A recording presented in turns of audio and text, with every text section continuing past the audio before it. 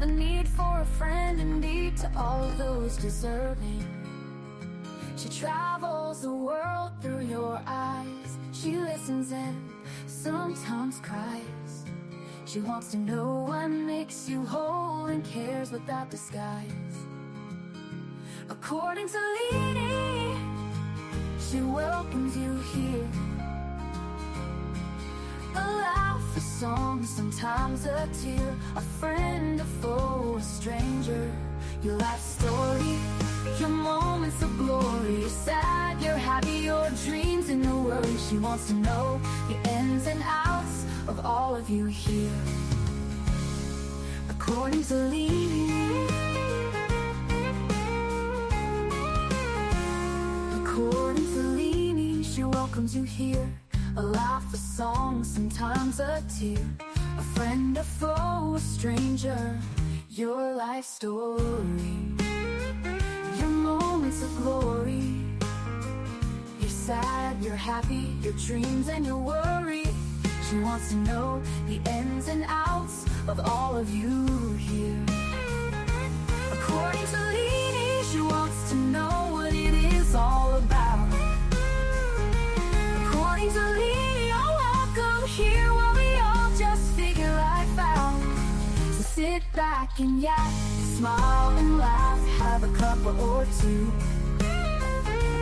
Leanie is coming on right now and she welcomes you. Let's hear life according to Leanie.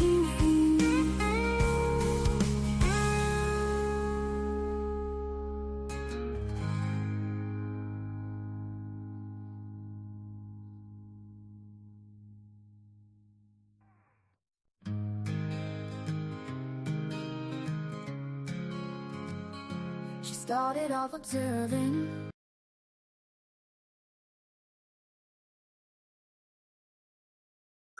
Hello. Hello, hello, hello. Maggie. Can everybody hear me? Can you guys hear me? I can't see it. We got to take this down. I just got to say, lunch lady, that can anybody hear me? Okay. I just got to say, I have a really good friend who writes the music. She actually sits down with a piece of paper and a pen, or sometimes she's laying in the bathtub and it just comes to her and she just starts typing it in what she wants it to say, and then she'll put it to AI to put music to it, and she picks what genre of music she wants it to play at, and that's what she goes with. She just doesn't type in a title or give AI a clue of something she wants it written about. She actually writes the music. Oh my God, I've been gabbing and I'm on mute. Well, at least you got to hear everything I had to say about that. So thank you, lunch lady. Oh yeah, Lunch, you do amazing with them songs. You I didn't know you you do do it. amazing. You She do sits in the amazing. bath and writing these Bathtub songs out. and writes a song, and this is how you can tell. And I you know can't even use UI, whatever it's called, UI, AI. I can't even use it. I don't have the vocabulary, but I can't listen, even use. this is how you can tell. If you've been blessed enough, Lunch Lady has written you a song. I know there's a couple out there. I've got two that I've never ever shared with anybody because they're too personal to me. That I take that back. I didn't even let Beefcake listen to them. I just couldn't. It was my own, but I did share it with my sister because she was my mom. I mean, her mom too. And she also knows me and I'm her sister, and I just had to share them with somebody, but they're so personal. But here's how you can tell the difference in if somebody's actually writing or if they're just plugging in a few certain words and some names, right? If you listen to every song that's been played on this channel, and the only ones that I've ever played are only by Lunch Lady, they if you've been here from the beginning, every one of those songs will make sense to you because they're all written about something funny that Channel. happened. Yeah, Yeah, it's all everything. written about somebody, something that happened on the channel or something she heard me talk about. Um, Especially the ones that get me is it like the ones that she wrote for me personally. It's about stuff I just thought nobody was really hearing me say, and she heard it completely, and it just blew me Upon away. everything. Yeah. Yeah.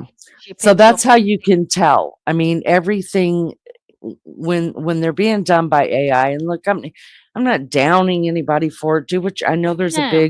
there's a big music war going on out Everyone's there. using it now. They want Yeah, everyone's doing AI. yeah. But I didn't even know it existed when Lunch Lady was making them. I've never heard of AI. I really hadn't, honest to God. I I can't even thought do an can't even do an AI picture still. We still haven't got that. We can do it, but the Americans can do it. We can't. Human. you you know what's funny is that I really thought I don't care what anybody says about me, but I really thought AI was like the stormtroopers coming to take over the world. That's I what I thought thought it it was a was. man. I thought it was a man AI and a woman AI that sit there and you ask them to do something for you and they get it together and do it. I just don't know what at And all. so, you know what it is, Maggie, is you and I are both so far behind. I have, but I never used to be leaning, honest to God. I'd have been on top of Oh, all I've this always now. been. I'm okay with No, it. I haven't. And honest, I've got two that are always on it, so they show me what to do. I can't absorb anything, but I have tried to do these songs that everyone's doing just for my own enjoyment. You know what I mean? And I was going to do a funny one, going to try and do a funny one for you, but I can't do it. I don't know what the hell they Well, say. Just put your words in and pick the music, and I've tried and I can't do it. yeah, and it picks different lines for It you and stuff doesn't like that. fucking You know pick what my mine up. let me tell you, my song would say "fuck you" and "fuck you" and "fuck you" and "fuck you," And by the way, fuck you as well. and then go there, fuck yourself, come back here and fuck yourself. Then you can leave again and go fuck yourself. That's those Hi, Liz. words. Hi, But John. I just don't know. Aloha. I mean, Let's jump in even chat really quick. Lizzo's made songs a long time ago, a funny one, because I've heard it, and AI wasn't even nowhere around then, I'm sure. And I don't know if she made it. I think, hang on, Lunch Lady, it's not AI you do, is it? Tell me if I'm wrong. It's not AI. You did something else, I'm sure. Please tell me I'm right. Hi, Sean. Go on, Gail. Go in your chat. Genevieve, you know what? I need to do a live on that. Genevieve says, Leanie, I was wondering, except for the Idaho lives, you hardly do any other lives anymore. Um, We talked Thank you. about that today. Yeah. Yeah. And thank you for noticing, Genevieve. And I Oh, think I'm gonna have a kind of heart to heart with people that care.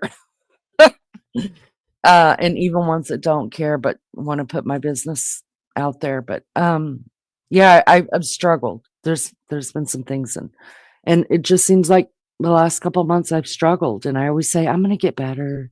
Then I don't get better, it's hard but I to want get to back get to the better. step back. Yeah.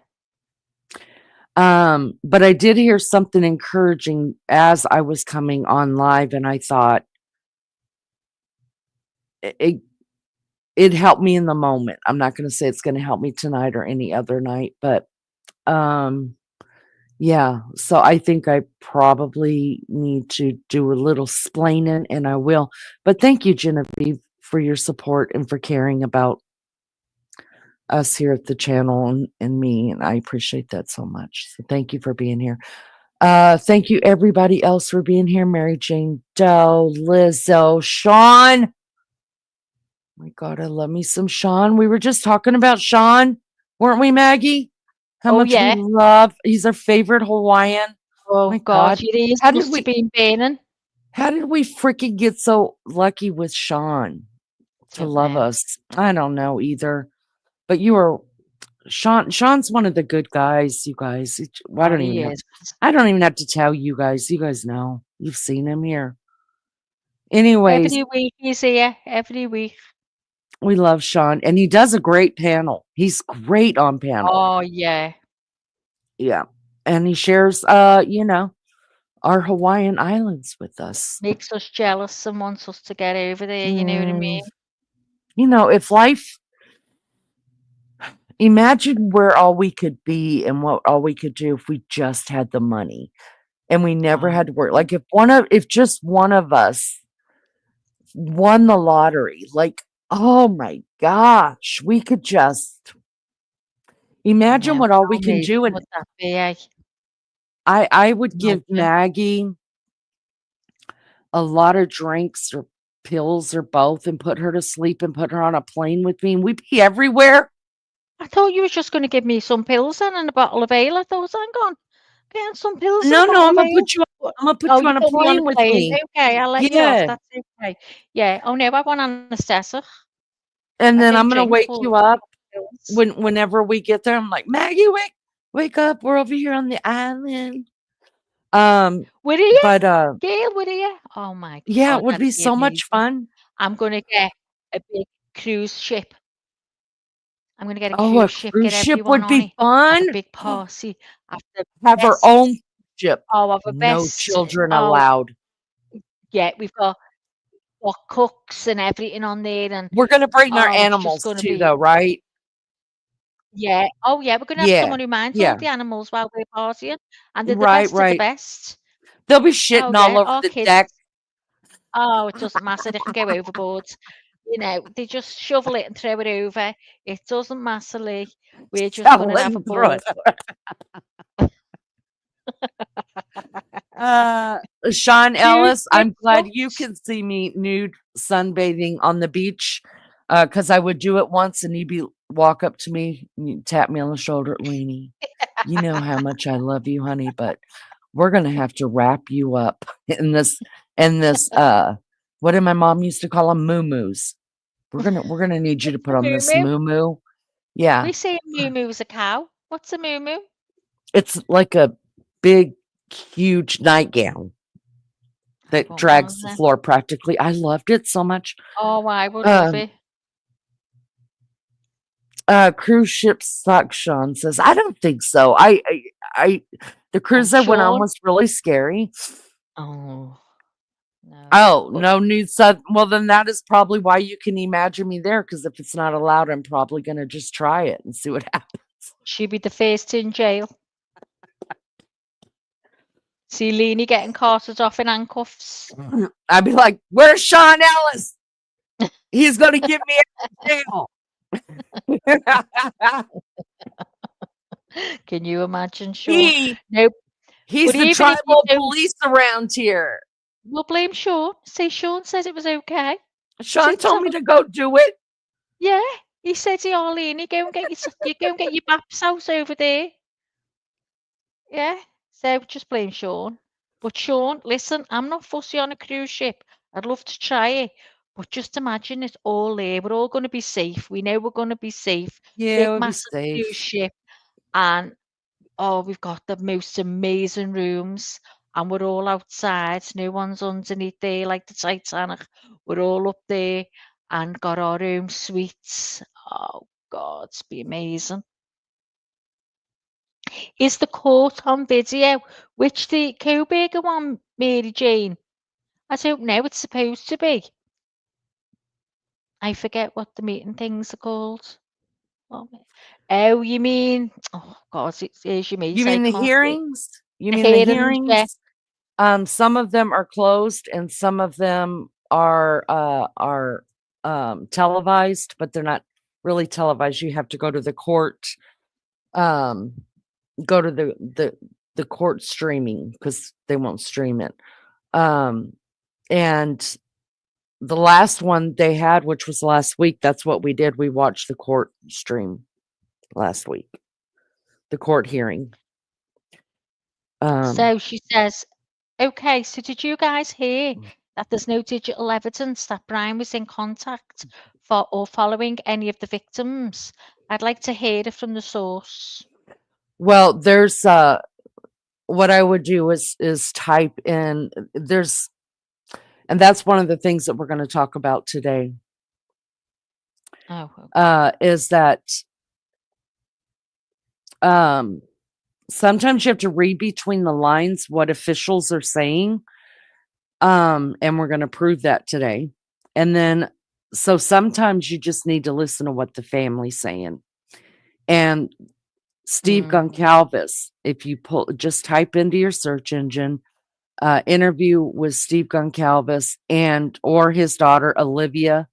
Olivia, it's not Olivia, it's Olivia. It's with an A. And they both talk about Olivia finding him before the police ever found it. Now, the minute the name came out, she found him on Snapchat, and then went to her sister's and to Maddie's, and he had hearted their videos, hearted some of their pictures. And they're the ones that said that he had sent Maddie a message. Did he have another phone? I don't know that. That has not come out. I don't know that. Annie Elise just put out a video, from what I'm understanding. A video about not that he was not in contact. Well, as soon as he was arrested, all those accounts were taken down. Everything was taken down. So, I mean, if you put 2 and 2 together. Mary Jane Doe, where have you been? We've been doing, this is our 12th week.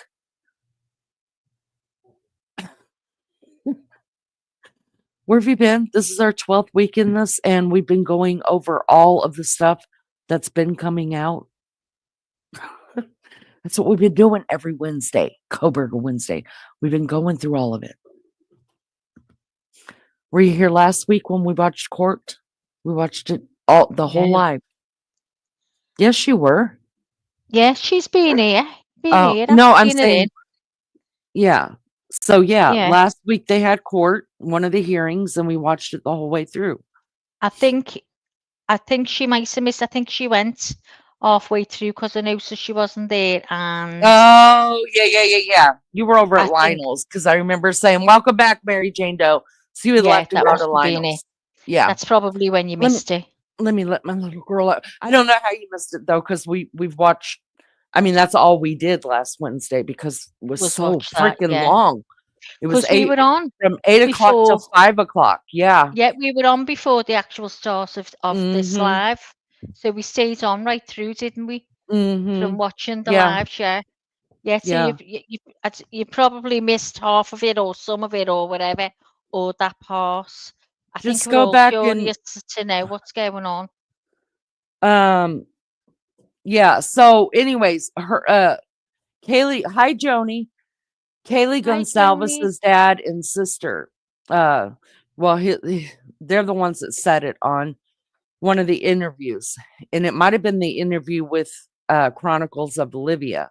But the minute the name came out, Olivia, Kaylee's sister, went to Instagram and Facebook and all of that, and ended up finding that name, liking some of the pictures on Maddie's and Kaylee's account.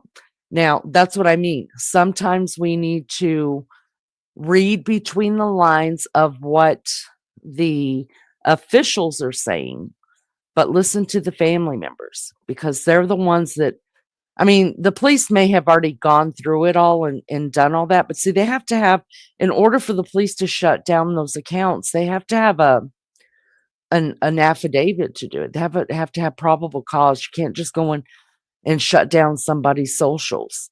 So it wasn't even, his stuff wasn't even shut down or taken off until after his arrest. You see what and then they have to submit to the court to be able to shut all that down and take off all of the data off of it so that it can be used in court. So before that had ever happened, Olivia had already found it all on Kaylee and Maddie's. Be careful, Joni. Thank you for being here and listening. I hope your day goes by fast. Oh, yeah. No offense, but that's just hearsay, not digital evidence. He won't be convicted on rumors. No offense taken at all. Yeah, it is hearsay, but it's hearsay from the family that say that yes, they actually found it. So this is what I'm saying is if it was my sister and I had done that, I had found the guy, gone through my sister's shit and saw that this guy who's supposedly, and that's what I would do first too. I would be on all the socials. I mean, I'd have shit figured out before anything. Um, so I wouldn't take the chance of putting it out worldwide that yes, I found this fucker on my sister's liking some of her photos and her friends' photos. I wouldn't put myself on blast nationwide and worldwide just to look like a fool in the end. So, like I said, when I'm doing this case and I'm going over this case, the references that I'm trying to use, unless I tell you guys this is hearsay or this is speculation, um I'm showing you what's in the court paper documents, what the police have said, what the coroner said, what the family has said. People do sick things online to include themselves into cases. Well, I don't think they had to be included themselves into the case. They're already in it. It's their sister. I think even with the mistake of leaving DNA, he might not be convicted. Well, before we get started, I think that's awesome, Mary Jane. And I think others will agree with you. But let me ask you this. If you were sitting on the jury, and there's DNA, there's the person being tried, their DNA is on the knife sheath underneath or next to a dead body.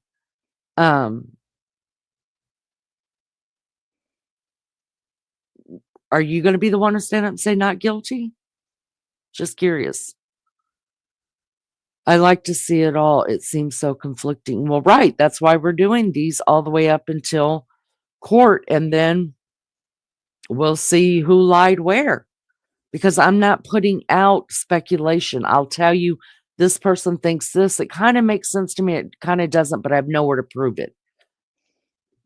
Right? Yeah, she just spends a lot of time researching. I've got to say that. I spend a lot of time doing this shit. A lot of time. And I just didn't come out of the woods with Idaho a couple weeks ago when Leanie started doing it. I've always known that Moscow, Idaho is pronounced Moscow, Idaho, not Moscow. Now there is Yeah, someone I running on the wondered why they said that, Lenny. Sorry for interrupting.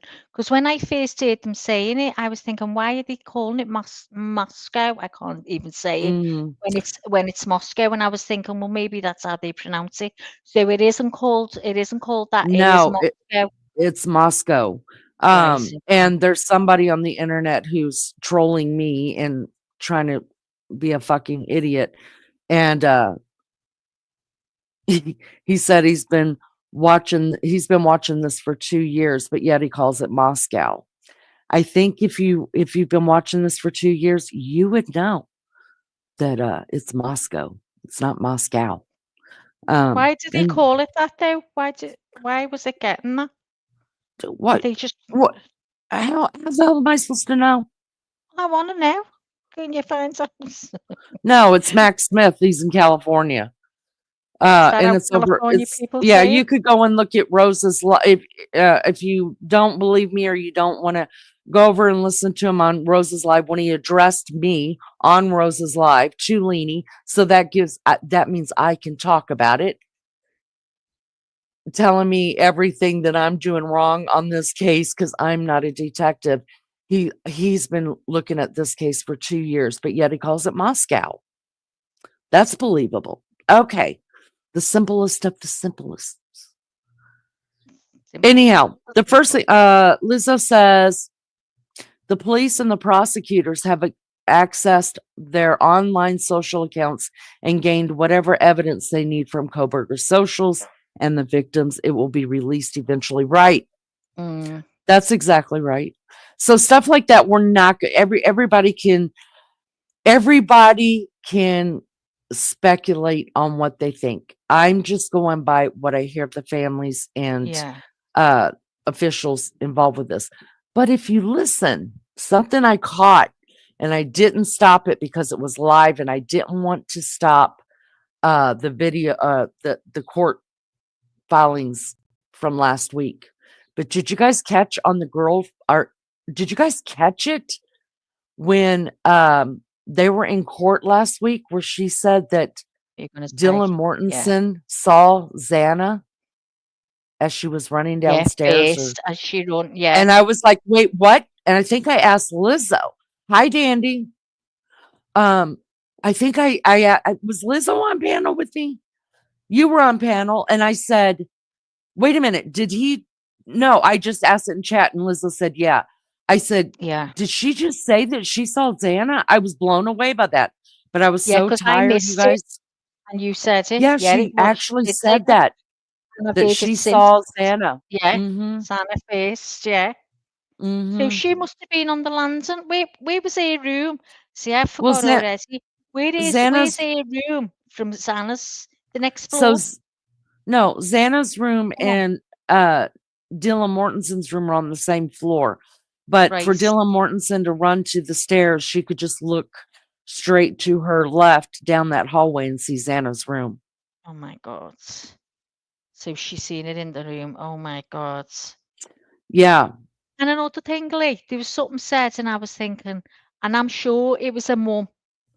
The mum said, you know where I've got this thing in my head, she was sitting back with her back against the wall.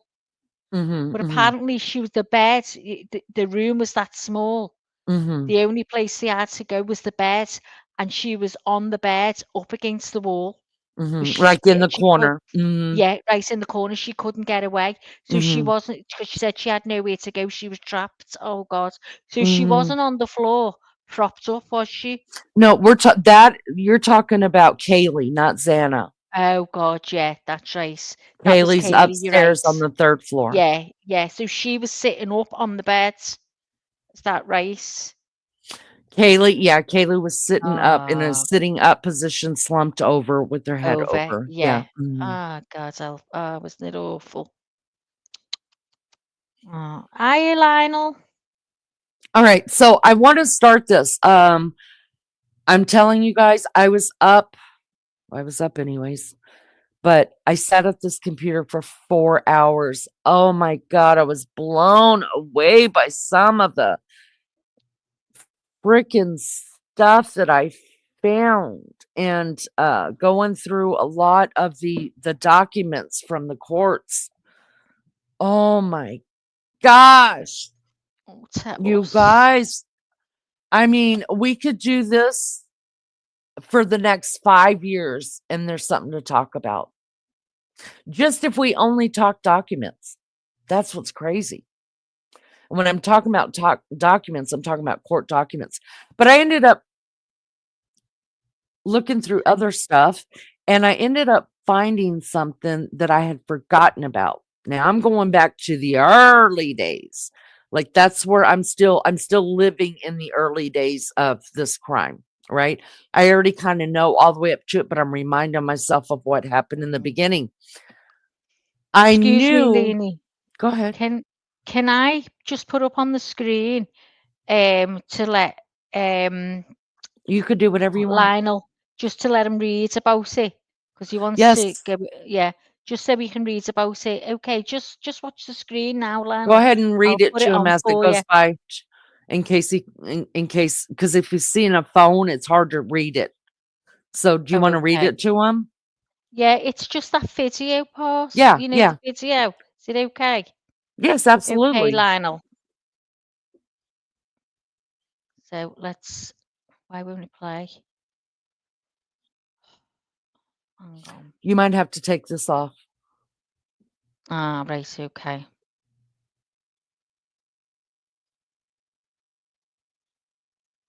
So go back down there.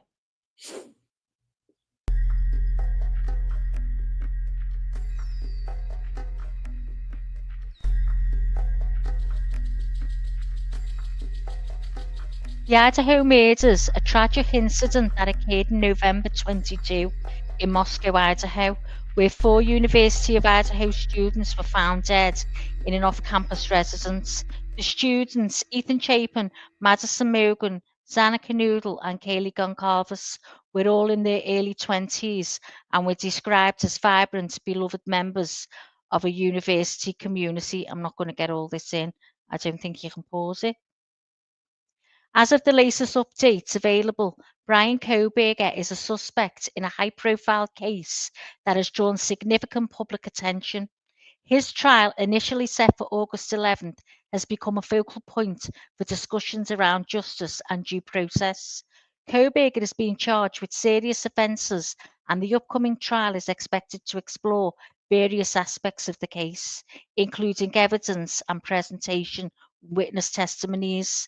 So, did you get their names then? I'll just stop this.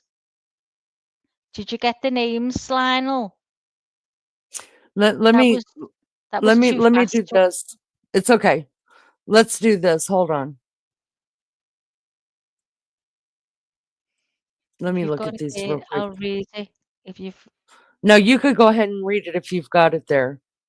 I haven't got. I don't even know which Okay. one it is. Yeah. I do have something that's gonna.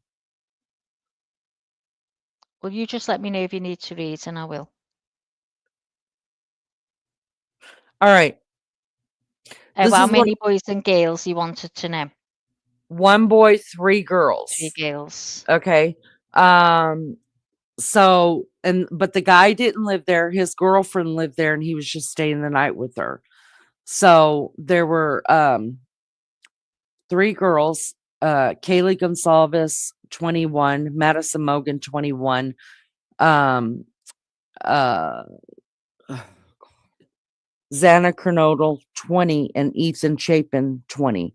So Ethan Chapin, the guy, and Xana were dating. They were on the second floor with one of the surviving roommates named Dylan Mortensen, which is the quote unquote only And Dylan's uh a girl. Dylan's a girl. Dylan Mortensen is a girl. She lived in the house. She was on the same floor as Ethan and Xana were killed on. She is the only alleged eyewitness seeing Koberger in the house. On the first floor was another roommate of the house. Her name was Bethany Funk, and she is a surviving roommate as well. She was the only person on the first floor. Up on the third floor, Kaylee and Maddie were found in Maddie's bedroom on the bed, while Kaylee's dog was left in the room that she used to occupy when she lived there. So I hope that makes a little bit more sense. Oh, yes. Yes. The girls have been interviewed. The families have been interviewed. Yeah, it's all been done. Let's do this. Let me put this up. This might help just a little bit with it. There's Um, playlists as well on Looney's, Lionel. You could always watch them to find out what, where we're up to and stuff like that, because this is the 12th week now. So if you go back, it starts from, Looney starts right from the beginning. The murders happened on November 13th, 2022. If you just listen to the very first live, watch it on 125 speed, or 150, 1.5 speed. It talks all about the crime itself, the introductory into it. All right, let's watch this really quick. Share this screen. This, I found last night again. And this is just going to University of Idaho students murdered. An in-depth, this might help you a little bit, Lionel, with it as well. This is an in-depth look at the first few days of the investigation. This is your copyright warning, you guys. We're an educational channel today. I am lead detective Leanie with my co-host and sidekick Maggie. Y'all, I'm not earning any money on this. This is Um, not monetized at all. I'm Please, gonna put it up because it's gonna thank take you. your screen. Yep. Please, can we drop the copyright in chat? Thank you Yeah. very much. All right, Yeah. let's listen to this. Oh, I didn't were mean to found in their Moscow home, Hold on. stabbed to death. Investigators are Hold on. Why is everybody putting up with ads like it's 2010? You guys, I Like it's canceled 2025. Just use Pi. This Chrome extension YouTube takes 5 Premium, seconds to set up. so now we're gonna have to do all that. There they are. Oh.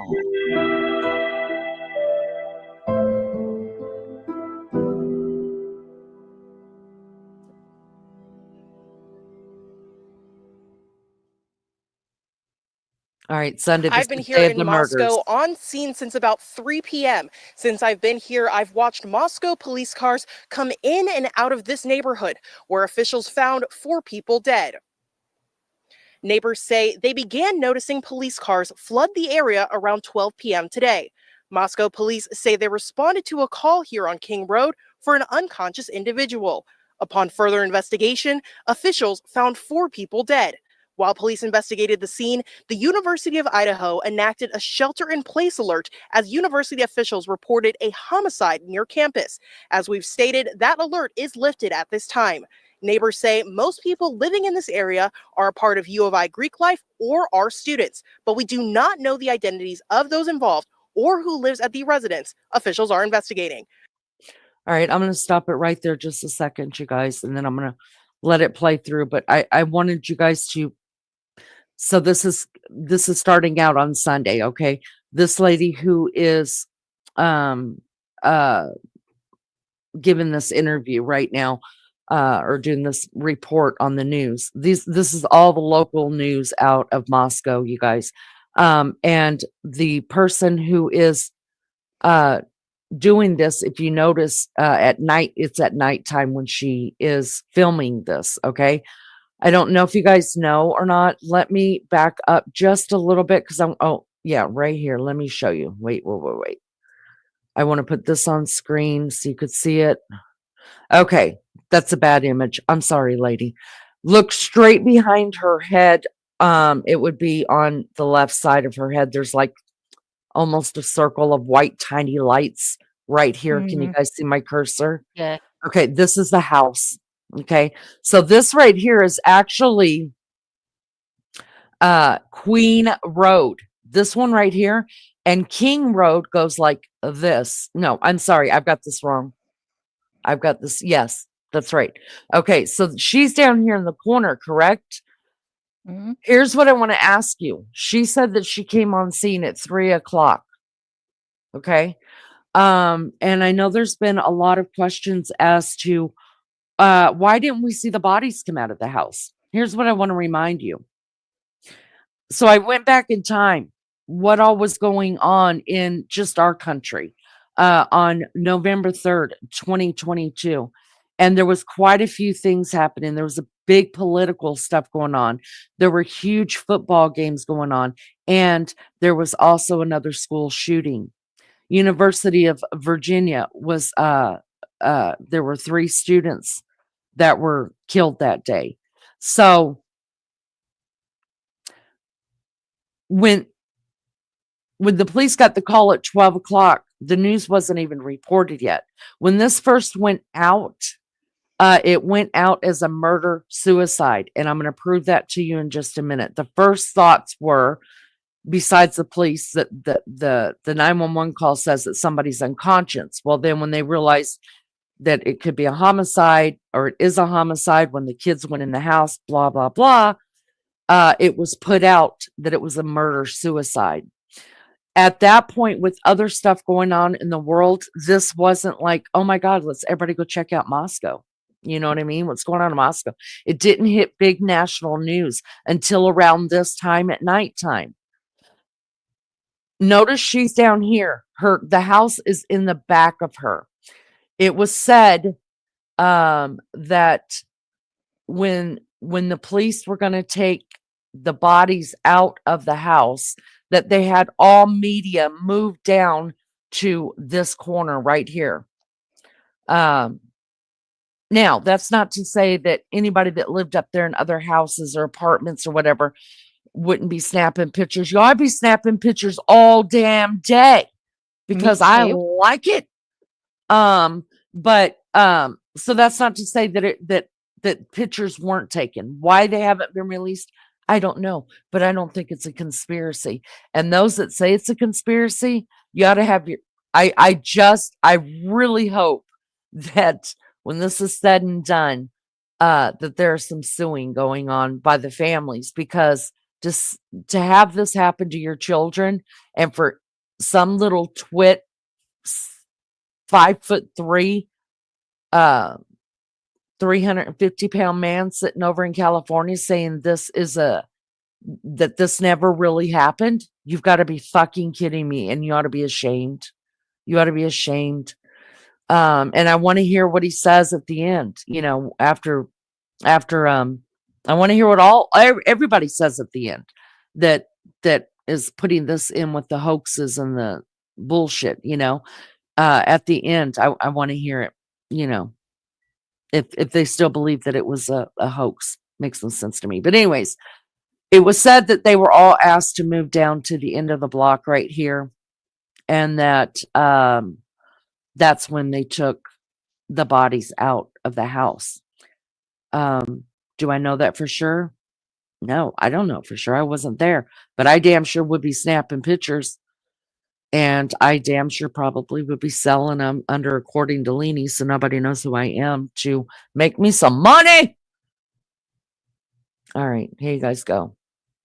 I just wanted to point that out.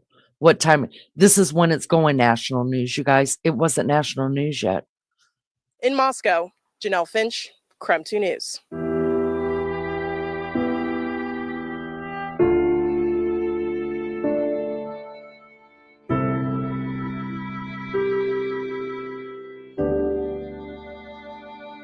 So police still have this house here near University of Idaho taped off. This right here is where officers found 4 bodies yesterday.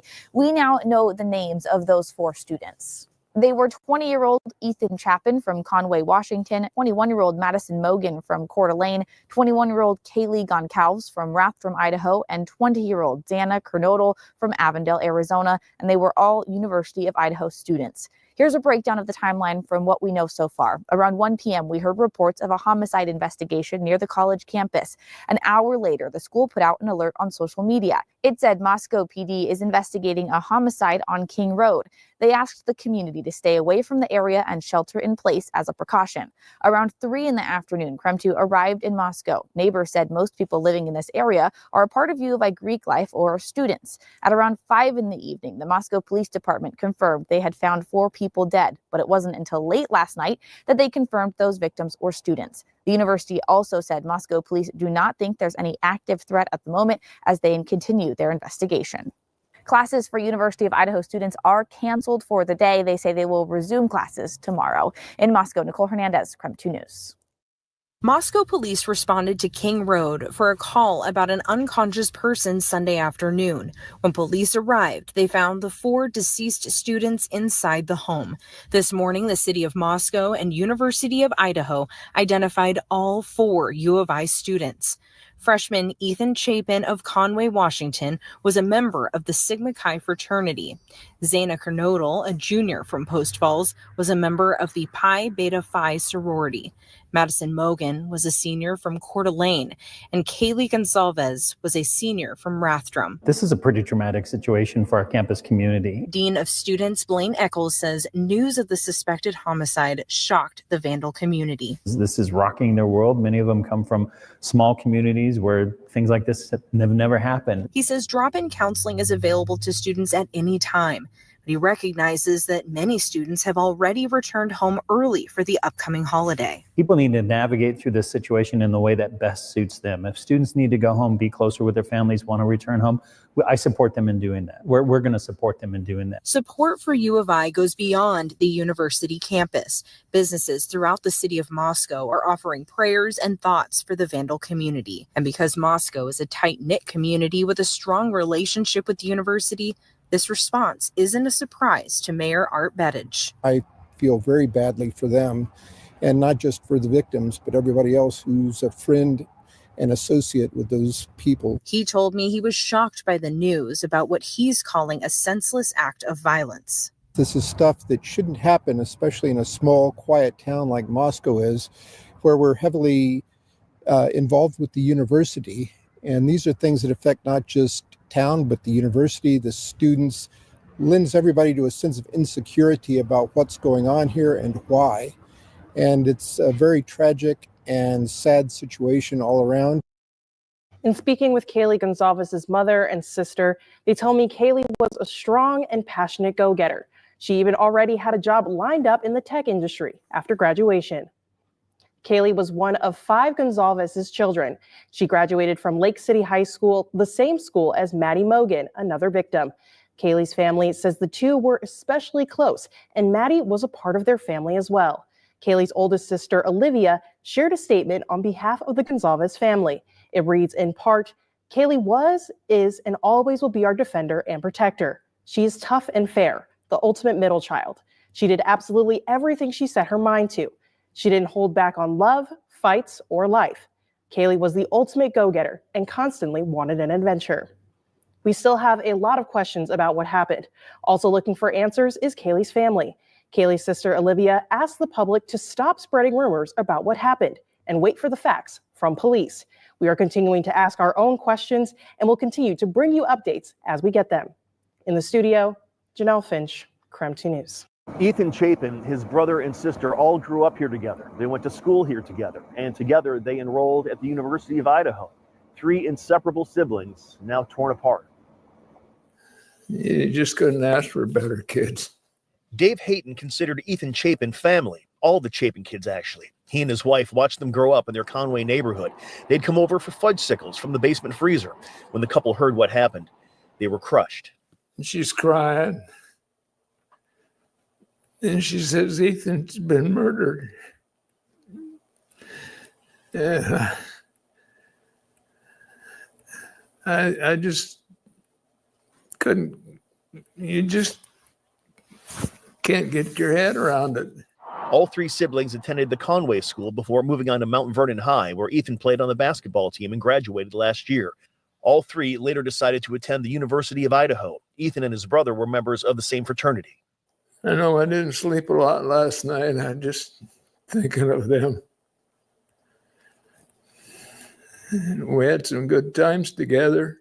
The Haytons treated the kids like grandchildren. The couple shared these photos from Ethan's mom's Instagram page, this one taken just a few weeks ago at Parents' Weekend. Dave recalls Ethan as smart, athletic, and always respectful. He says all 3 were great kids, and having one of them gone is inconceivable. I remember last night I woke up several times and I think, gee, I wish somebody would just tell me this is a bad dream. But unfortunately, it's not a bad dream. It's a reality. Still no word as to a potential motive in these killings, no word as to a potential suspect. However, authorities in Idaho do say that there is no threat to the public. In Conway, Washington, Eric Wilkinson for KREM 2 News. We've watched this memorial grow all day long. Students dropping off flowers and stuffed animals, remembering the 4 young lives that were lost. And there's still a lot of unanswered questions tonight, like how this happened and why. Like, it's all just shocking and scary. Like, I never would have thought that this would have happened here. Tonight, yellow crime tape still surrounds the house where 4 young college students were found dead over the weekend, a crime shocking the University of Idaho community. Classes were canceled today, and some students have decided to go on Thanksgiving break early. a lot of people left last night, and then we were like, I know we were like one of the only ones who like actually stayed here last night. My mom has called me every single hour for like since like 7 a.m. this morning. So yeah, they want me to come home if I don't feel safe. Moscow police have not said much about what exactly happened, but they have released the names of the victims. Two of them, Zana Kernodle, a junior from Post Falls, and Madison Mogan, a senior from Coeur d'Alene, were servers at the Mad Greek restaurant in downtown Moscow. The restaurant posted on Facebook saying the two brought so much joy to the restaurant and all they encountered. Mad Greek is now closed, giving staff time to grieve along with the rest of the community. And the university is planning a vigil for the victims. That's taking place at 5 p.m. on Wednesday on the lawn outside the administration building. In Moscow, Kyle Simchuk, KREM 2 News.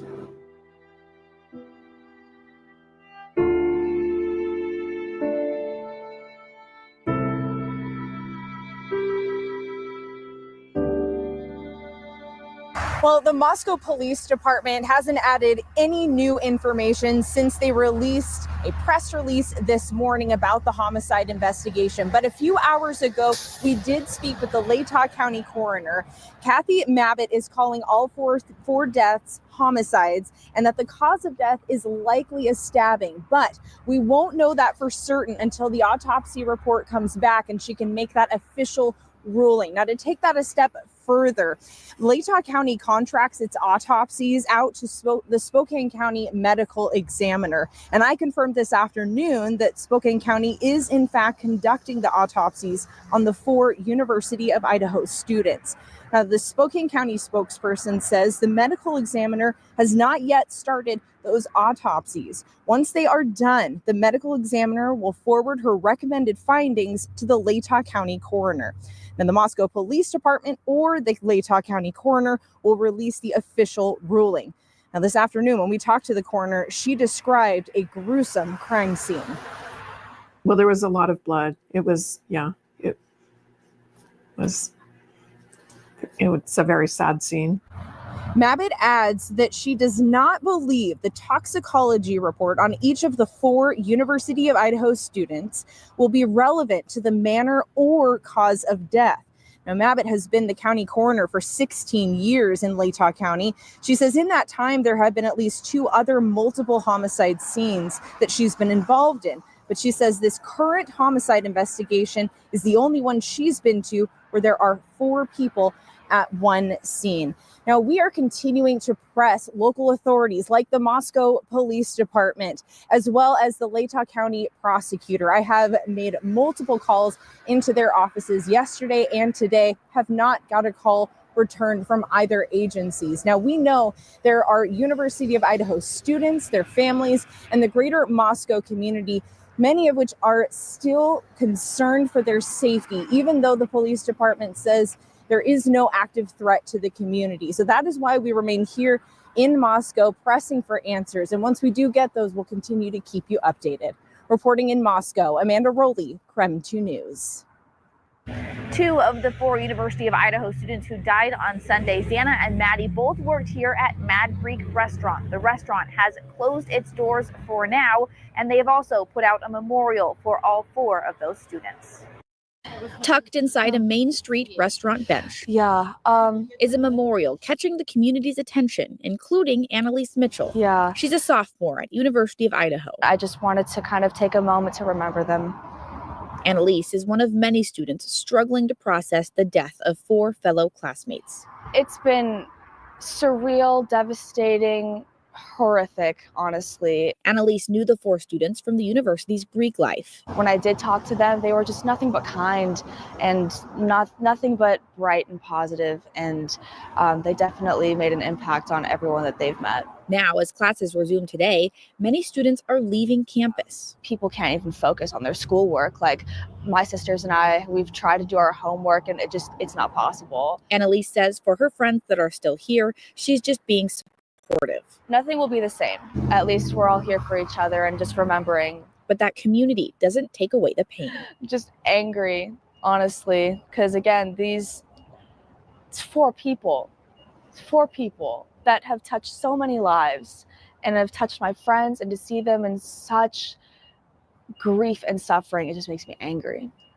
In Moscow, Nicole Hernandez, KREM 2 News. It's not something you ever expect to hear. Through the tears and shock, Jim and Stacy Chapin described the moment they found out their son Ethan was gone. It's not a call that you think that you're going to have to speak with the funeral home directors and the FBI and have it hit national news. Earlier this week, Moscow police identified Chapin as one of the 4 victims killed in the home just off campus. Stacy and Jim said their son was staying with his girlfriend at the house, who was also killed, Xana Kernodle. So far, police haven't released many details about the investigation, and as questions mount, the Chapins say they wanted to make sure Ethan's story was told. It's important for us to get Ethan's story out. We don't really want anybody else representing him. And it's hard to have people speaking on his behalf. So we think it's best for us to do this. He's the kind of kid that everybody wanted to be around. You know, he was just a good kid. He's a good kid. That kind to all. Didn't deserve what happened. No. They say Ethan was a triplet. He and his siblings were extremely close. In fact, they all decided to attend the University of Idaho. Jim says Ethan was an athletic kid who played club soccer and refereed youth sports. His smile, he says, lit up a room, and he made friends wherever he went. They had just spent last weekend at the university for Parents' Weekend. And as we pulled out of Moscow, we literally were like, we've done it. We've literally done it as parents. We've created 3 incredible humans that will go on and have something great to offer to this world. Honestly, all 3 of them. A week later, as they grapple with this horrific loss, they say they're determined to keep moving forward for Ethan. But we will not let this sink us or sink our kids, because if anything, they have to go on and shine Ethan's bright light on their own.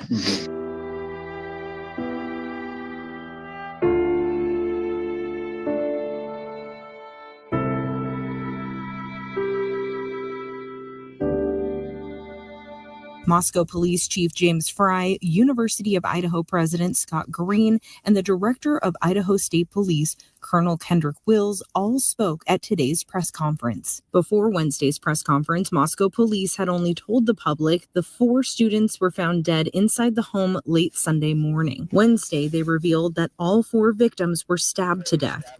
Chief Fry says 2 other roommates were at the home during the attack, but were not injured, and he is not calling them witnesses. He said they were also home when police arrived at the house. Let me just stop this right here so I can get in here and chat with you guys for a second. Thank you guys so much for being here. Dandy says this is the first 4 and he's in normal society. How? Well, I mean, if you look at serial killers, all of them got away with the first one. That's what made them serial killers. As of right now, in my view, in my book, this guy's a mass killer, killing all of the same victims in the same place at the same time. Would he have turned into a serial killer? I don't know.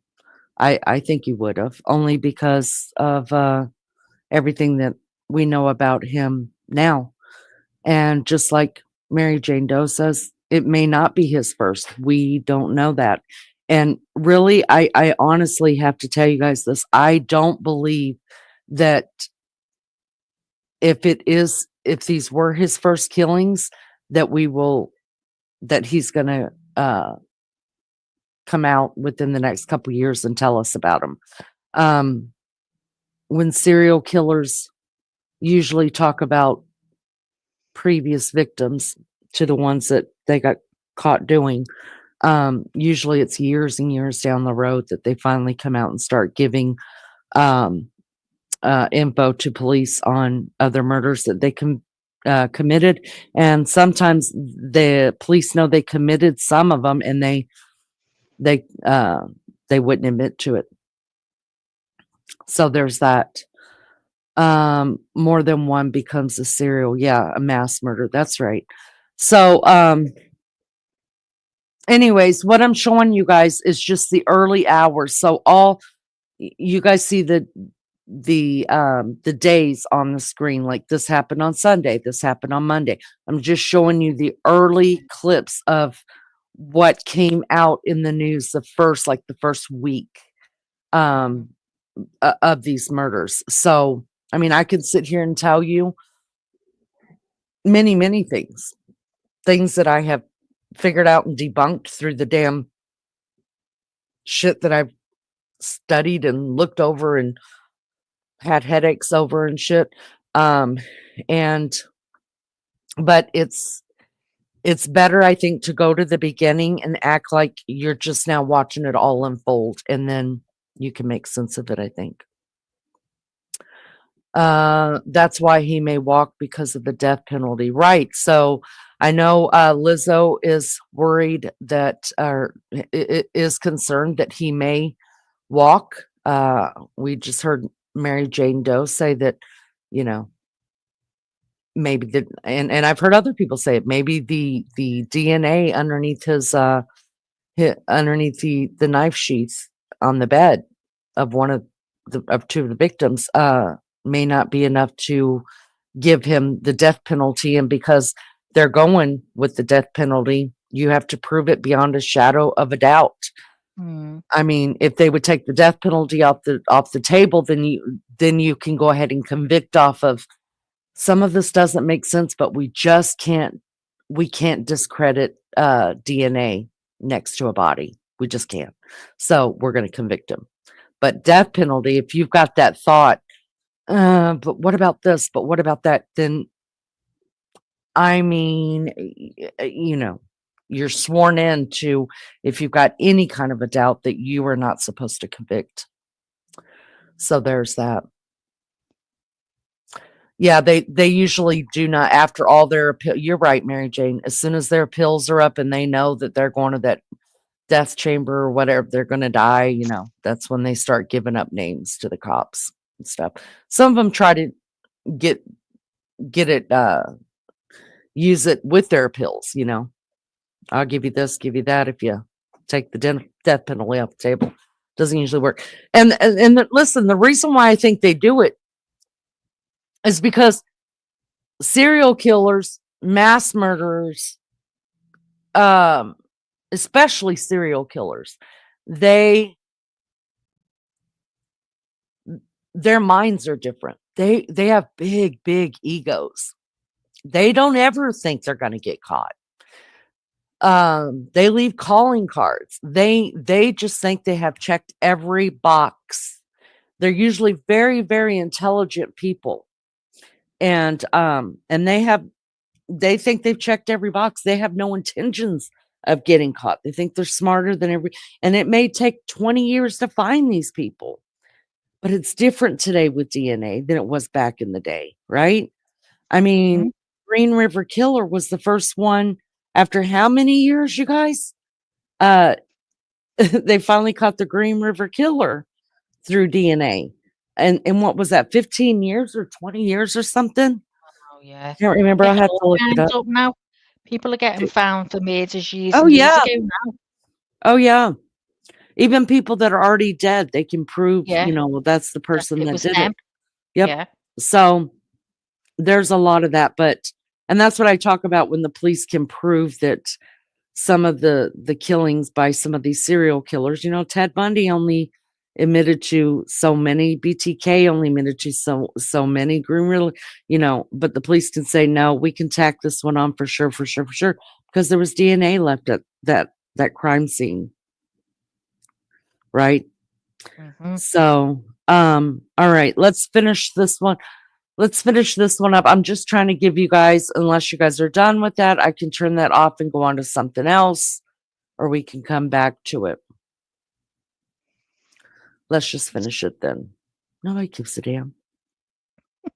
Fry did not say why the call to police was not until noon on Sunday, when the attack happened in the early morning hours. Police said it appeared to be a targeted attack, but did not explain why. Moscow police have also been saying that they do not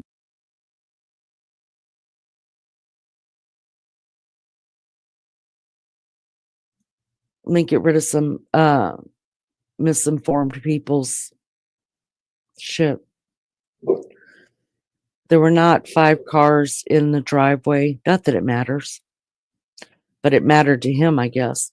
There were not 5 cars in the driveway when the killings happened. There were 4.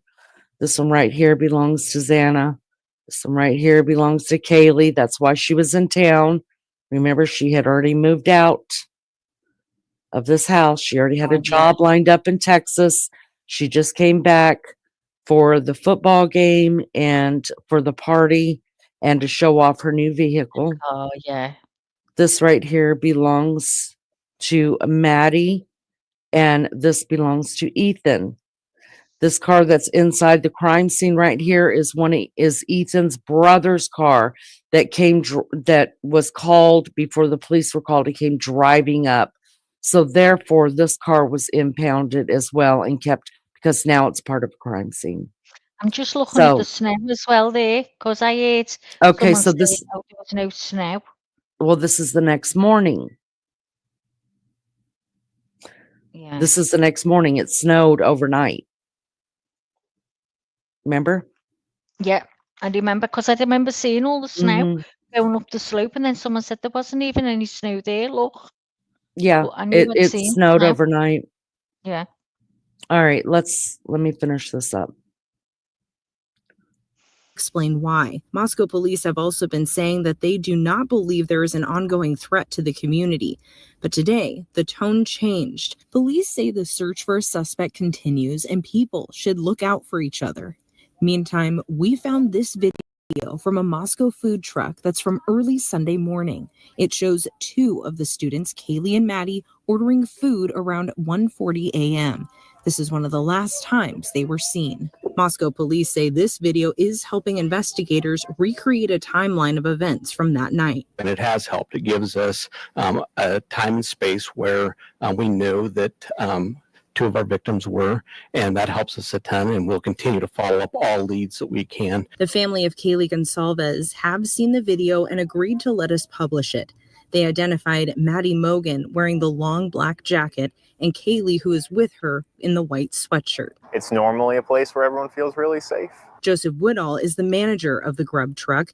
He is seen in the video working the cash register, taking the girl's order. This afternoon, he described their interaction with me. One of the blondes was just a little bit more cheery and kind of bouncing around a little bit more. And then one was like standing there and doing the hello, how are you? And goes through the interactions. And normally that's pretty normal. In most of our groups, there's people that are more energetic and people that are managing the energetic people. Joseph told me he felt incredibly sad when he learned the news about the girls he had just seen the other night. I hope they find the person.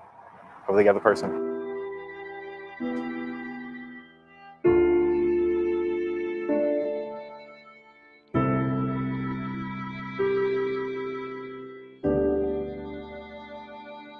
Definitely a somber mood at tonight's game. Quite a few empty seats in the student section as well. A lot of them have gone home early for Thanksgiving break, but we talked to students that decided to stick around. They were at tonight's game and they told us they were happy the university didn't cancel this, gave them a chance to see some of their friends, classmates, and somewhat sense of normalcy. A lot of them telling us they won't feel entirely safe on campus until this murderer is caught. Basketball fans, this time, we ask that you please stand and join us in a moment of silence for the 4 University of Idaho students that were tragically taken from us on Sunday. The names of the 4 students found murdered inside a home near campus were read aloud before tonight's game. The Moscow community still in shock. Definitely like a ghost town here. Weird seeing everyone just pack up and leave. Like many other students, Jessica Jacobs and Asha Cummings haven't been going to class and say they don't feel as safe alone or on campus as they did a week ago. The only reason we're still here is because we had a little trip planned going opposite of our. All right, you guys, I'm going to stop this right here because I want to show you guys something else. We can look over that in just a little bit. Okay, thanks. It's amazing how an email description looks different in the mind's eye, right? Exactly. So in the beginning of all this, we talked about how you've got to read between the lines with what officials say and listen to what the families say. Hi, little fish. It's good to see you. Thank you for coming. Welcome. Hi. I'm Lainey. That's Maggie. And this Hiya. is everybody. Welcome. It's good to see you. Little fish. So I knew there were at least two interviews that the coroner had done, right? And we watched the first interview we watched together back in the early days of doing these lives. But I found the second one, you guys. I found the second one, and I wanted you guys to hear it because there's been some talk about the blood found on the outside of the house. Is it blood? Is it not blood? Is it coming from the pipes? Is it not coming from the pipe? Blah, blah, blah, blah, blah. Okay. Listen, no police have come out and said, yeah, guys, that's blood. I can't find it in any documents where it's even talking about the blood. Hi, Josh. Hi, But Josh. what I did find is what the coroner said about it. Here we go. Let me take this, remove this. Stop that screen. Not that one. This one.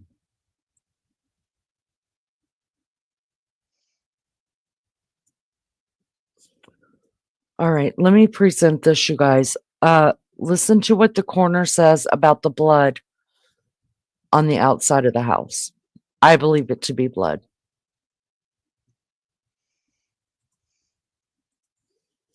Make sure we're as big as we can get it. All right, you guys adjust your volumes, okay? Here we go. Tonight might be an understatement. 4 college kids at the University of Idaho were found dead in a barbaric scene.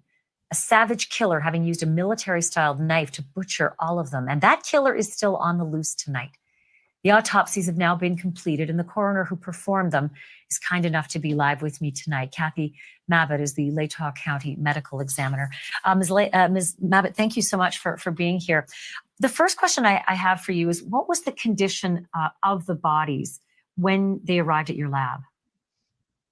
Well, I am not the medical examiner. I'm the coroner, and the autopsies were done in Spokane, Washington, at the medical examiner's office up there. So, were you present for any of it, or you received their results? No, I was there when the autopsies were done. So were you able to determine that the conditions of the bodies when they arrived?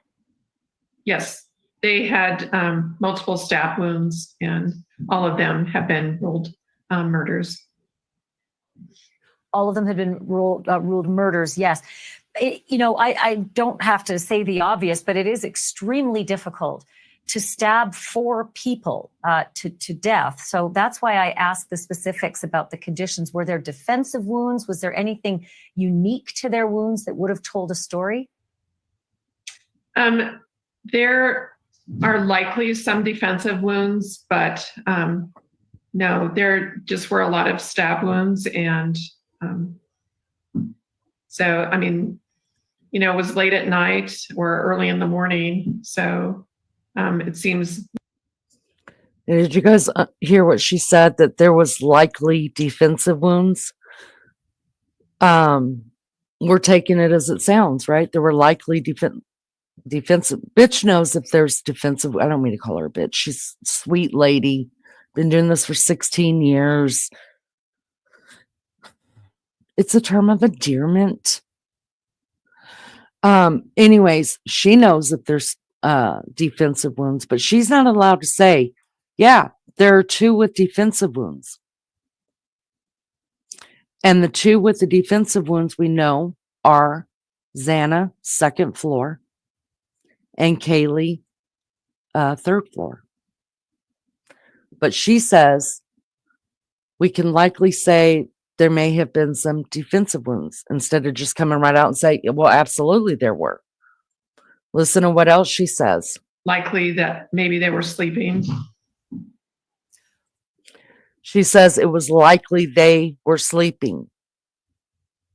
Now, if Xana has defensive wounds, if Kaylee has defensive wounds, if Xana ordered, got food from the DoorDash driver, if it was in fact her on TikTok at 412, she most likely was not sleeping. Kaylee may have been asleep and may have heard him attacking Maddie. They were in the same bed and that's what woke her up. I don't know. But she's not saying they were all asleep. She said they may have been asleep. They meaning more than one. Not all four. Can't hear you, Mags. I think it's because they were all in bed. You just say that, so you're sleeping or whatever. Yeah, but but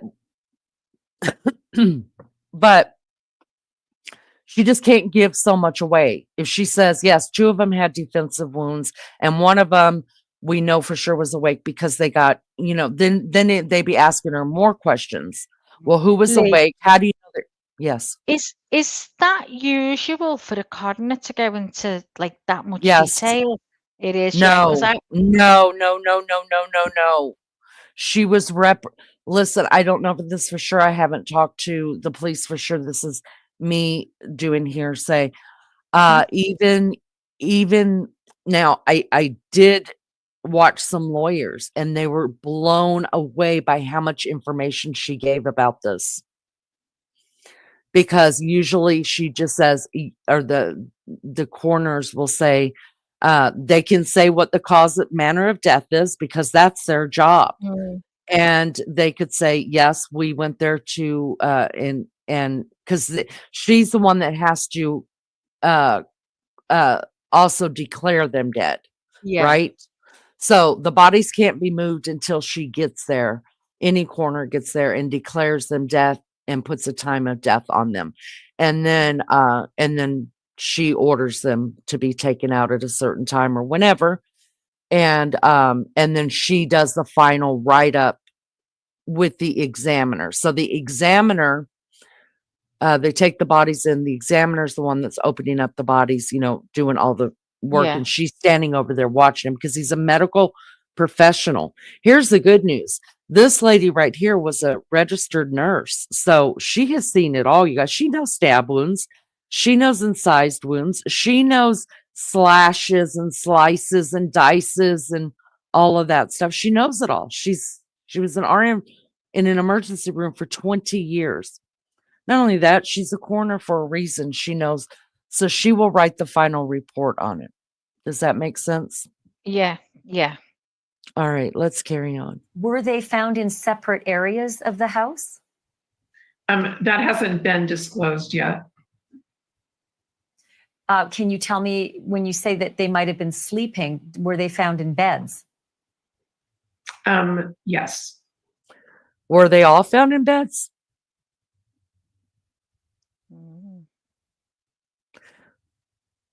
Were they?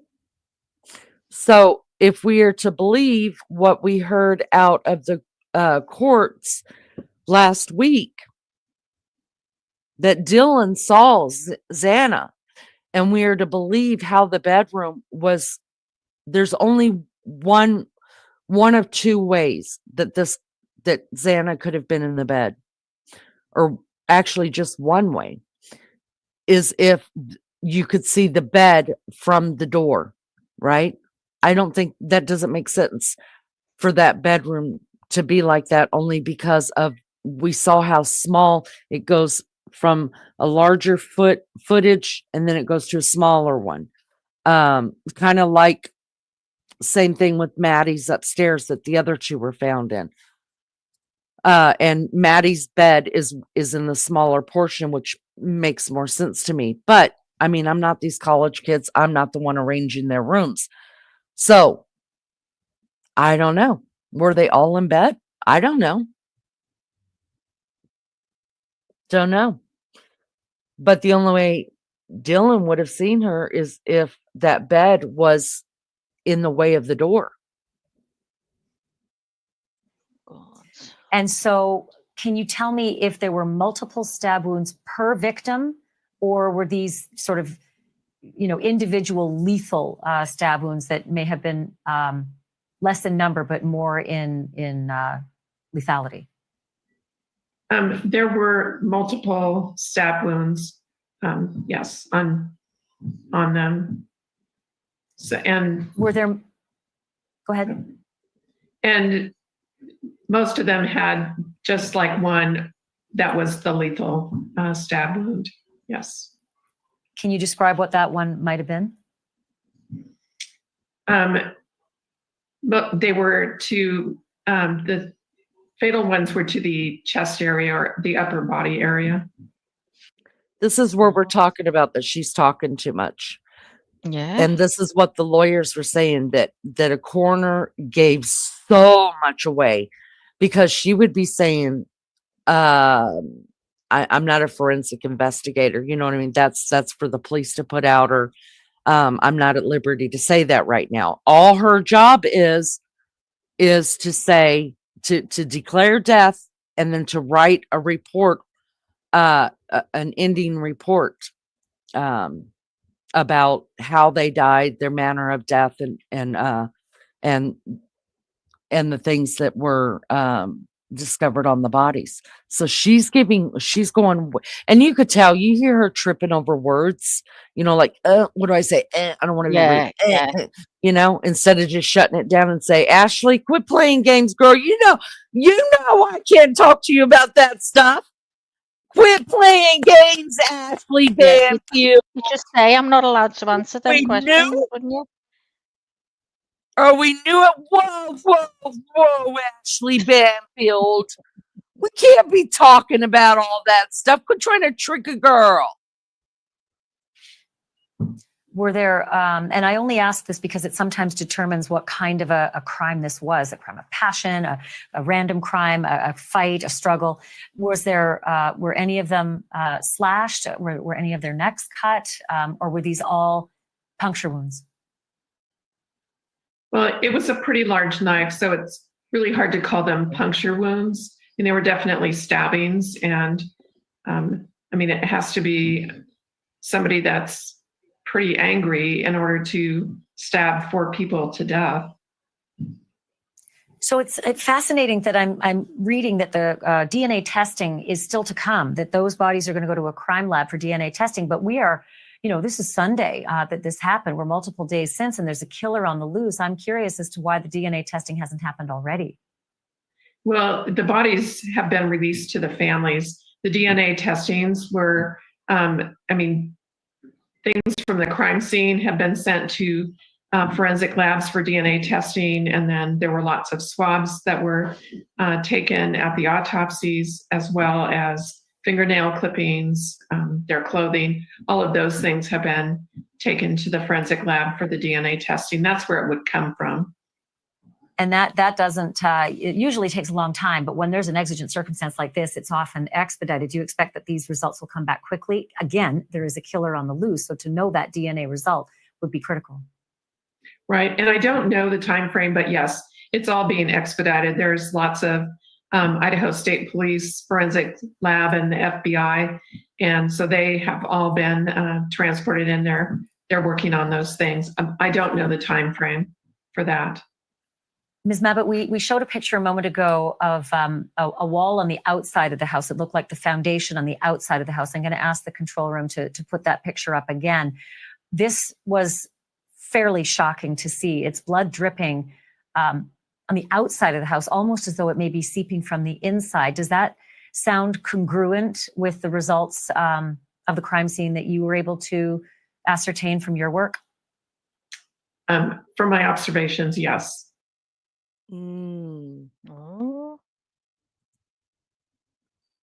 Mm-hmm. My God. Ugh, not So awful. that is the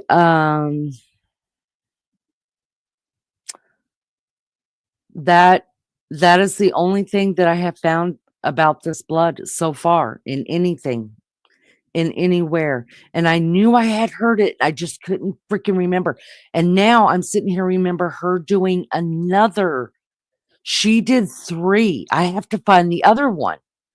But yes, that's what I was going to say, Lizzo, that I'm pretty sure she got in trouble for these interviews because she said way too much. Yeah. So that's not normal then for them to go into that No, detail. Thought so. I'd never heard anything like that. All right, hold on. I'll back it up one more time, lunch lady, so you can hear it. Yeah. All right, let's listen to that again.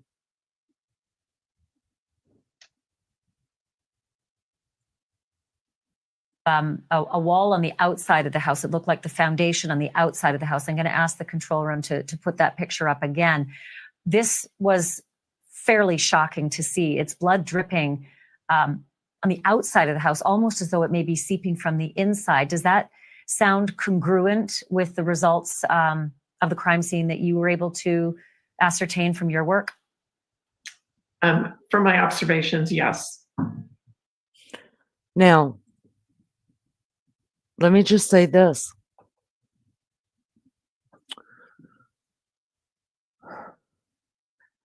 I think I want to say, first of all, I want to cut her a big break because I think this is the first time she's probably had anything this big and nationwide. So I think I would be nervous too, but I'd be doing the shut up really, really good. And, but I think she's giving enough information that when Ashley Banfield said the blood dripping from this house, is this congruent with your observations inside the house? Or she said that yes, those are incongruent with my assertions inside the house. So I think at this point she would say, if it wasn't blood, I think she would say something like, I don't know anything about that being blood, or I don't even know if that's blood. I mean, she's already given up so much information. Or she could go, well, maybe, there is Yeah. she sort of confirmed she knew about that. But that sounds like to me she's confirming that to be blood. I'm going to show you guys on a picture exactly where this is and how my head is twitching when I realized all this last night. And you'll probably understand why I was just going through crazy things, frenzied through all of this. Because this is one of the things that I wanted to look up again was about the blood. And so I'm going to, hi, Joyce. Hi, Joyce. We're going to listen to this one more time. I'm sorry. I honestly think as much as she is saying that she would just say, I don't even know what blood you're talking about. Or she obviously has seen this already. She has seen the blood inside the house. I think so. She knows where this wall is and what it goes to.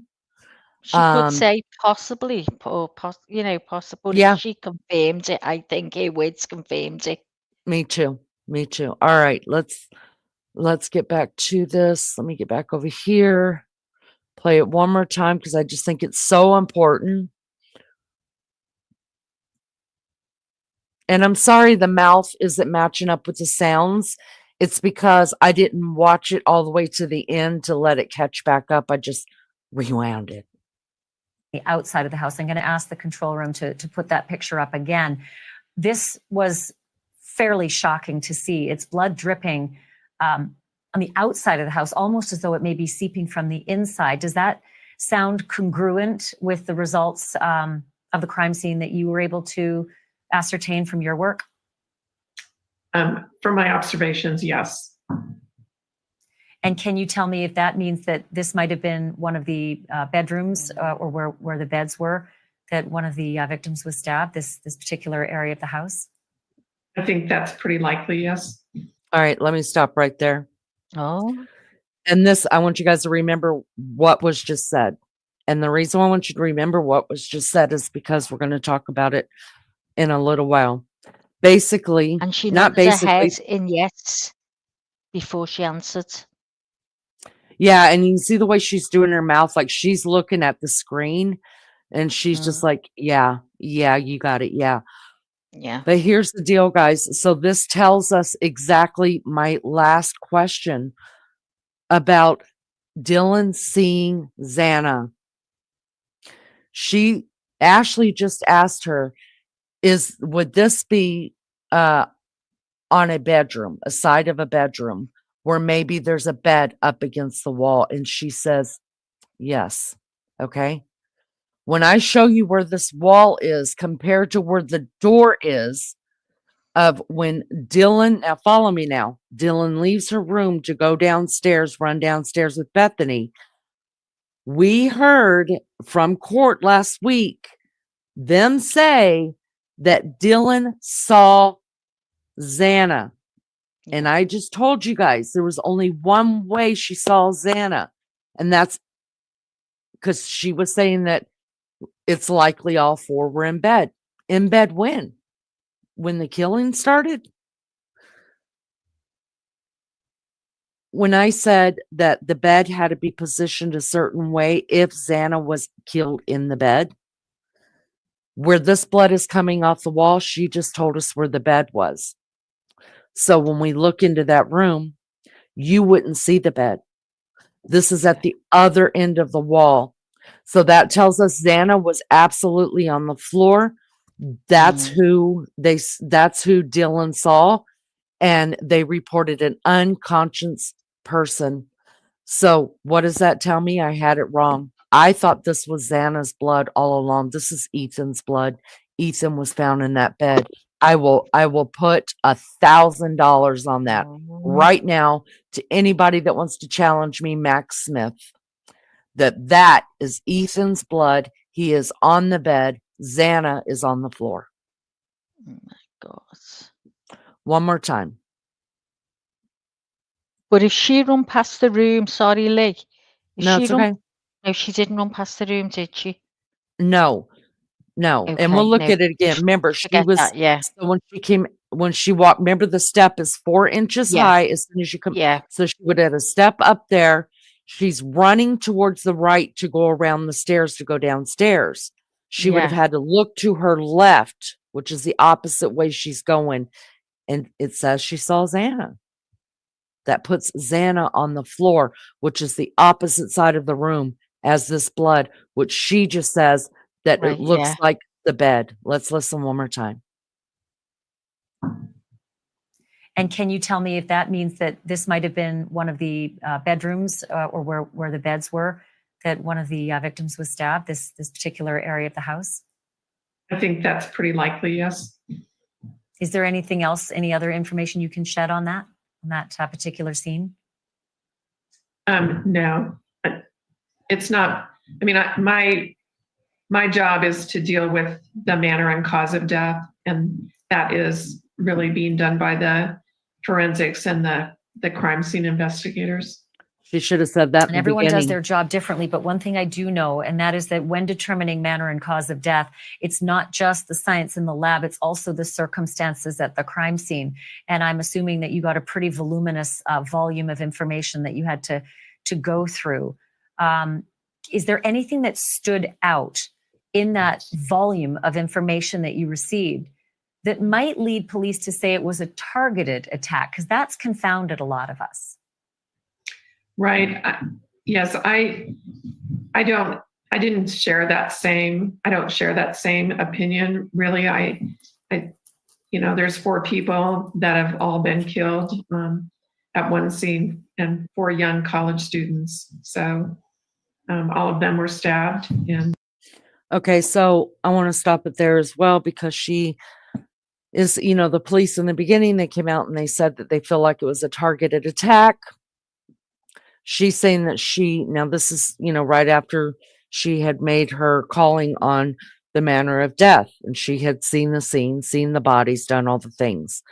And she's saying that she does not necessarily agree with that theory, because all of these kids there were 4 of them that were killed by the same manner in the same house.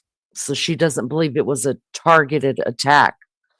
Like I said, this happened the first week Now, knowing everything we've come through in the last 2.5 years, and for some of you, just these 12 weeks that we've been going over it, I believe it was a targeted attack. And I believe that the target was Maddie. And we've been over that over and over again. So, and I don't think that they thought it was Maddie in the beginning, because I think Maddie had the least of the injuries. I think Kaylee had the most injuries, because in the early days of the investigation, when the Goncalveses didn't feel like the police were moving fast enough, they were giving interviews almost every freaking day. Look, I'm not hating on them for that. I'd be talking to everybody there was to talk to. So I'm not hating on them for that. But I remember like 2 or 3 interviews, Steve Goncalves says, basically what he was saying, and I can't quote it word for word. So basically what he's saying is, we know our daughter was the targeted one. And everybody kept asking him, do you believe that Kaylee was targeted? And he was saying yes. Well, he was going off of what the police report, because, you know, he got her autopsy stuff. He's allowed to have that. He just wasn't privy. He was only privy to whatever information the police were giving him about the crime scene.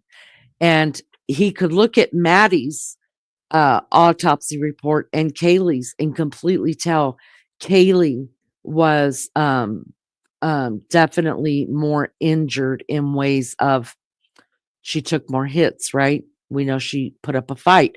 And her parents said that over and over. Kaylee put up so they thought Kaylee, because her injuries were so terrible, was the target, and that everybody else was just collateral damage, right? In fact, so much for that, Steve Gonsalves said, you know, I would hope, basically, I would hope that the families would understand that that we don't blame just one victim in this for everybody, all these other lives taken. And basically was saying, please don't blame my daughter. We know she was the target. And everything that I've known the last 2.5 years, she absolutely was not the target. She wasn't. She just was the fighter. And remember, Maddie was a lot more drunk than Kaylee was. We could see that on the footage. What says you, Mags? Max might have walked away a minute. Let's keep going. All of them were killed, so I'm not sure how that is targeted. I mean, it certainly seemed odd to me as well. Can you tell me if there were at least signs of struggle, meaning maybe the first victim was sleeping, but the ensuing noise and confusion may have awakened the others, and they may have come to fruitlessly try to fight off this killer? I think that's one of the things that that law enforcement is looking at. I was notified shortly after law enforcement was called to the scene, but I didn't actually go there for several hours because they're the ones who have to look for the evidence and take the pictures and videos from the scene. So I think they would have more information than I would about that. Inside that house, how big is the scene? It's a large house. So it's a big scene to investigate. Multiple floors? The incident happened on multiple floors? Well, it's a multiple floor house, yes. But did the crime happen on multiple floors, meaning they had to do forensics and there were victims and evidence on multiple floors? I think there's evidence on multiple floors, yes.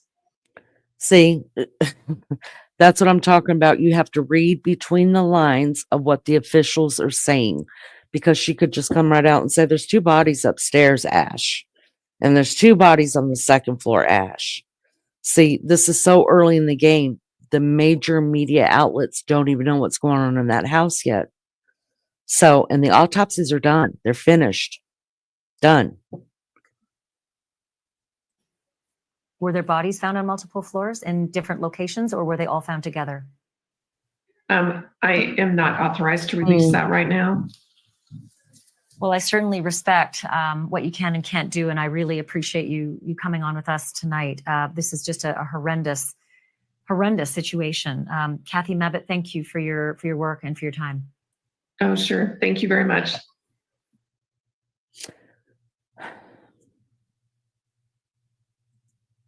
So my point in a lot of this, you guys, is that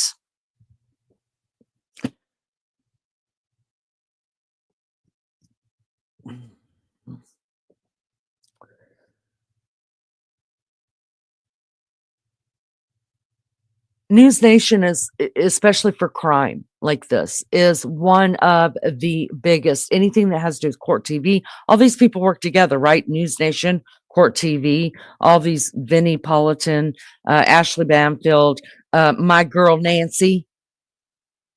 They all work together, right?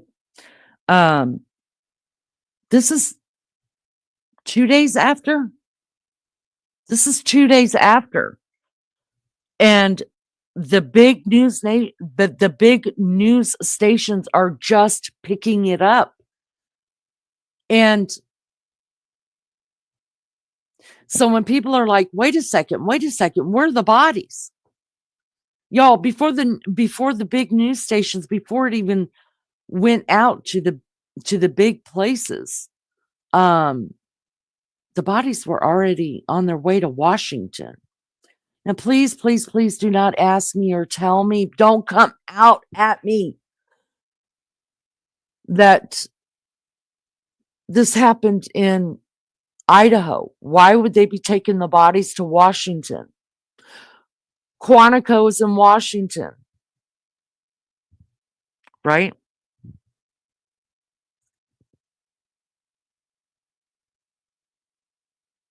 Some of these smaller towns do not have an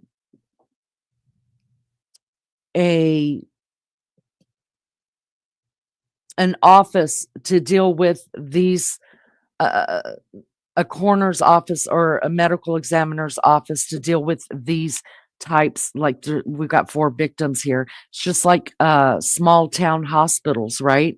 If it's something that's really, really bad, they life flight you or they send you out on an ambulance to a more equipped hospital. It's the same way with the medical examiner's office.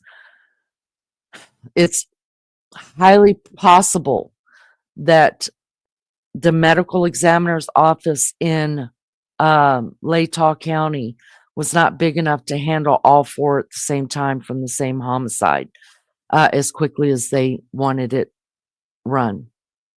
So please don't come at me with, well, why did they do that? Because I just want to let you guys know when Delphi happened, yes, they have a medical examiner's office in Delphi. Yes, we have a huge one in Indianapolis, which is only 2 hours from Delphi. No, they didn't bring the girls here. They took the girls into, now it just blew my Terre Haute. When the FBI is involved, and the FBI was involved in this one and in the girls' case, when the FBI is involved, the FBI wants it at their labs. End of subject.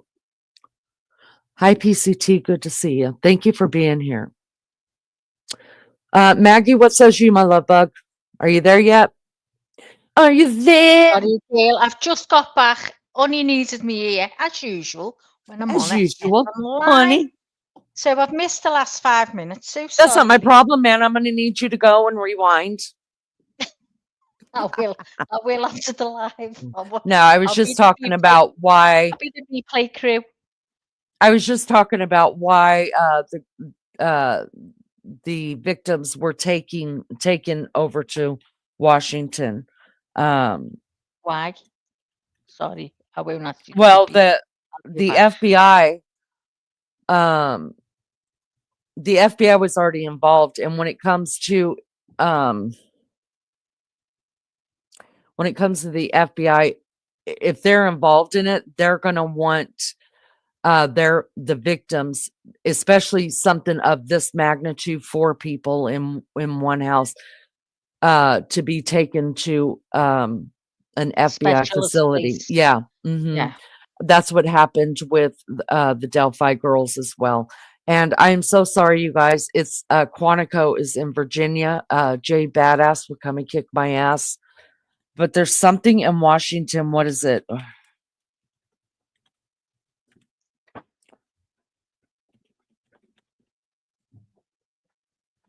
A forensic, Mary Jane said. Forensic lab.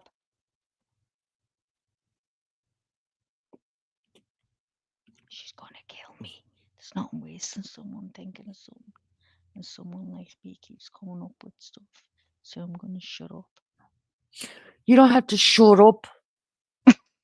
That was me. I just said, shut up a minute, Leanie, while I try and think. Can't think if someone's talking. Anyways, just so you guys know, Jay Bradass worked at Quantico. Just so you guys know that. Anyways, so yeah, don't come at me with well, why did they take him over to Washington? Ask them.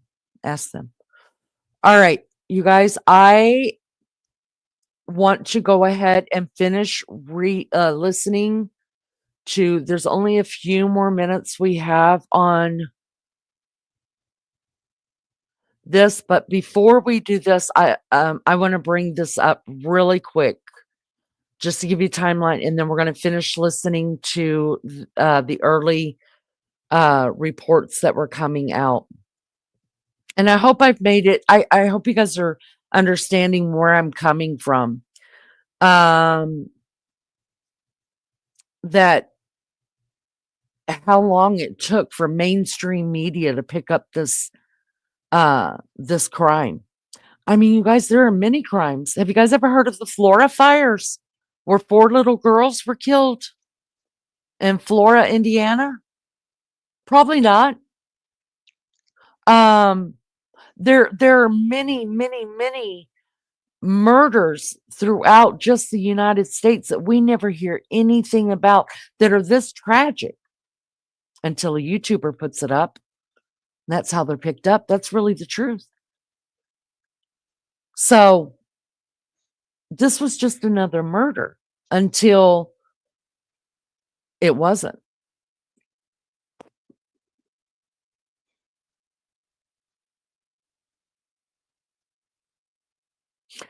This, let's go through. This is just the timeline of events that day, because also people have gotten the timeline wrong and said all kind of weird stuff. This is the U of I, the university's paper that they put out. And so we're going to find out how the timeline according to U of I and when the University of Idaho, when they heard it. So we're going to start down here. Here's the author down here. I'm a senior at the University of Idaho, majoring in journalism and sociology with a minor in international studies. My final year at publication, I am the editor-in-chief 2022 to 2023. So she's the one that put out this information. The initial post came out at 2:10 p.m. This is a little over 2 hours after the police got there.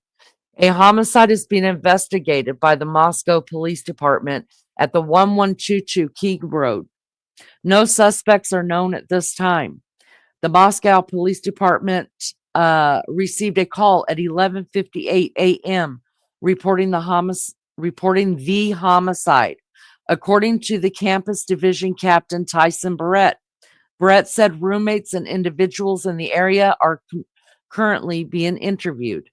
a vandal alert. So the vandal alert is they are the vandals, that is their mascot there for their school. So like where my kid's school is, whatever his mascot is, and I don't want to say it on here because he's still active in school. It's that mascot's alert that goes out to all students, even the ones that live off campus. A vandal alert was sent around 1 p.m. And you hear all those people saying, hey, there was a vandal alert sent at 7:30 in the morning. Shelter in place. That didn't happen. What it came out to be, and the police are the ones that put it out, and so did the dean of students, you guys. There was some sort of test or something going on with the alert system. Now, I did ask my kid about that because I don't know. I've never been to college. What do I know? I got my good enough diploma. And the School of Hard Knocks. So I asked my kid, do you ever get alerts for your school that are called off right away, or it might have been a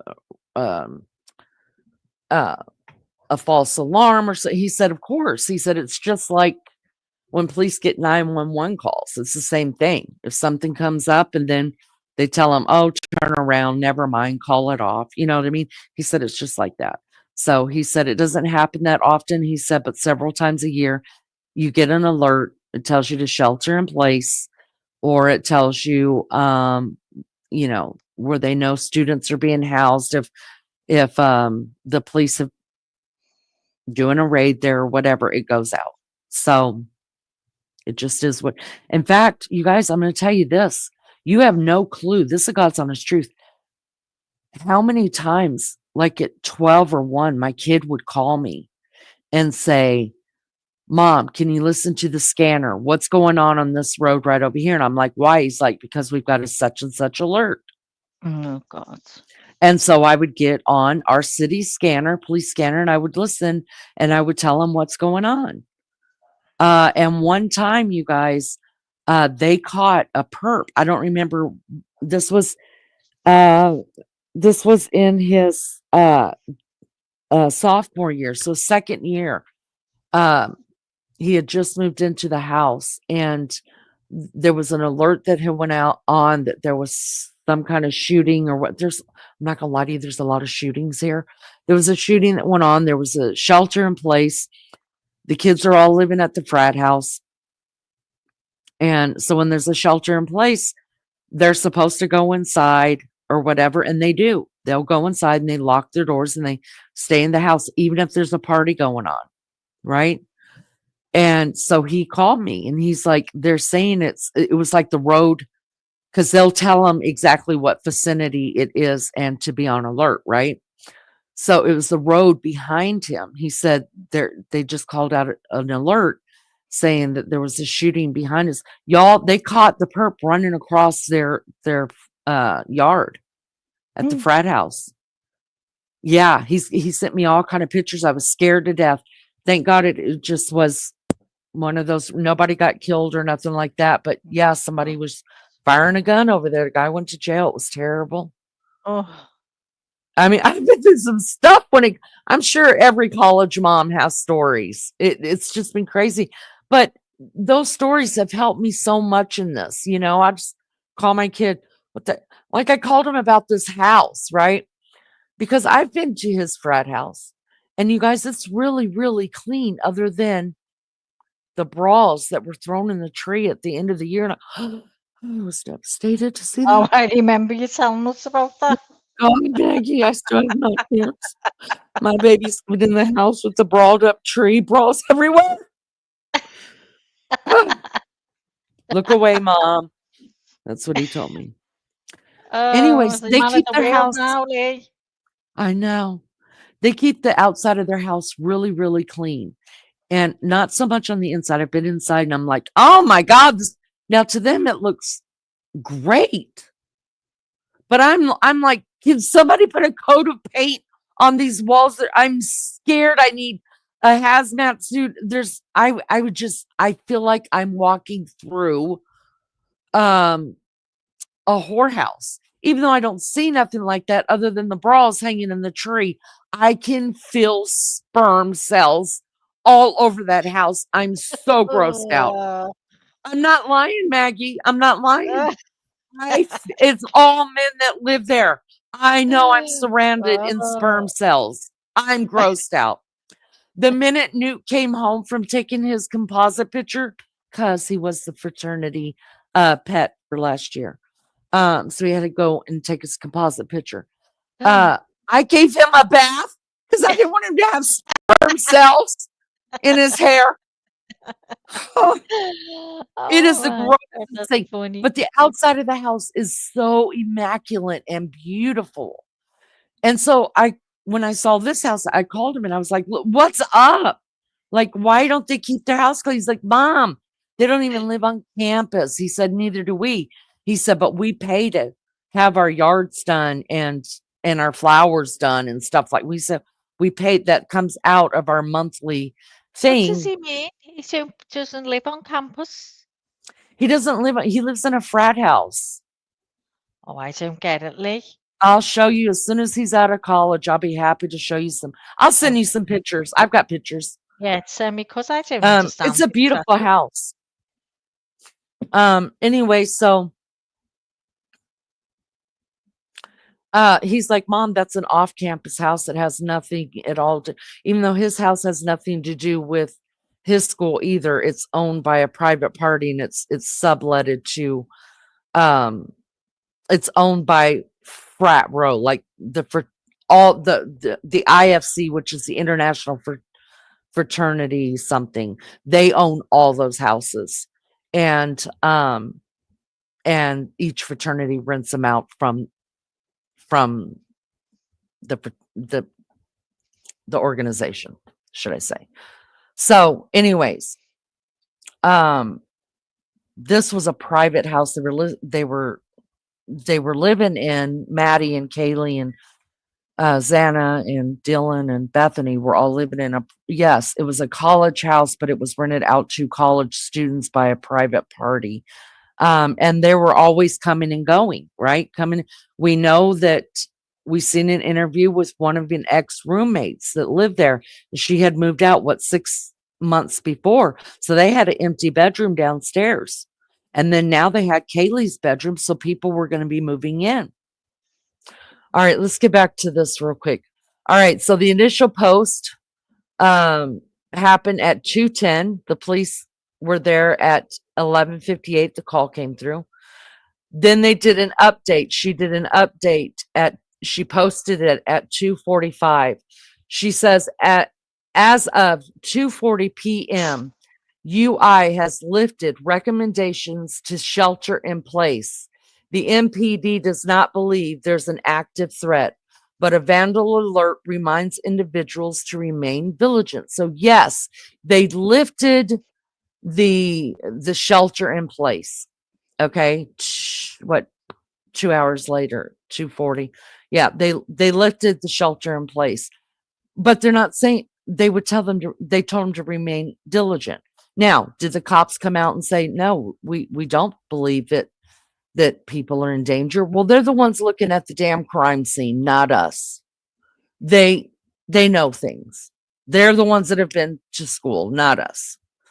Now, would I have gone and got my kid? Oh, hell to the yes. My kid, I would have told my kid, oh, if you don't feel safe, come home. Fuck you.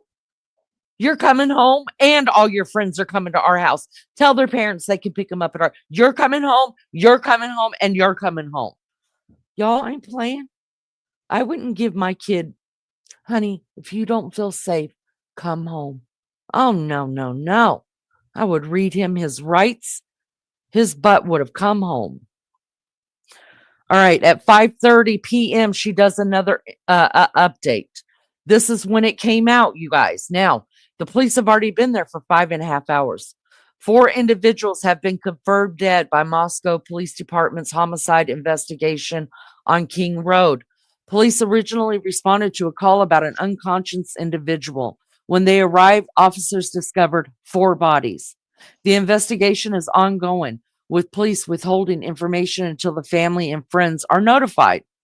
Those with information, and she gives that out. So the police didn't come out and say verbally themselves until 5:30, around 5:30. She posted this at 5:30. And that was after all the families were notified. And she did another update at 8:40 p.m. 4 victims are confirmed to be students. The captain told the Statesman, which is the newspaper. And this girl, I guess, was unable to reach the police department for an update. She got this information right here from their local newspaper, not the college newspaper, but the local town newspaper, which is called the Statesman. So and this is the house right here. This is the corner where it is believed that the police, when they took out the bodies, I don't know this for sure. It's just what I'm hearing, and my own going back over different people's interviews from that night. They were all down here. If they weren't, listen, if you're there to interview, if you're there to report on a case, doesn't it make sense to be right up here in front of the house with the house behind you and you're talking about the case? Max, what says you? If you were a reporter from a news station, wouldn't you carry your ass right on up here in front of the house? Oh yeah, I get there. Front and center. I'd be under cars and everywhere trying to get close.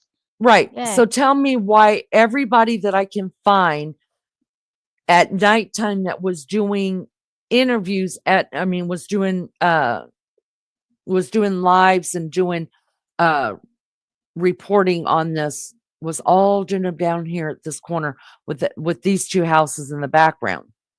Well, maybe because they were told to taped off. They were couldn't told go to leave near. the area. No, this wasn't ever taped off. They were told Had you to been in come one of the neighbors' houses? That's a knock. now Said. that now Can I this go was upstairs? taped. Supposedly, this right here was taped off. They sent everybody back down the hill. This was taped off whenever they came in to get the students out of the house. If you look at this blue house right here, you guys are going to see it better in a picture in just a minute. Right here in between this door and this window, right there, you see a little black spot. That is one of the cams that the police have that actually heard the thunk and the scream and the rustle and all the shit, the dog barking right there. And also the white Honda Elantra coming and going and coming and going, being watched right there. But there's also cameras right back behind here on Linda Lane, Queen Road, right up See here. where your little thing is now, the little arrow at the top of that road. Is there a road that goes across there? And is that the road that comes down the sides of the house up the hill? So you go up this hill right here. This is Queen Road, right? Yeah. You could turn on the right before these apartments. There's a road Yeah. in between the house and the apartment, right? So you go up there and back around the house, and it dead ends. But you could Yeah, pull I know. behind. There's a little parking spaces back Yeah, here. that's It's a right. dead end out here. But you could Yeah. go back around this way and come. It's just a one way in, one way out, you I know. guys. I remember it. It's where you were There's talking to the fella that lives in the apartments Yeah, behind. he lived right up Yeah. here. Yeah. Like a little Listen, car park. listen, I can believe that anybody can go, they're happy places at nighttime. That's my happy place. I can believe that somebody goes for a drive at nighttime. Absolutely. Oh, I 100%. used to love Done it. it, been there. I've done it. I could believe that he happened to find himself in this neighborhood in the middle of the night. Absolutely. I go driving. I got it. There's no way I'm going to end up in a neighborhood that there's only one way in and one way out in the middle of the night at least 26 times before these murders are committed and I'm accused of it. There's no way. I'm going on that open road. Or if I like something I see, like if there's a lot of Christmas lights up, or if there's something that makes me happy, something that's caught my attention, then yeah, you'll see my happy ass driving around. But there's a reason for me to drive around, not 26 times in this tiny little tight neighborhood where there's one way in and one way out. Somewhere else. So Tina said she bets it was Coburger that took the woman's panties from a car up the street. Didn't Yes, even I know believe about that as well. Yeah, but do you mean the night of the murder? No. This was No. before. I told you guys about that. It was there were some actually found in the side door. Listen, I think he's done Oh, all yeah. kind of shit. I think he's Oh done my all God, kind of yeah. shit. Could have been that woman's. Mm-hmm. Oh, I think he's done stuff before. Wouldn't surprise me if he's made Oh yeah, I someone. think he's done all kind. I think he. I do think that he was one of the people. I do think that one body cam footage that we listened to about those other two girls that says that guy was coming into their house and was in their bedroom. Remember, she kicked the Yeah, shit out I of him think, and he yeah. ran out. I Didn't she believe that say was he had Coburger. the balaclava on? Yeah, She said, yeah, she I said do she saw too. nothing. I think that He's was been him. practicing. He's been Yep. practicing. And if she had not she was asleep. Had she not woke up, these students may still be alive, but she might be the one gone. Yeah. And I absolutely do believe that the lady who he worked with that came out and said that he installed cameras in her apartment, I will not be surprised 1 second that it's brought out in court that he was watching her from his house or from his apartment. He had it all right up to By his those computer. cameras. Mhm. I'm not going to be surprised at one bit. All right, Maggie, let's finish listening to this. And then I've got some really interesting things I want to show you guys Okay, go that on. I think I was super excited when I found it. So let's finish this up. Like I said, these are the first few days of the investigation. Just some news reports that were coming out. And we've only got, we're at the 2:20 mark, and this is 2:29. So that leaves us 7 minutes left on this. I'm going to let it play through.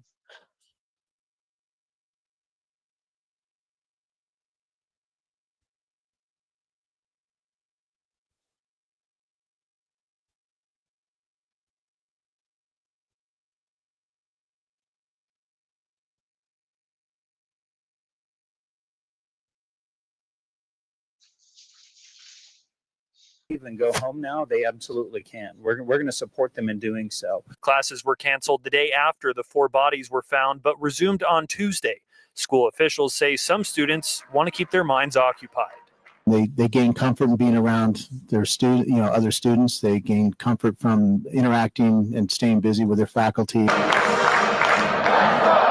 I'm happy they're still doing it, and we're here to support our teams, so we're happy to be here. Lucky that we still get to come to this and feel safe here. And the university has postponed a candlelight vigil until after Thanksgiving break in order to give as many students that want to attend the opportunity to. That's scheduled for sometime on November 30th. In Moscow, Kyle Simchuk, KREM 2 News.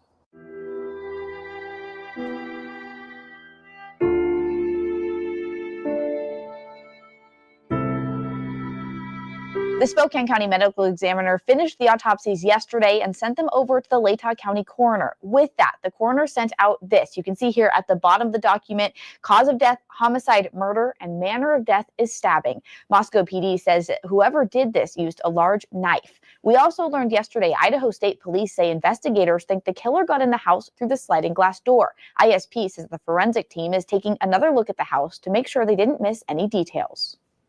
We intend to come out and solicit information from the public if they are within certain areas that we believe are of interest for this investigation. And so hopefully today or early tomorrow, we will come out with a map where the victims were at specific times during the night and ultimately ending at their residence. The FBI's Behavioral Analysis Unit is now helping in the investigation. They do crime analysis, create suspect profiles, and help with interview strategies. ISP says an FBI command vehicle is on its way to bring Moscow up more resources. As for the other 2 roommates who were home during the attack, ISP says they are cooperating with investigators. They are not suspects or persons of interest as of now, but ISP says nobody is clear from the investigation yet. In the newsroom, Nicole Hernandez, KREM 2 News. Earlier this evening, the University of Idaho released a statement urging students to be vigilant. For those that are still here, security will increase over this weekend. Moscow police say patrols have also ramped up around the community. The school district says patrols will monitor the area around its schools. Idaho State Patrol is helping with this extra police presence. People I spoke with in the community today are less concerned about their own safety and more focused on making sure the suspect or suspects are found. In your 70 years of living in this area, would you ever have thought that something like that could happen? No, really. No. I definitely was shocked and a little scared, but at the same time, I do have a feeling that the person who did this was somebody that they knew, and so I wasn't personally afraid. This morning, I noticed quite a few more law enforcement just out and about. I'm really grateful for them. People say they're thankful Moscow PD are calling on the necessary agencies to help protect the community and figure out what exactly happened on Sunday. In a press conference yesterday, we learned from the Moscow Police Chief, James Fry, that the department has called on 25 plus investigators, the state police, and FBI to assist in solving this case.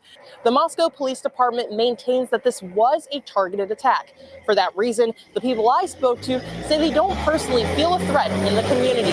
But like said, the University of Idaho is reminding people here to remain vigilant and provide any and all information you can to Moscow police.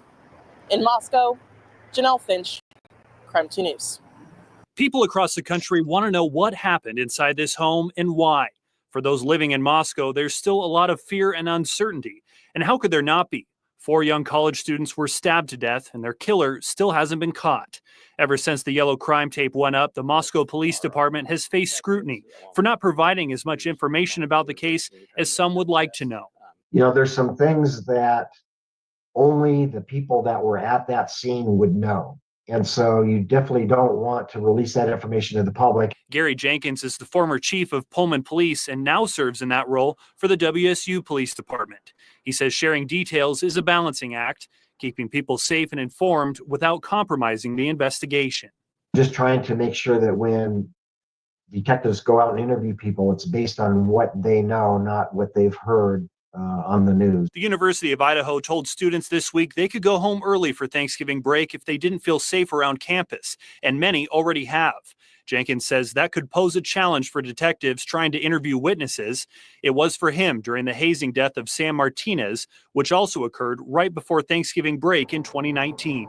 Most of the witnesses left town, and that's the type of investigation you need to have a one-on-one in-person interview. And so it does definitely complicate that investigation. Jenkins says the answers all of us want could take time. They're trying to juggle a lot of balls in the air right now, particularly with 4 victims. It's going to be a very complex crime scene. It's going to be a complex investigation. New details are emerging in the stabbing deaths of 4 University of Idaho students. Tonight, the Latah County coroner says the 4 students were likely asleep. Some had defensive wounds, and each victim was stabbed multiple times. Authorities found no sign of sexual assault. Moscow police say at this point in the investigation, they do not believe the 2 surviving roommates or the man seen standing near a local food truck were involved in the murders. Police also addressed rumors swirling online claiming the victims were gagged and tied, saying those are not accurate, and the identity of the 911 caller has not been released. Detectives say they've received nearly 500 tips, which are being processed, investigated, and cleared. 38 people who may have information about the murders have been interviewed. The whereabouts of the killer and the knife used are still unknown. Detectives seized the contents of 3 dumpsters on King Road to look for evidence. Police have also gone to local businesses to see if anyone recently purchased a fixed blade knife. Anyone who saw something suspicious, has video surveillance, or can provide relevant information about the murders is asked to call the Moscow Police Department. Investigators are still trying to piece together where the 4 University of Idaho students went the night before they were found in their Moscow home, stabbed to death. Investigators are hoping the map released today will provide additional tips from the community. The map details the night of Saturday, November 12th into the early hours of Sunday, November 13th. It highlights locations and approximate times when Kaylee Gonsalves and Madison Mogan were in downtown Moscow, while Ethan Chapin and Xana Kernodle were at the Sigma Chi house. Investigators believe Madison and Kaylee were at the Corner Club on Saturday from 8 p.m. to 1:30 a.m. Sunday. Then they were at the Grub Truck on Main Street at 1:40 a.m. 5 minutes later, the map says they returned to their home on King Road. I drove that route this afternoon, starting at 4th and Main and ending at the King Road home. With some light traffic on the road, I arrived at the house in about 3 minutes. This suggests it's reasonable to believe Madison and Kaylee traveled by car from the food truck, but that detail has not been confirmed by police. Investigators also say Ethan and Xana were at a party at Sigma Chi from 8 to 9 p.m., then returned to the home on King Road at 1:45 a.m. The fraternity is a short 3-minute walk from the house, but still, there is a 5-hour gap on their location between the party and arriving at home. Investigators hope someone might remember being at or near the locations they've identified around the same time and potentially saw something suspicious or relevant to the investigation. Police are asking those people to call the tip line or email with that information. This is all good information, but it brings up even more questions, such as, did investigators use the students' cell phones to identify the locations and times on this map? Did Madison and Kylie walk or drive or get a ride back to the home? And did Xana and Ethan spend only 1 hour at the Sigma Chi fraternity? I have several calls into Idaho State Police and other local authorities working this investigation. I have not heard back, but we will continue to press for answers as this story develops. Reporting in Moscow, Amanda Rowley, KREM 2 News.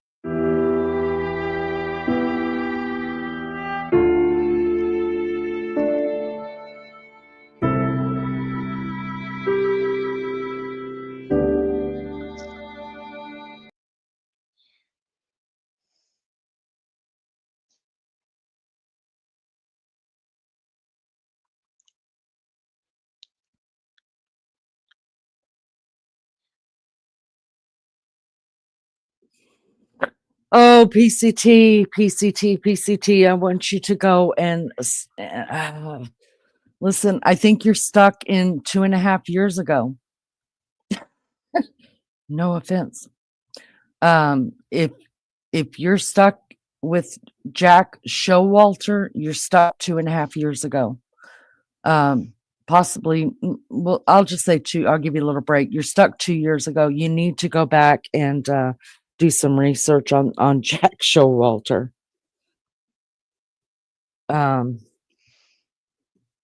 There's Yeah, he got off because he was terrified, wasn't he? He was getting threats Yeah. and everything because Yeah, his he name was was put everywhere because he was seen by everywhere. the grub truck and Yep, stuff like even that. me. So, I thought in the yeah, beginning it I was thought too. he was the murderer. I Oh, don't I think there did was too. anybody who didn't think he was the He murderer. didn't, yeah, and that's why he got off Tina. He was You terrified. you got to go back. Listen, if he was involved in the killings, just like I typed in there for those that aren't watching chat, if he was involved in the killings, he would have to know Brian Koberger. If he was, if he knew Brian Koberger, there would be some way of contact between each other, that would show it on some kind of electronic or socials. And if there was, they would have him in jail. You don't think the cops want everybody involved in this to be convicted of this crime? Sure, everything looks suspicious. But I mean, for me, it's just like, I look back, I can understand saying, oh, that guy it looks so sus. I can understand that. But here's the deal. You can't keep blaming a guy after 2 years after he's been cleared by the police. I mean, you got to do some research and not just the Grubhub research. I mean, if you're only looking at the Grubhub research, yeah, that's what it looks like. It looks like he's the one that did it, hands down. We don't even need to convict Brian Koberger. They could just stop right there. But you gotta do something. You can't just sit on that. I mean, if you want to know, if you don't want to know, then you don't want to know. Just go and have a look at it, too, and you'll see he would have well been dragged in by now. They'd have had anything on him, and I'm sure they would have. Like you Absolutely. say, he would have been linked to Koberger if he was involved with him. He'd have found some link. Right. They would have.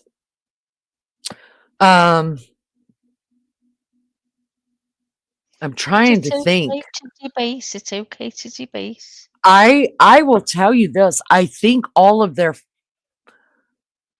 either their phones were taken and downloaded, or I think I have to do some research into it and see if all of those that were suspect to it, unless if he had an alibi, he has an alibi. You also think that's why Koberger said, well, they didn't ask if anyone else was involved. He asked, had they arrested anybody else? Anyone? That's, yeah. But I'm not surprised by that at all. He's a freaking He PhD knows how to play student. mind. Yeah, that's all a part of the plan to put doubt in there. Mm. He also says he can't wait to get back to be exonerated. Yeah. So you got to look at the whole picture, but that's just me. He's all wired up. It's all wired up, Tina. He knows what to say. Did you read all his all where he was writing about the crime scene and that, the way he did it? Unbelievable. It's where he committed the murder. Mm-hmm. It was brilliant as he put it, but it just makes you think. I don't know whether you've seen that. Did you see? Was you there last week? I don't know. I can't remember. No, because she didn't I even know also what don't Koberger think Wednesday was. I also don't think he killed before, like Dolly Vision was convinced before. I don't know. I wouldn't be shocked if he has. I wouldn't be shocked if he has. I wouldn't be shocked if he hasn't. He definitely would have killed those other two girls, though. I do believe that was him in their house, and I think if she had not woke up and got him off guard like that, I think he would have done it. All right, this I found very interesting for those. We were trying to, on one of the other lives that we did, I said I was going back to try to find pictures of the early days that you can't find now. There's one I'm kicking my own ass that I don't have. I think I meant to save it, and I'll have to find it again. I'll find it by tomorrow.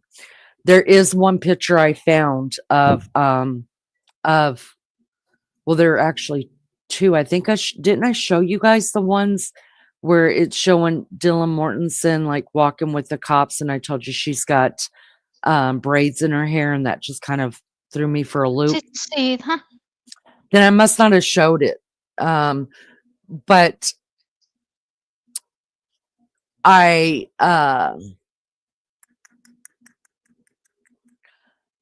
found a picture, and I'm of the morning that after the police were called.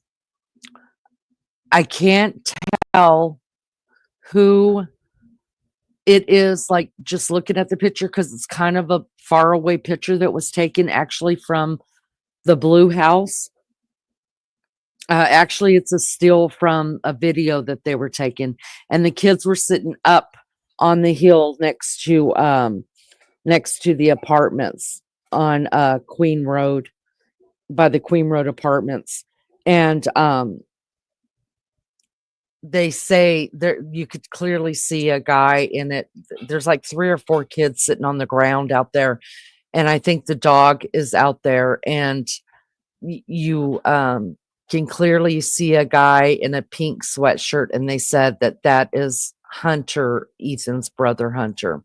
Oh. Anyways, when I was diving deep last night, you guys, I came upon this guy who had put together a lot of pictures from the very beginning that are very, very hard to find now. And I was so excited. I was so excited.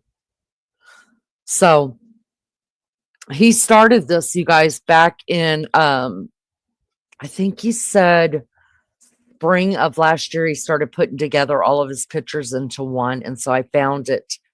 And so these are the pictures as they were coming out. That was some were I think most of these, if not all these, were released. All right, so this is the 112 King Road homicide investigation photos from November the 12th. Because remember, this picture right here is basically within the 24-hour that the kids were Yeah. killed, right?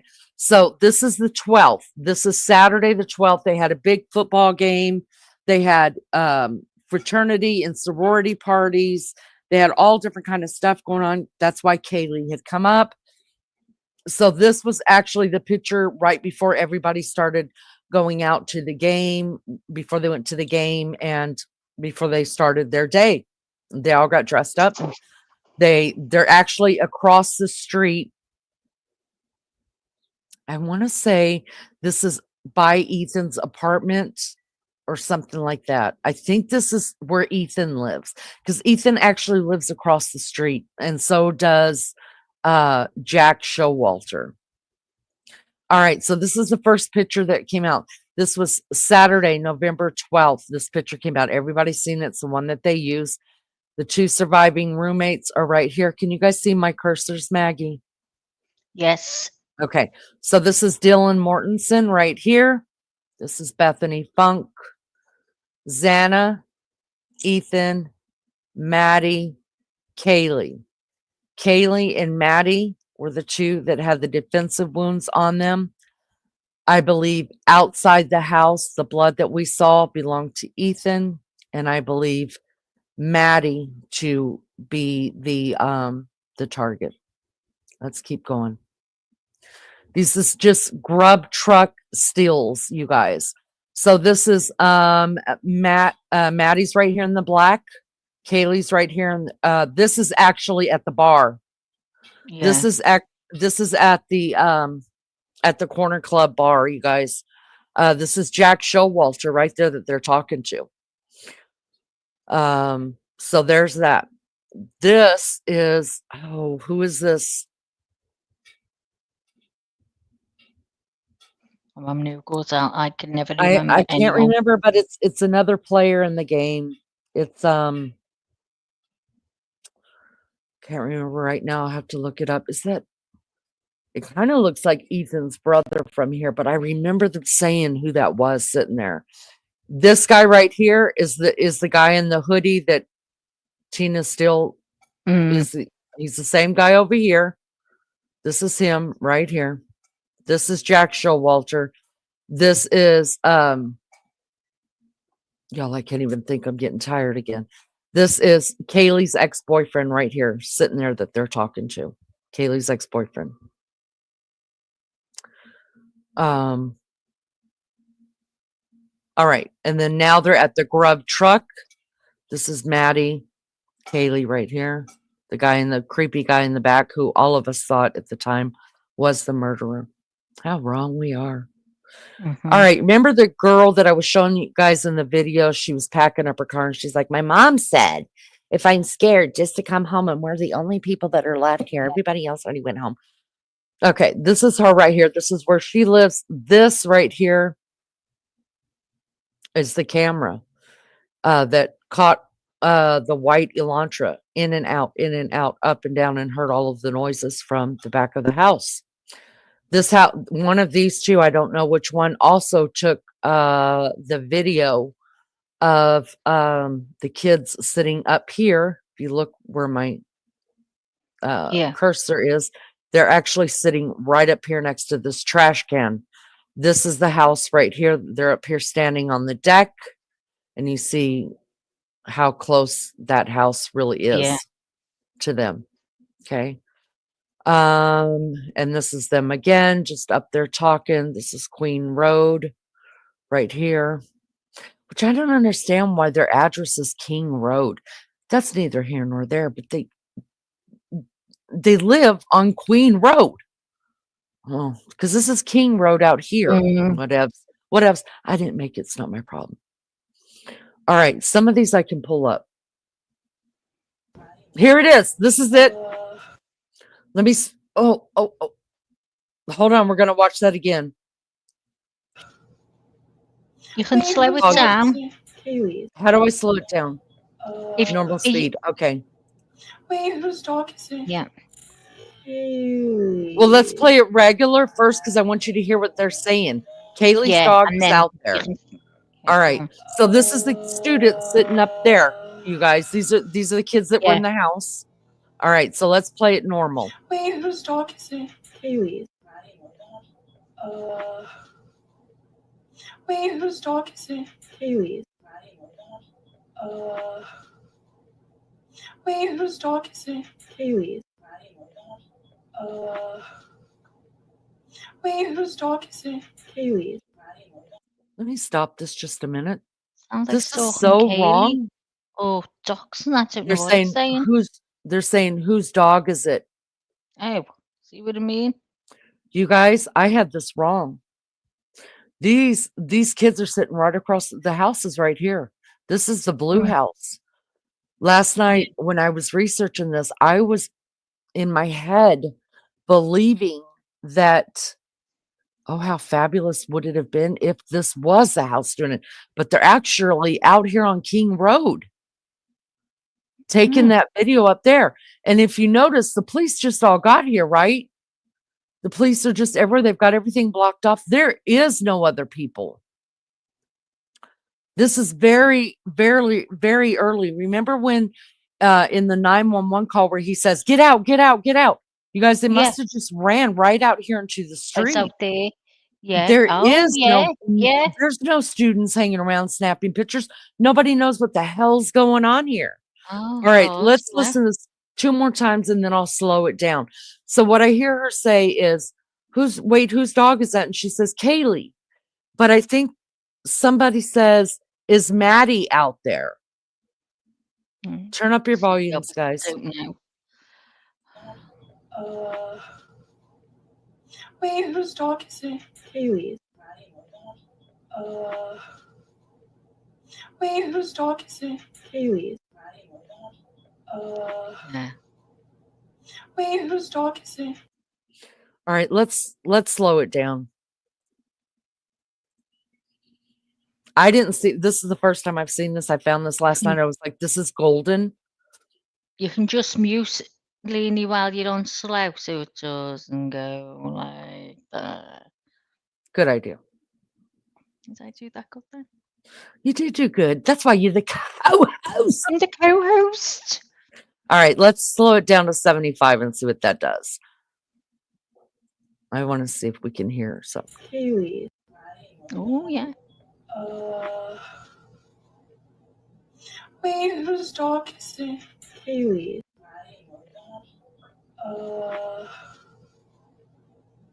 Wait, whose dog is it? Kaylee's. It makes me wonder We've what got part of this blankets around them. you guys, was this clipped? This is clipped, isn't it? There's no way that they're going to start it like that and end it like that. I don't know, because maybe they've just got the camera up straight away and they don't want anyone to see them videoing. Because look, it's in a window. It's someone from the inside, isn't it? Yeah, So yeah, they yeah. mustn't want anyone, like the police, to see them thinking, hang on, what are you doing videoing? Because the police wouldn't want that. So I think it's someone obviously from inside the house doing it, and they're just doing it dead quick. I've done it myself. All right, let's slow it down even more. Maggie, let me know if chat needs me to do anything with these things because I'm not on. I can't see chat, guys. Okay, go on. Let me stop it right here. You see this guy in the pink right here? Yeah. Now, I found where the original video was, and this is all that's shown on the original video. They say this right here is Ethan's one of his triplet, one of the triplets. This one is Hunter. And then you can see, I wish I could zoom in, but I can't. Let me try and take a screen. Let me At try and least take. I think there's now when this first came out, people thought it was just trash bags out there. Mm. And so when you guys hear about the trash bag crew or something like that, the research I did last night, everybody was like, "Oh, it's not the trash bag crew." So when this first came out, by all accounts, people had seen this and said that no, that's not humans; they're trash bags. So I just think it's wild that the police is this when the police first get there that they're walking up to the students right now. That everybody's pulling up and walking up to the students. Is that what's going on? Or So it's someone in pink, and it looks like a cop in front of him. mm-hmm. I've got I've took a screenshot of that. If you can send, can you send me it, and I'll try and blow it up and put it on.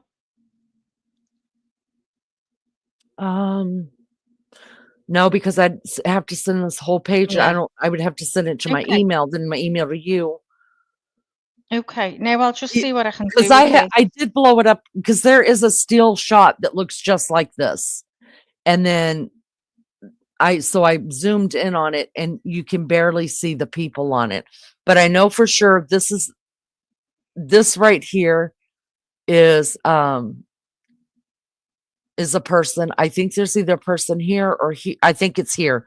There's a person sitting here in the white. Sitting on the floor. I can see it. There's a person in the black here. There's a person in a pink here. I think there's another person where you can't see it because of the cop walking. Yeah, All right. there's a man, a cop, and then someone in the pink, and there's two people there on the left by the flashing lights. Okay.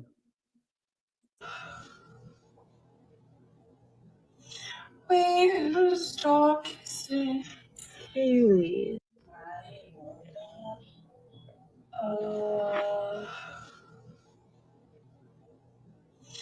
We stop kissing Haley.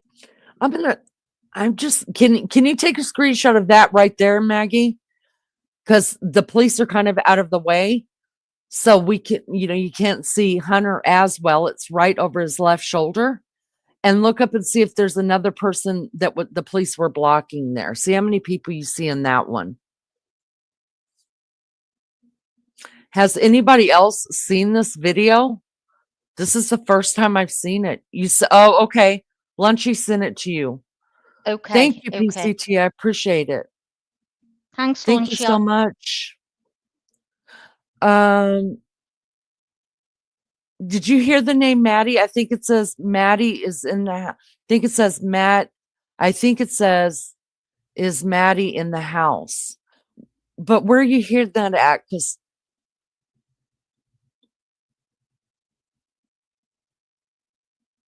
oh, you've seen a clearer photo of it. Lizzo, if you find it again, can you send it to me?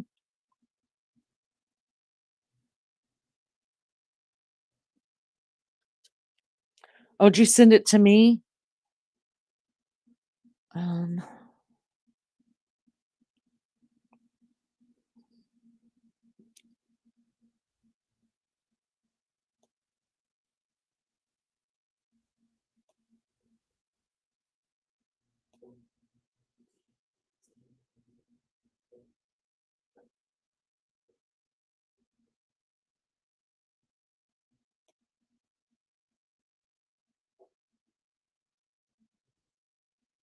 Yeah.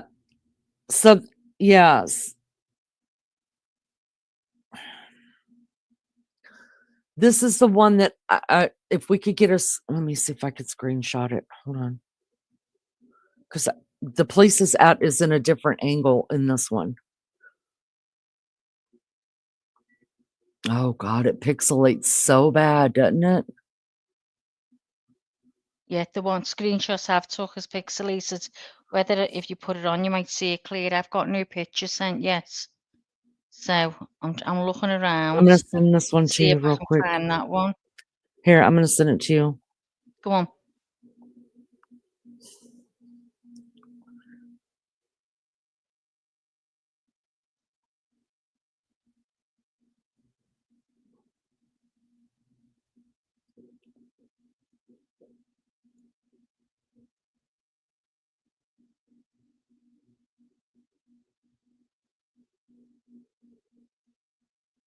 Can you get the When clear you, photo, Lizzo? I tried to get a clearer one.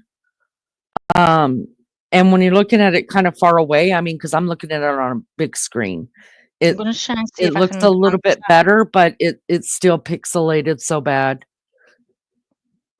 What I'm Anyways, gonna let's do is obviously I'm editing the lights to try and see if we can see this. So it's edited, it's not the actual picture. If you want me to show the actual picture, that's fine, I can do that. But what I'm trying to do is trying to enhance what you can see. Do you okay. want to do that? Whichever, what you could do both of them is fine. I'll try and see. Give me a minute. When you so yes, that's right. That's right, Joni. Thank you so much. That is Adam. So the girl who when they were walking back from the corner club and she says, Kaylee says to Maddie, what did you tell Adam? And she said, I told Adam everything.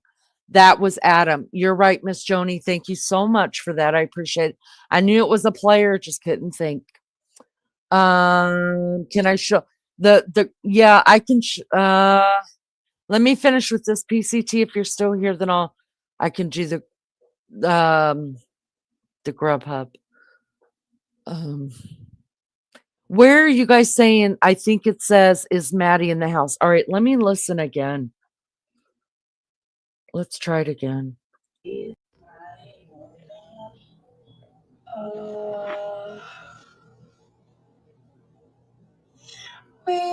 stop kissing Haley. Oh, in the beginning. Okay. We stop kissing Haley. Is Maddie something? You're right. Let me change it to a different setting. We stop kissing Haley.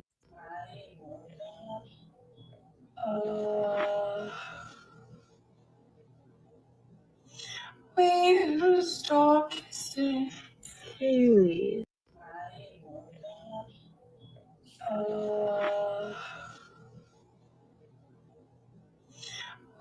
Did she say, is Maddie and Kaylee out there or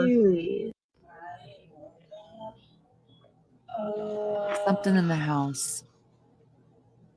We stop kissing Haley. Can y'all make that out? We stop kissing What are you hearing? Haley. Maddie own the house? We stop kissing Haley.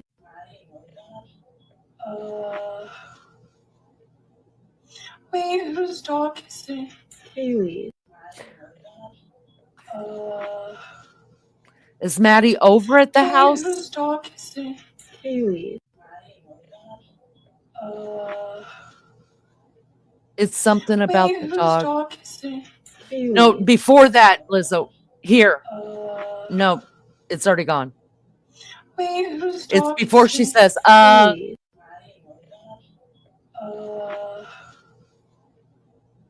before that part, in the very beginning, Lizzo.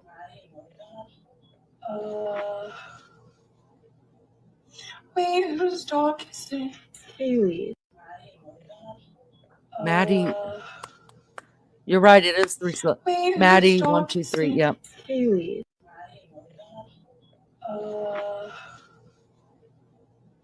We stop kissing Haley.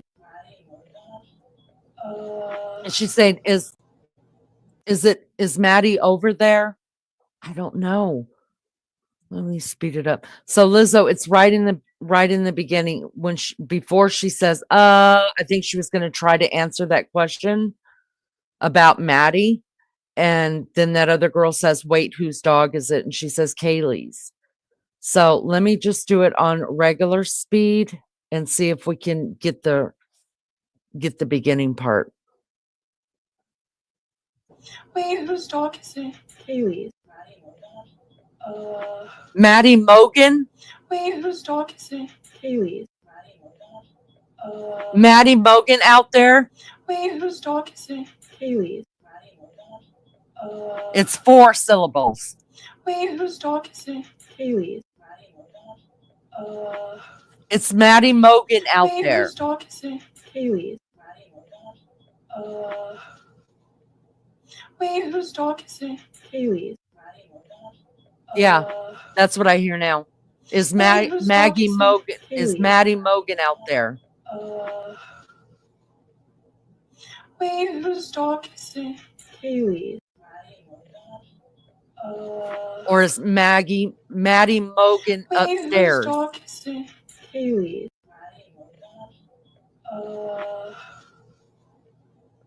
Now it sounds like is Maddie Mogan upstairs? Oh my God, that's what she's saying? Wait, whose dog is it? Kaylee's.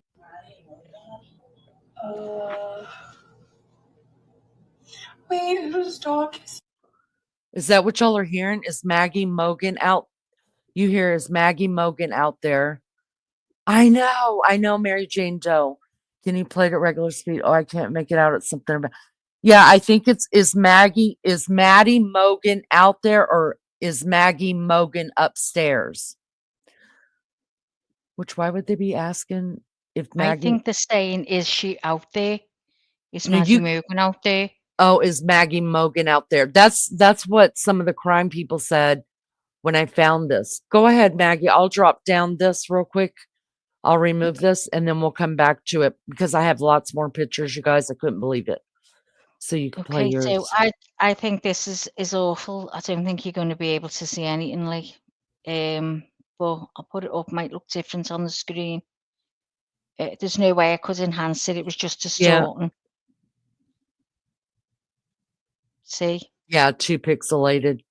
2 pixelated, and this is the one I took from the screen. That's the one I took from the screen. So you see the. Okay. That's it. Way too bad.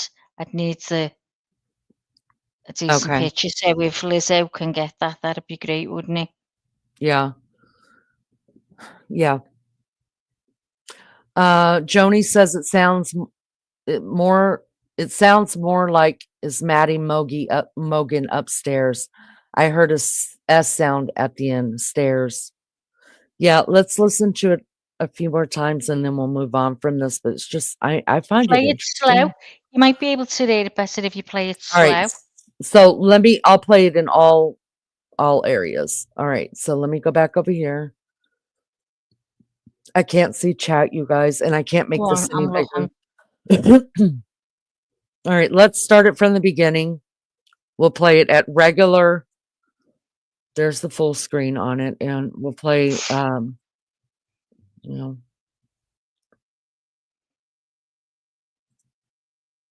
let's go to regular normal speed. All right.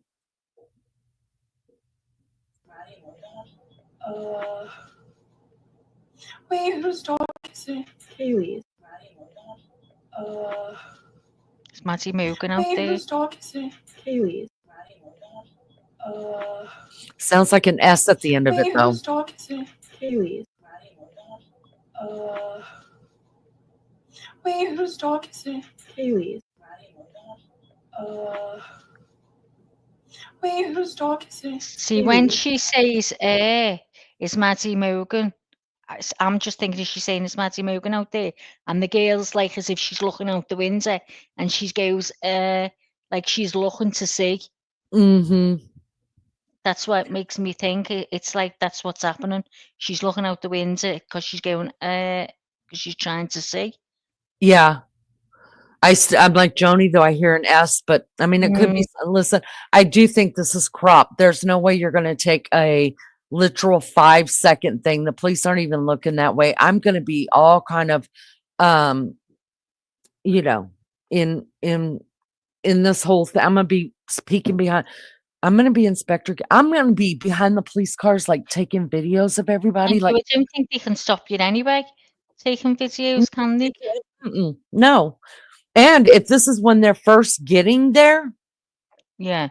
they don't know anybody's dead in the Yeah, house yeah, yet, then you're anyways. not with anything. Yeah. Yeah. All right. So let's slow it down one time, and then we'll keep going with the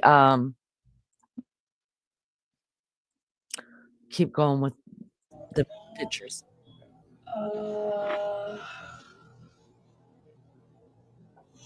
We stop kissing Haley. See, that sounds upstairs. I don't know that. Listen one more time. We stop kissing Haley.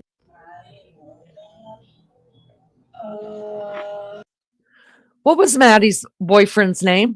Anybody remember? Wasn't Jack, was he? No. I heard S at the end. It sounds upstairs to me too. You think it's Maddie? And you know owned the what? houses? I think that is Bins, you know. I think that's him in the pink, and he's got the dog. I don't think it is. When you zoom in, it looks more like it is bin bags, rubbish. Yeah, it does look like rubbish. No, Sean, you're my boyfriend. Quit playing. I need a YouTube boyfriend. All right, let's move past this one and look at some of the other stuff, because I could sit here all day doing this, and I'll probably be doing this a lot later. All right, I'm back out of chat, you guys. Let's go back here. So where am I? Where am I? What am I? All right, there's the video. Let's click on this one. So look around these pictures, you guys. This is, wait, what? Where the hell am I?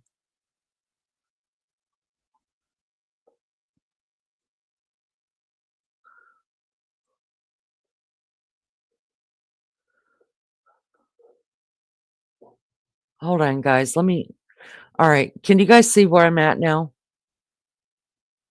Sorry. It's okay. I'm on mute. Yeah. All right.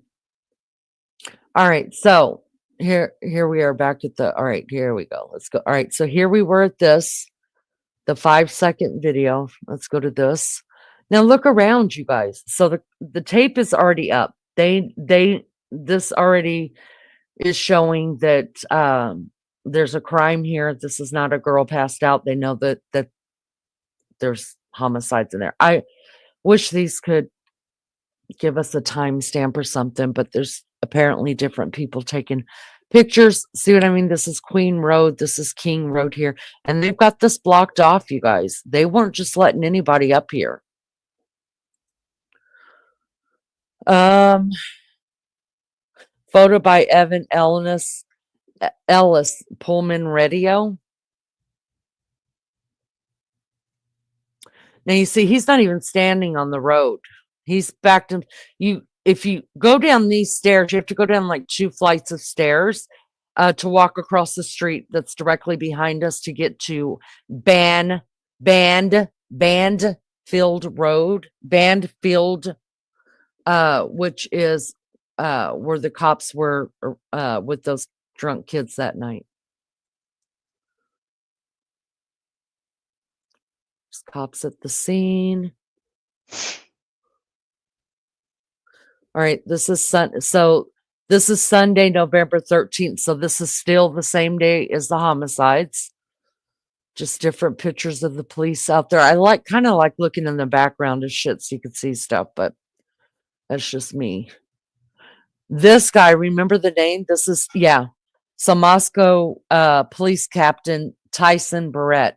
He's the one that we were talking about earlier. Joni's hot on this, isn't she, Lee? Yeah, she is. This is state police right here. You can see their jacket.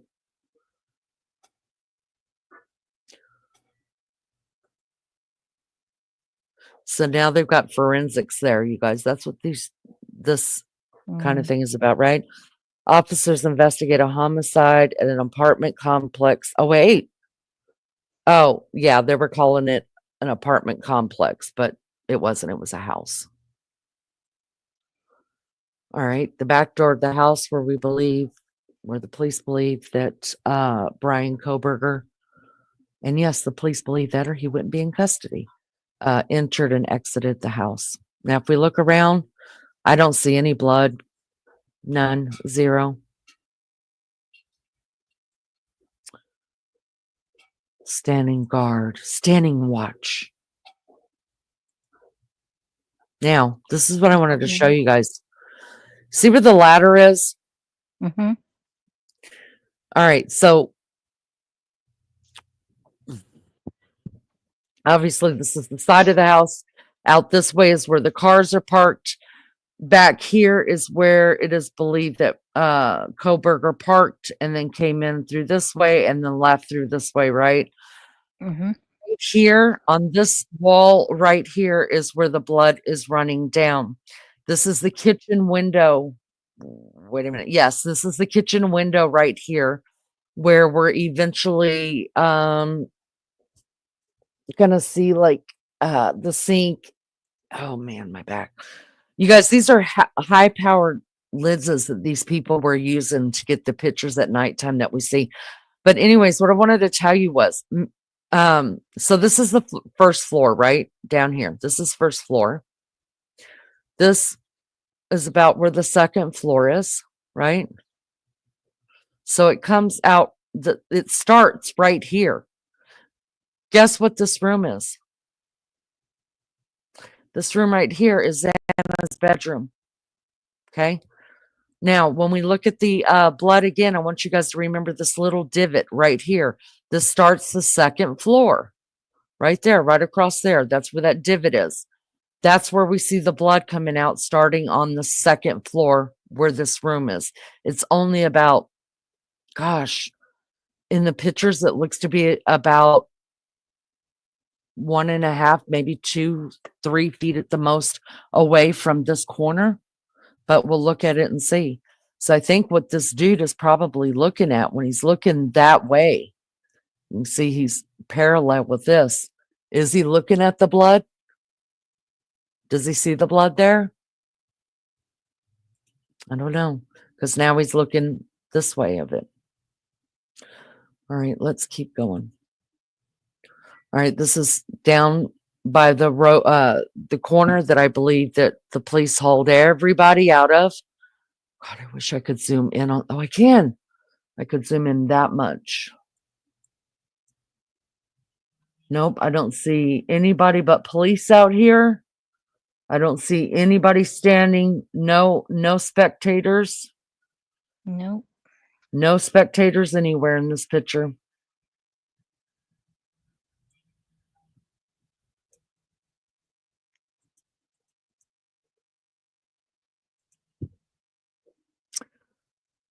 Another one. Now, there's not as many police cars, but it looks like, can I? Yep, I can. Now, this looks like, is it somebody who just lives there? Mm. In the area, walking up there? I mean, I would imagine with this road blocked off the way the police are coming around the corner, they're probably going to talk to anybody who walks in and out of this direction. But you, again, don't see anybody. This is the trash area where we see the trash in the background. I don't think they were like right next to it. I think they just came running out and ended up here. But maybe that's a blanket or something that's left on the ground. Yeah, I said that. Looks like they've got a blanket round them. Yeah. If it's Yeah, someone sitting there. I agree.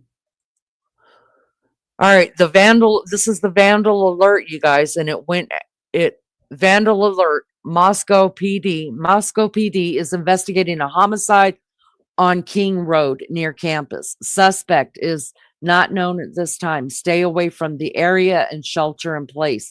So this one shows at 4:07 that one went out. The one that we read prior, when the girl was first reporting on this, one went out at 2. 2:30 something.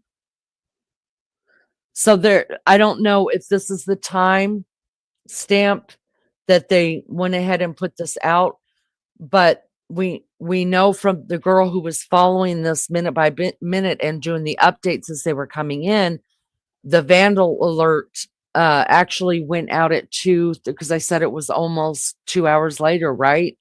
From when the police got there. They got there at 11:58 and the vandal alert went out at 2:07 or something like that.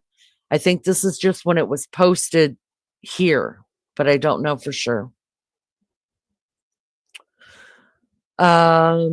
This is at Washington State, so this was over in Pullman. This is where Brian Koberger would be living. The Moscow Police Department is conducting an investigation of a homicide that occurred adjacent to the University of Idaho campus. At this time, we are not aware of any threats to the WSU Pullman campus community. Update. This is coming from the Moscow/Pullman Daily News. So I guess, what do they run, the same paper? And this was put out on the same date. So this is an update. So it was first put out November 13th, and then there was an updated on November 13th. Update at 5:21 p.m. 4 people found dead in Moscow. The university put this out on Twitter. The U of I, which is the University of Moscow, classes canceled November 14th to honor the student victims. What car does Maddie have? Some lunches asking Lee.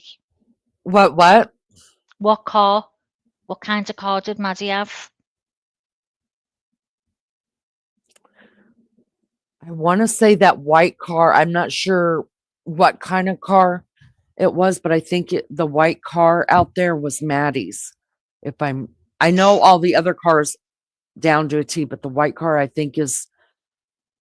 Oh, Jake. Yes, Jake. That's right. Thank you, Joni.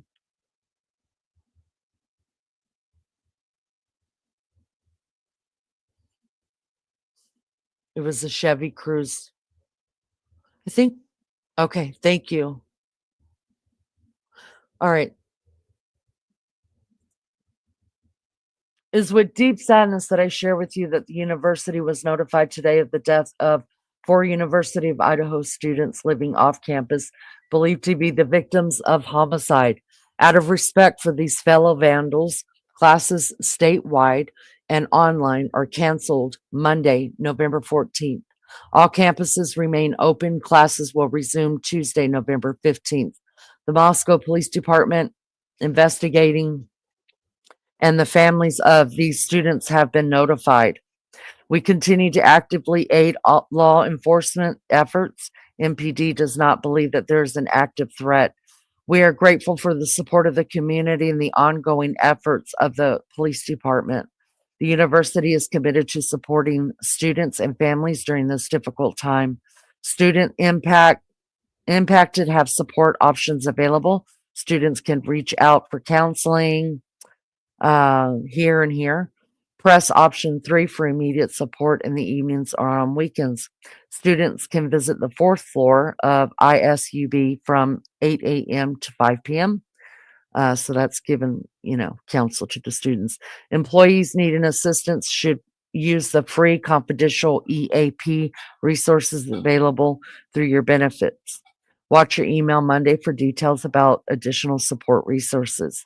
In the event of this magnitude can understandably have significant impacts on those left behind. As vandals, we must come together and lift each other up. If you are worried about a student or employee and unaware what to do, please file a vandal care report. And more details will be released later. That came out on Twitter as well. This was, I want to say, the night of it would have to be the night of the 13th. Again, I don't see anybody around. I still see the same amount of cars. Doesn't look like anybody's left the area. Expecting to see a TV in here. Is this the house? You guys know it was back behind this wall. Okay. I was thinking that took that video. This hour, we are tracking breaking news. Just a moment ago, Moscow police confirmed 4 people were found dead in a home just steps away from the University of Idaho campus. Right now, we're continuing to work to get more details tonight. We know that students were ordered to shelter in place for a time this afternoon because of the scene's proximity to campus. That order has been lifted. Krem 2 crews traveled down to Moscow as reports came in earlier today. We go now to Janelle Finch, and she was one of the We've first already reporters seen on her do scene this to report, talk so I'm with going to move police on. and with neighbors in the area. Haven't Janelle. we seen this one already? I've been here in Moscow on scene since about 3 p.m. Since We already saw that one. The victims were Madison Mogan, 21, Kaylee Gonsalves, 21, Xander Canoto, 20, and Ethan Chapin, 20. This was also put out on X by the Mad Greek restaurant where Xana and Maddie worked. They put out, "It is with a broken heart and deep sadness to share with you that we have lost 2 of our own here at Mad Greek. Xana and Maddie have been servers here for several years and brought so much joy to our restaurant and all of those they encountered. Maddie was also the face behind our social media pages." Oh, Say that again. oh, Maddie was also the face behind. So Maddie did Mad Greeks. Now, y'all, listen, I'm just picking up shit along the way here. Maddie did the social media for this restaurant. Brian Koberger is a vegan. That's why it's believed that Koberger had been to this restaurant many times, and maybe So even the she girls did. waited. She I did it all. want. So we will have Oh been my! involved. Oh, It makes me wonder. Oh God! Too bad his shit is all shut down. With this incredible loss, we have shut down to process and grieve. Our deepest sympathies go out to all the friends and families of Xana, Maddie, Ethan, and Kaylee. We as a team offer our support to anyone at this time of need. Jack and all of the Mad Greek family. You will be greatly missed. Oh God, you guys have just made. I've been weepy. I don't want to cry. All right, Maggie, if we got to read anything else, you got to read because I have been weepy, you guys. I don't mind. Just give me it to read. It is terrible. Every time you read, I will be way. Oh, it's terrible. Heartbreaking. Yeah. Thank you for being a part of our family team and for helping me so much over the years. Until we meet again, love, the world's best boss. I think, oh God, you guys, this stuff tears me up. Students gathering together to pray outside the Pi Beta Phi sorority house at the University of Idaho. This is the sorority that Xana was in.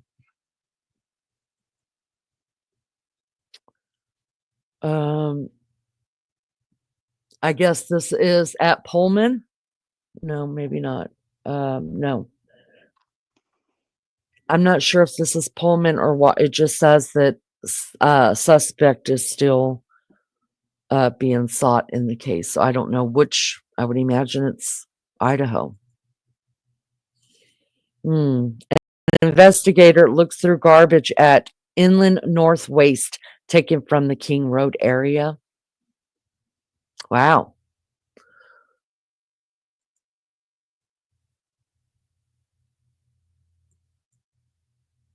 All right, we know this is the hill at the back of the house. Up here is where there's a parking spot. But I used to think he parked up here, you guys. I'm starting to believe he really did park on the incline. Captain Roger Lanier looks for evidence while searching a hillside near the residence on King Road on Monday. So this is the next day. This is them out there still. So this is this fence was not here, you guys. This one back there, no, maybe this one was here. But this is, okay, I see what's happening. This right here, there's the incline hill right here, you guys. So this fence, remember, it goes down the side of the house, down along the road, and then this fence is their neighbors. So this is actually a pretty big partial of land inside there. It looks deceiving. Sometimes I have to get my bearings. See how big it is between the fences? I just have to get my bearings. Here's one of the fences here, and then the other fence is actually over here. But see, this is the very next day, and there's no snow on the ground. Yeah. So I wonder what time that picture was made. I mean, that one that I told you it snowed that night. Mm. The 20, because this would be the night that it snowed, because this is the next day. No, wait, no, it's the night. No, because at 4 o'clock in the morning is when. Wait, let me see. That's Sunday. Okay, just disregard what I'm saying. I'm getting tired. Just more pictures, but what I find just most interesting is that there's no one around. No. No looky-loos. The trash is gone. Can't see any tape, can you? The house is right in here, I think. Yeah, because I think those are the apartments. Am I right? And that was the trash can they were kind of sitting in. And that's the police car right there, and I don't see any on this side. So I think the house is in here. Mm.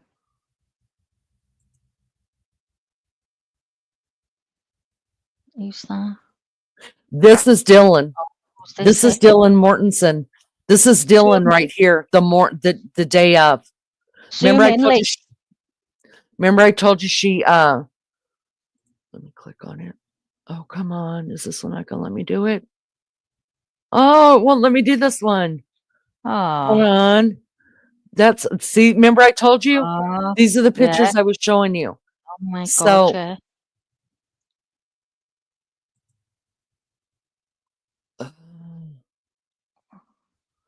hold on. So I'm trying to put myself at the house. Hold on. Let me figure out where this is. So the house is behind them over here. Can't work out myself, Lee. I can't. Usually I can figure it out, but it's because it's too close, Are they isn't it? walk- It's hard to. Yeah. They're going down a know. slope.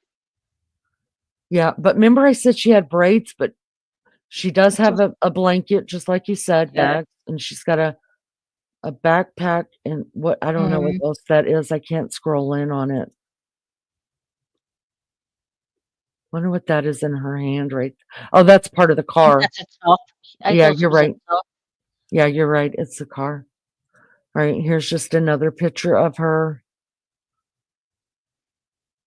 I'm trying to. Do you know I've got my fingers on the screen trying to zoom in? Oh Trying my to God. Oh my God. You know, she looks so tall, but she's really not tall.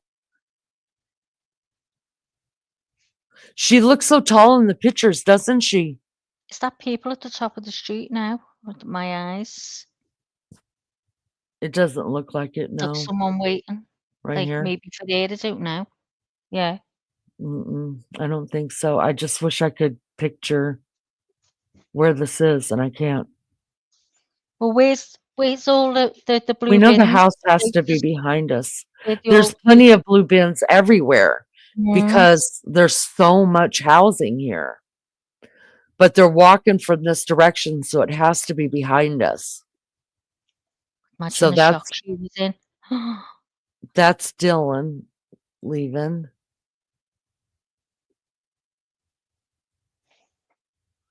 This is the prosecution right here with the chief of police right here.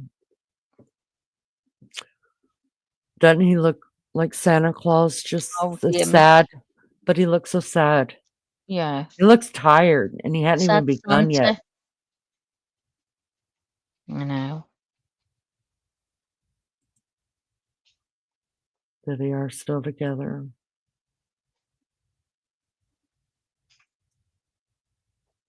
All right, this is upstairs in, I want to say this is, See what he's shining that light on.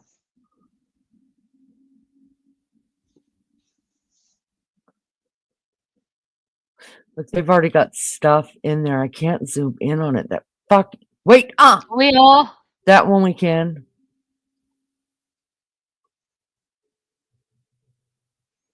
Ooh, scroll down. Can you do that? Yeah. Yay. Does that not look like, what are these? Obviously, that's a window on the other side Okay. over there, but you see these white things? Is this just forensic stuff? Looks like Like powder, cameras? being brushed. Yeah, but this, oh, I didn't mean to freaking do that. I'm so sorry. Maybe A they do detective fingerprint, uses the, like they do powder. oh, you mean like a window, a mirror, I'm sorry, with the lights around it? Is that No, what you're you talking see, about? you see you talking about the marks on the window, the white No, I'm things? talking about, those aren't marks. I'm looking there. Oh This yeah, right that's here. inside, isn't it? No, that's Yeah, but inside of the other what window, are isn't it? they? Yeah. It looks like a bulb, a light bulb or something, like Yeah, I'm some type wondering of if that light. belongs to forensics. No, But he because if does you have a look, it's going flashlight. right along, Lee. It's going right along. Look by his forehead. There's one there, and right behind his head. Uh, I don't think that type of flashlights are they. I don't And know. see, there's more there. It goes down there. See the white balls. There, where your little marker is now. There they are. They now up. There's one right there. Let's see. Yeah, it is. Yeah, wonder if it is then. There's- Maybe and that's then that one right shovel there. blood or something. And then one right there. And is that like And it looks like, sheeting that they're putting up against the window or something? Is I that think the so. blood? Yeah, I think at nighttime they covered because a lot So of this no one house can was see wide in. open. Yeah, because the lights were on and that, weren't they? And Mhm. so neighbours would be able to look into that when it And goes yeah, dark. and they brought in more lighting to be able to, see better at nighttime. Mm. All right, Now see let's, that reflection in the yeah, window? There's white lights as well. yeah, it looks like lights are on the inside, Mm. maybe, right? And they kind of look like that. Yeah. Interesting. All right, how do I get out of this? Click back, would you? No, Never done that, I wouldn't know. there it is. I missed one. All right, just still outside. Trying to see where them blue bins are now. They're over this side. They're Yeah, everywhere. right. They're wonky. They look So, like they were on a slope. yep. I wish I want a panoramic view. Mm. Yeah, they probably were just walking down this hill right here. Because the kids would have been sitting right here, out here, when the police arrived, and they had to take them over to the police department, right? Just another picture of the house.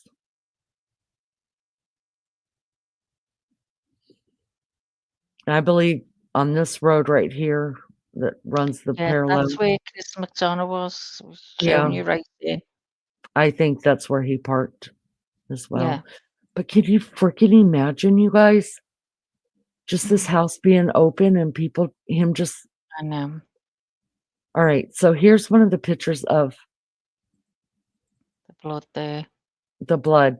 Do you see how close it is? Now, pictures are deceiving. I mean, it could be a foot apart in reality, or maybe halfway Mm. through the wall. But she said that in her, I don't remember how she said it verbatim, but she did say it's very possible that a bed was against that wall, and that's where the blood came from, didn't she? Isn't that what she said? Not verbatim, but yep. So you see, here's the door. The blood starts on the second floor. Remember, I told you guys to remember Yeah. this little out thing right here? So it Mhm. wasn't on the first floor at all. It's on the second floor. And I'm going to show you some demolition. This right here is concrete, guys, because basically the first floor is in the basement. Part of it. The back part of it is in the basement. Hello.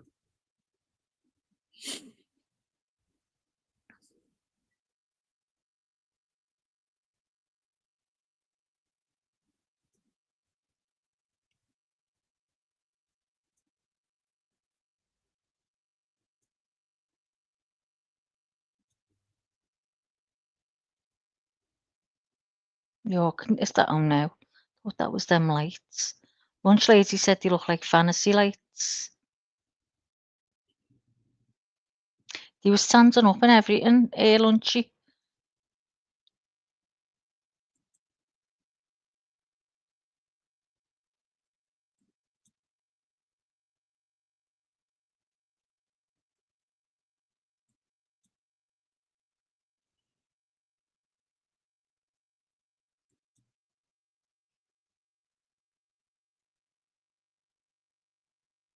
Putting your PPE on. All right. They're See still it there looking at them. now. If you look at this man standing right here, and here's the blood. So we're looking at Yeah. the back of the house again, or the side of the house, actually, Mhm. because they're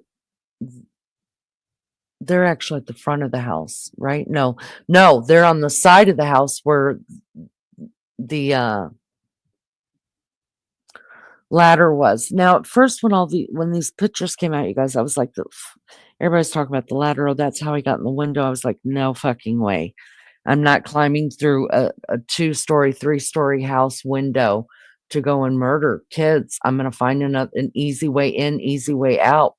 And I really thought that the ladder, and maybe it still doesn't have anything to do with the crime, but now I'm starting to believe, but not the crime so much, but did the kids use it that morning? I don't know. But if you see this guy standing here, see how tall he is compared to from where the blood is to the end of the wall? I just think that it's a little less than halfway. Oh, I know a way to measure it. So this is the small part, and wasn't the bedroom, what did they say it was? It was a very small, was it 6 by 9? Like 6 feet here, and then it gets bigger down there a little bit. And then from this way to this way, it's 9 feet, but this way is 6 feet. No, maybe it's 9 by, we'll have to look it up again, because we can pretty much will tell where this is if we wanted to know. But I mean, I think she pretty much will set it. There's a mattress right here, you guys, and this blood is coming from a victim. And DM does say that she saw Xana on the floor. The door is on the other side of this room over there. So Xana couldn't be in bed and on the floor at the same damn time. So now before I thought it was Xana's blood. It's not. It's Ethan's. $1,000. Someone take me up on it. I'm gonna go rooting now and find out. That's a big old boy. He ain't missed any meals.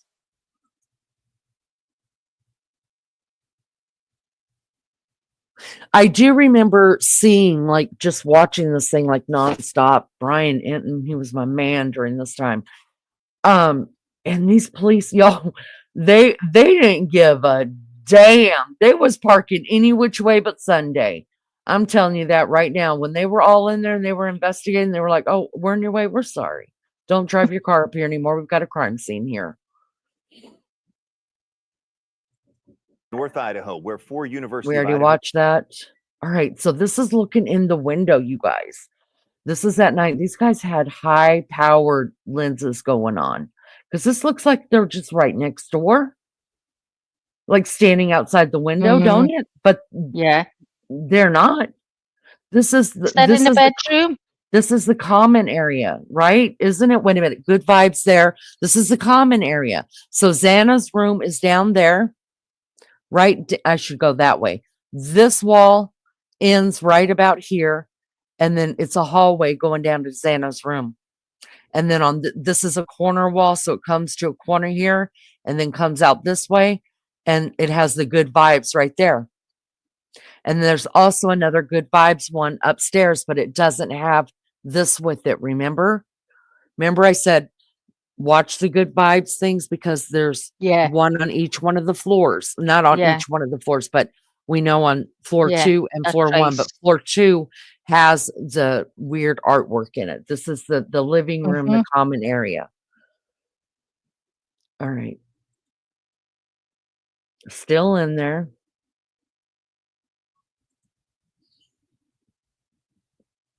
Okay, this is the point I wanted. Jay, you guys, big prayers to JB tonight.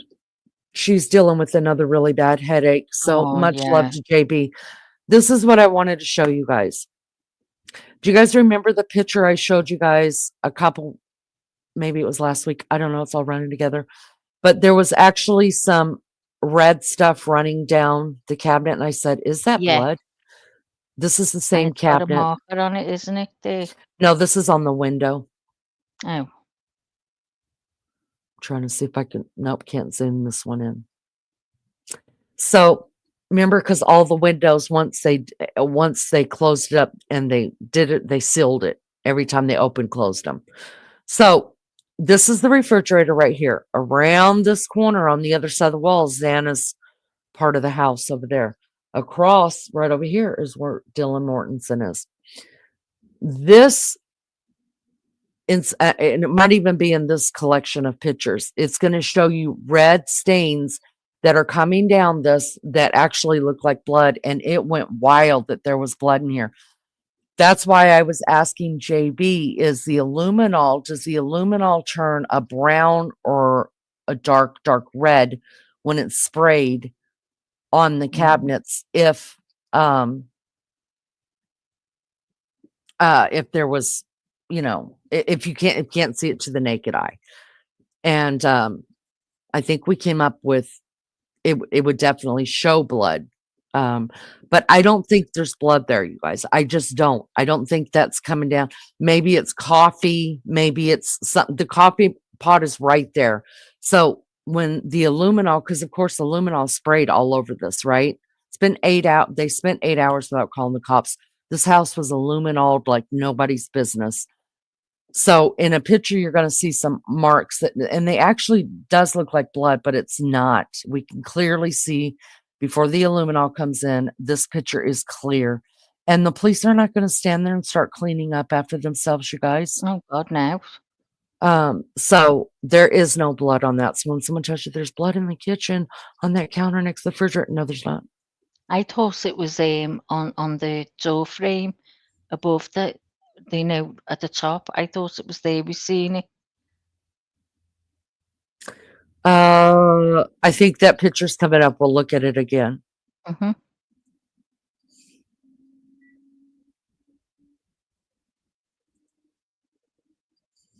New York Times posted this, that it was a crime of passion. So you guys see how much crazy info was coming out in just the first 2 days.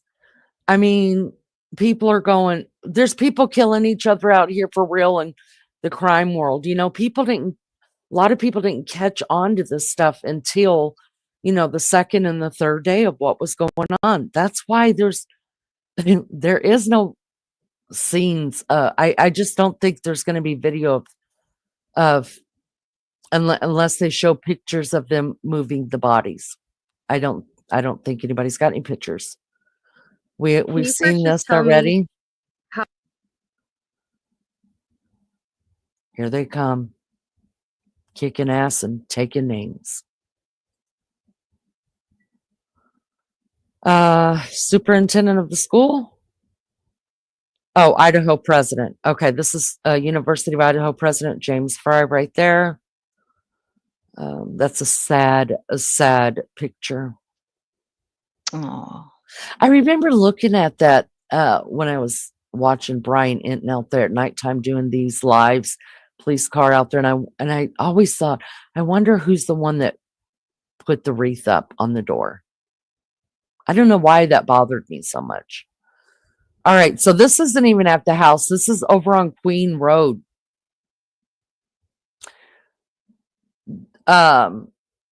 This is one of the Queen Road apartments, you guys, I think.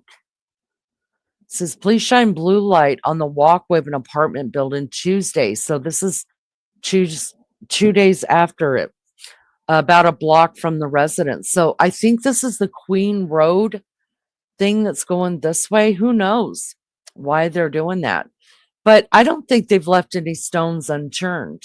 That's why whenever people say, and no offense, I'm not trying to kill anybody's theories. I'm just asking you to give me one that makes sense.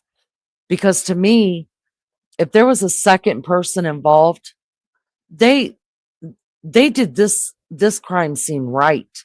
They had the police there, the state police there, they had the FBI there, the U.S. Marshals getting him from Pennsylvania back to Idaho. I mean, they had everybody. And this is a block away from the house, and police are investigating it. You guys, show me some evidence of just two perps. This is what Kathy, the coroner, says. We already know. Just a student sitting there. Poor thing. Kind of just shows you a map of Moscow. Where the grub truck was right here, where the corner club was, and then where the residence is, and then Sigma Chi party over here. More forensics being done. This is at the front of the house. Front of the house.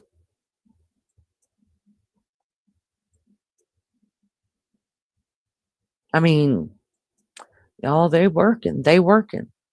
This is also looking into the kitchen. As you could see, this is the same counter, because this right here is the refrigerator. Same counter. We don't see any red marks on there.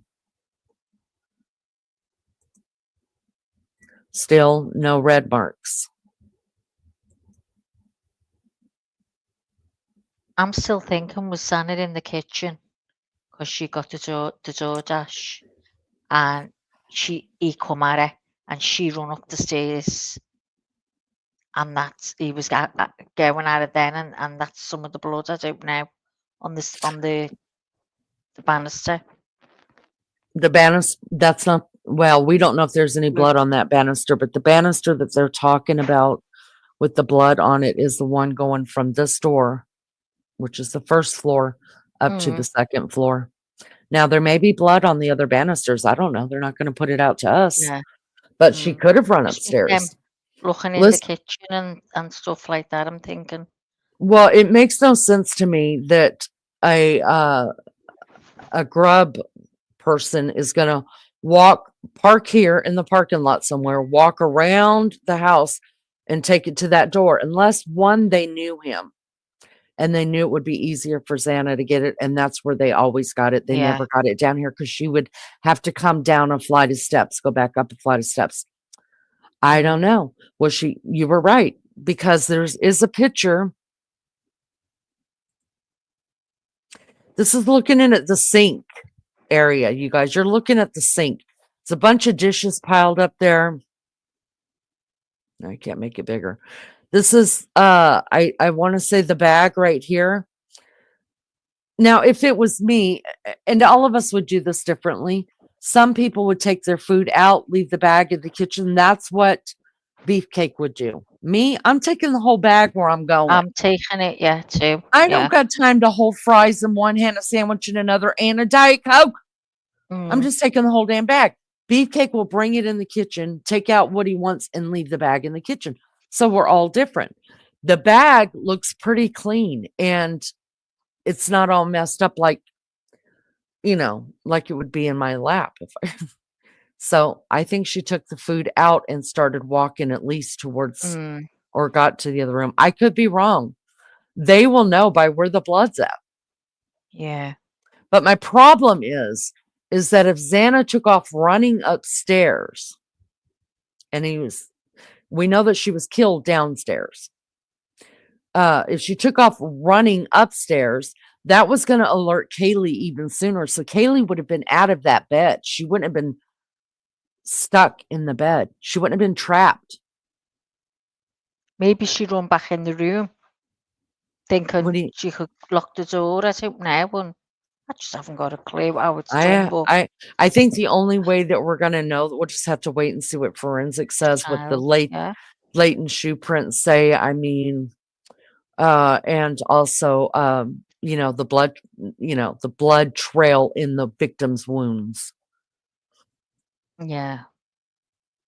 You see, this is what we talked about one time too. Obviously, there was some evidence here, and I did see another evidence card that was number 4. So we know there's at least 4 out here somewhere. And this is the couch and the sliding glass door. Oh, I couldn't work that out then. She's taking pictures outside. Here's the couch. Here's where the number 3 placement of that placard was. And she is documenting it. So something's out there. I don't know what. All right. So number 4, this is number 4. It looks like a piece of paper. And I thought you were just standing that up as no, these are evidence placards. So it tells you. Yeah. But I thought he was holding that up to like gauge something. I mean, he might be. I don't know. Or is that the evidence that they're picking up and bagging? I don't know. Yeah, it's just. And it could be nothing. Just because there's a marker there, it doesn't mean that has anything to do with the crime. But if they think that it does, they're gonna, and then they'll wait for forensics to let them know. Yeah. See, they're bagging it. Oh, he's There's the bagging evidence. that, yeah. So it's in the bag. So number 4 is whatever this is, and it could have absolutely nothing to do with it. Yeah. So here's one here. Now I'm looking as well. She's got a number 4 in her hand. So I think they had already been placed. She's coming around taking pictures and they're bagging all of them. She's picking up the numbers as they go. Because this is the back of the house. Now they're coming up the side. And right here is the street. This is where they were walking right there. So the evidence, I guess, went all the way around. Oh, mercy. See, that looks like one of the lights that was up in the room. But it's some kind of camera. Wait a minute. That's a camera. It's a camera. See the cam? He's got that camera. I think the ones that they're going to use in court maybe are the ones that I can't go bigger on. It's not letting me go bigger at all. Yeah. But that's a cam right there, you guys, and that's how it's put up on the wall. Oh. That's it right there. I don't know where it's coming from. Got a good eye, Lee. You've got a good eye. Thanks, girl. I try so hard. Certainly do. See, here's the ladder. So did somebody put the ladder here? Now, I don't think it has anything to do with the perpetrator. No, I don't. I just don't. And this could just be kids being kids. There's a ladder here. There's a freaking screen over there. There's a barbecue over there. There's a freaking couch, leather couch sitting out in the snow, guys. I mean, Lunch lady says maybe it's one of those that scan the entire room 360 Oh, camera. could be, could be, could Mhm. be. This is my question though. If you got on this ladder, you wouldn't have to go very far to be on the second level, which Xana's window's right here. So did somebody get a ladder to try to look through her window first? Like you say, you're never gonna know Never gonna know. till. Till trial. Well, heck, that sounds like my yard.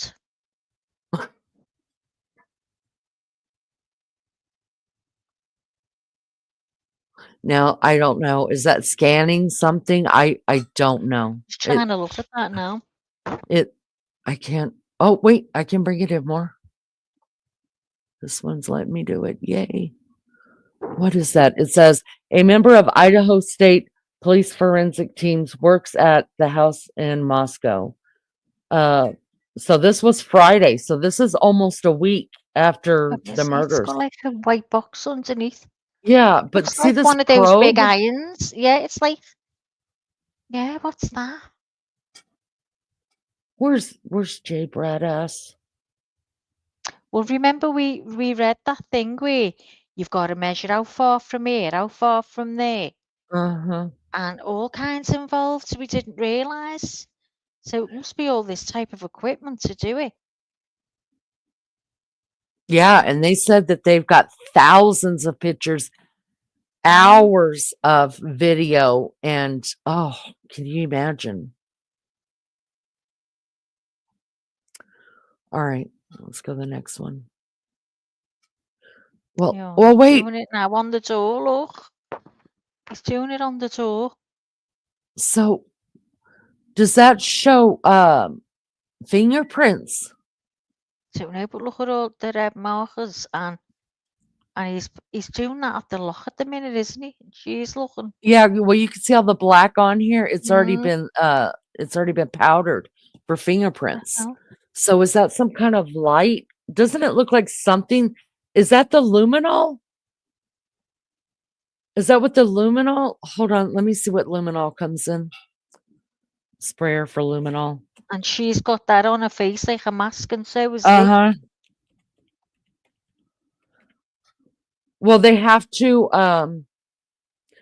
wear that in a crime scene because even the particles in the air. From Remember them, Brian? yeah. Remember Brian Yeah. Koberger saying you have to wear a mask. Yeah. I'm dying to know what that is now. Okay, so all it's showing on here is just bottles. It doesn't show anything like that. You can order a luminol detective. Oh my God, I'm going to have to get me some. Oh my God, we can buy some, you guys. I'm going to have to buy some and tell Beefcake to go cut himself shaving so I can get me some blood. Finds out, yeah, you've got to work out where he had blood, and he's Oh, wiped it it would up. be so cool, Maggie. He's wiped it up, and you've got to find it. To find it. Oh my God, that's a great idea for a live. All right, so that's not what it looks like, but it definitely looks like something coming out of the end of that. I don't know. I have to ask Jay Bradass. Okay, so this is one of the emails. Now, all these are gone. All of this is gone. It's all deleted. This is Brian Koberger's mom responding. I want to say I can't tell by looking at this. Oh, this is Reddit. That's right. Reddit says right there. So she responded on Reddit. I guess she was in some subgroup and she responded to somebody, "Me too, dear lady, me too. I think it could just be me though. Been kind of blue since my son moved from Pennsylvania to Washington to study in a PhD program. I miss him terribly and I think everything is just a little less colorful without seeing him all the time. But he will be home for nearly a month at Christmas time. Yay." So all of her socials is gone as well. Another map of Moscow. Not going to go into that. Remember we talked about Maggie and I had talked about they were taking pictures and stuff of tracks in the road, because remember they said that he left the He said area in a high he rate set of off. speed. Yeah. She is taking pictures there, isn't she? Now, this is the blue car, so right here is where you go into their driveway, right? Yeah, Going because right round from the drive then. here's the news crew. See how it kind of comes out like this, and it That comes out either and goes goes in right. or it comes out and goes right Yeah. So if he's speeding out, instead of down the hill. yeah. So that'll take him. Take him to the dead end. Oh, I don't know where he am, Lee. But like I said, Yeah. I mean, we don't know if that's even his. Forensics will let us know. It's just one of them. So they've got the Lunch measuring lady tape out there. said that thing sprays black fingerprint powder. Oh, thank you so much. Well done, Lunchy. You're the real Good. MVP today. You should have been the co-host. This co-host is not a bit of good for no one. You are good. So again, just measuring are. out. Here's some more Measuring now. different ones right here. The black mark, is that the black Yep. mark on the floor? There's one right here and one right here. Yeah.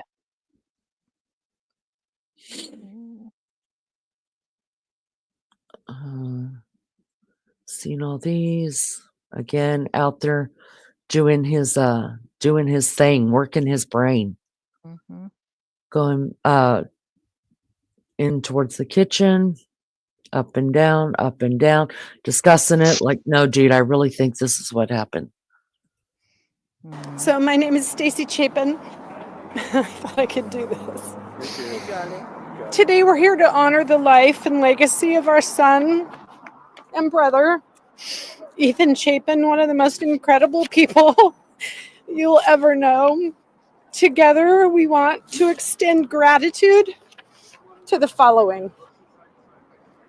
Our neighbors in Mount Vernon and LaConner, Washington, and the local communities of Priest Lake and Moscow, Idaho, for their ongoing support and care. Our extended family and friends who serve as beacons of strength and remain by our side throughout every moment. The Moscow Police Department, who now carry the burden every day, not only for us, but for all of the impacted families. And the many strangers across the country. Your outreach and kind words are profoundly touching. Please know we now consider all of you friends. And lastly, we thank the media for keeping this story top of mind. Thank you. Yeah, thanks.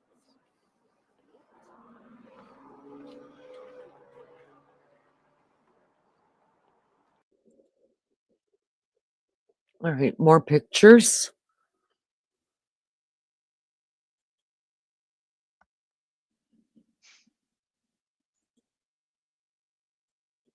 Just investigative pictures right through here.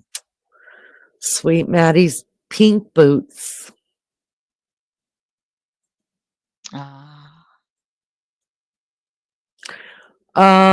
This actually, I never seen this before. This is a screenshot of a text conversation between Brian Koberger, messages in black, and his neighbor whose messages are in green. This was got by Law and Crime. So his neighbor texted Brian. Wait, Brian is in black. Okay. Neighbor texts and says, hey, you want to go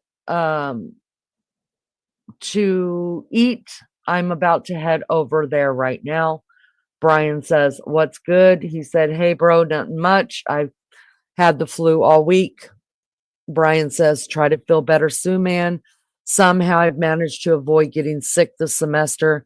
Thanks, man. I'm telling you, the way you men talk, it's just fucking funny. Thanks, thanks, man. Hi, Lulu, Coey. He Lulu's says, getting up. I'm going to bed. he says, thanks, man. Today I finally felt good enough to go back to class. So I think Monday I'll be 100%. That's good. Did you get the flu shot? And Brian says, Happy Thanksgiving to you and your family. And he's like, Hey, thanks, man. Happy Thanksgiving. As I said, I never fucking asked you that. I asked you, did you get the flu shot? Brain dead.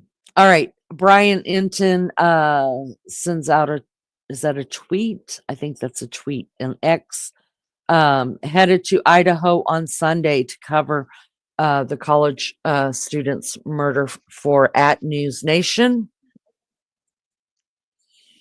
More investigative stuff at the house. More investigative stuff at the house. Same. Everybody's like, look, squirrel. No, I'm just kidding. Shame on me, y'all. Listen, I'm getting weird because I'm tired. It's no excuse. I don't like that. Squirrel. Now I found this interesting because I knew the cars were taken somewhere. Didn't know where, didn't see where. This says outdoor car lot where the victims' vehicles were towed, long-term storage on November 29th. And that is for Fox News. This picture came from Fox News Digital. So to show you another picture where Xana's car, Kaylee's car, Maddie's car, Ethan, and Ethan's brother Hunter. So they were kept here at long-term storage. And here's another picture of them lined up together. Cars are now gone. This is one of the vigils that was held for them. All right, these are nighttime pictures. Yeah, you can see the black powder. You're right, Maggie. This is, I found interesting. I forgot all about this. You guys, I totally forgot about this. This was so sad the night this was reported on. This is the north window in the Goncalves bedroom. So I guess the TV was still on the wall. Do you guys see what it says? I'm trying to see if I could bring it up. No network. Yep, there's the next picture. No network detected. So the TV was still on. I don't know when this picture was taken. It doesn't say. It just says it was the.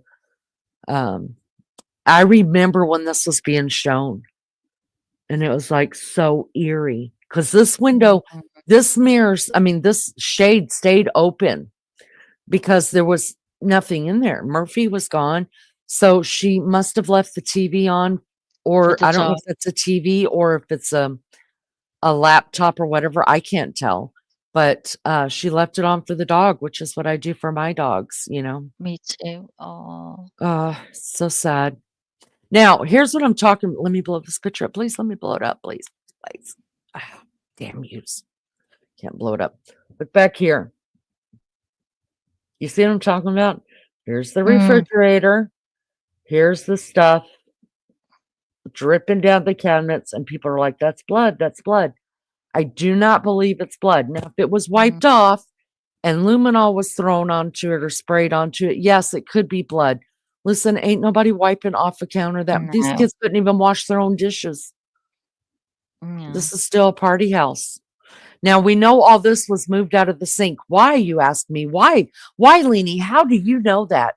Because the daytime pictures, I remember seeing this in the sink and wanting to gross out. I remember seeing, I think this is a Starbucks cup, and thinking, oh, you bought a grande, but you only drank half. I think that's a female that would have drank that. So all this stuff was in their sink. That's how I know. So they already moved stuff out of the sink. They've already luminoled all of the kitchen. Because remember, they had to get down the P-trap of the sink. Could have evidence in it. So see, all this was in the sink. I love it. The tape is just on the window. It's all black around it. From fingerprinting, I'm trying to get through. This is, remember, second floor, good vibes with this crazy abstract picture there. Okay. Got that. They were playing beer pong. We got that. More nasty stuff in the house. Listen, they're not cleaning blood, y'all. All these dishes left. They're not doing it. You can't convince me. I'm not going to believe it. No. Negative. I'm not that dumb. This is at the memorial service. That's a That is boyfriend, isn't it? Maddie's boyfriend. Oh. The Goncalves family. Xana's sister and dad. I want to say that's her. I don't know who that is. Is that her brother? She My grew up great only with one. She grew up with her great aunt, though. Her and her sister here. Maybe the brother grew up with the dad or the mom. And this is Hunter.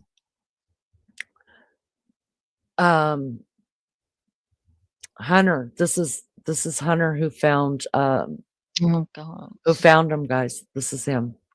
They call him Jack. And some of it, that's why there's so many Jacks, but this is Hunter, not the brother. This is Hunter. I can't even think of his last name right now, you guys. Hunter Johnson. Hunter Johnson. HJ. He's the one that said, "Get out, get out, get out," and screamed Xana. That's him. More people at the scene late at nighttime. This is actually sheriff, or I think this is sheriff. That looks scary. More stock photos. We've already. Oh, you guys might want to hear this. I knew them. Ethan was always in our house. Dana was a good friend before Ethan even came up. But that's all I really want to talk about right now because I actually have class here in like 15 minutes. Sigma Chi President Reed Offson says the fraternity is cooperating with the investigation. The fraternity is about half a block from the house where the murders happened. Does anyone know where they were during that timeline? Like there's still this big chunk where... As of right now, we've told Moscow PD, Idaho State Police, and the FBI all we know. We're kind of leaving it up to them to piece it together. Obviously, we don't have the utilities or research to do it on our own, so we're just putting full faith in officers and the detectives doing it. But that's all I really know right now. Are there any cameras around? Not on the property. Moscow police say they are investigating the time frame between 9 p.m. the night before the murders on November 12th and 1:45 a.m. when Ethan and Xana were believed to be at the Sigma Chi house. Meanwhile, detectives are not commenting on whether or not they are making significant progress in the case, only saying they have no suspects identified and will not release information at the risk of compromising the investigation. And we have learned that starting tomorrow, police will go into the house behind me, which is still a crime scene, and start removing some of the personal items that belong to the victims. They say they want to return those items to the families. Nicole? I knew them. Thanks, Brian. Love Brian Inton. This is what the Hyundai Elantra looked like that they were looking for. So sad, you guys, when they were removing the victims, some of the stuff out of the house that was not didn't have anything to do with the crime. They didn't need it. So it was also taken to a facility so the families could go there and pick up their stuff, but the police boxed everything up with their names on it. The first one had Maddie Mogan. I guess this was Kaylee's suitcase that Still she got a was little sticker on it from when she's flew or whatever. Well, that's when her dad flew, I guess. But remember, she was only doing an overnight, so all her stuff was gone. So she would just have a suitcase for overnight, I would think. I was going through all this, trying to figure out all this freaking medicine, you guys. Yeah. Oh. This is the state police, you guys, helping out with this. I think that's awesome because they don't have to do that. No. I just love how they all came together and worked it. If you can't tell me that you don't use, I'm not saying some mistakes weren't made. They're always going to be made. Always. If you think you can do better, I'm going to need you to go ahead and join the police force. You know yourself, you'd always say, "Oh, we should have done that, or I should have done this." You know. Yeah. but I And think you, they tried to do it right. Look at all these God, shoes, clothes. Oh, isn't that terrible? now mind you, this is only the three girls things, because remember, Ethan did not live here. He may have Mm, had a couple things, maybe a shoe here, change of clothes, toothbrush or whatever, but he didn't live here. So all of his stuff is not removed. You know, what you're seeing coming out are okay. just belong to I'm The thinking even girls. probably Dylan and Bethany as well.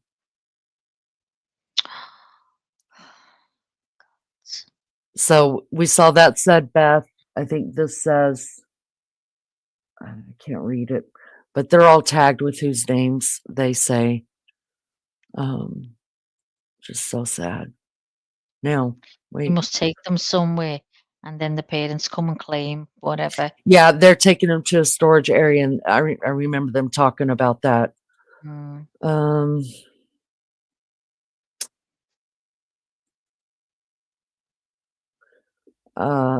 So this is the Jack in a Box, and Anna, this is believed that this is in the kitchen where, well, we know, see all the dishes I told you that were stacked up?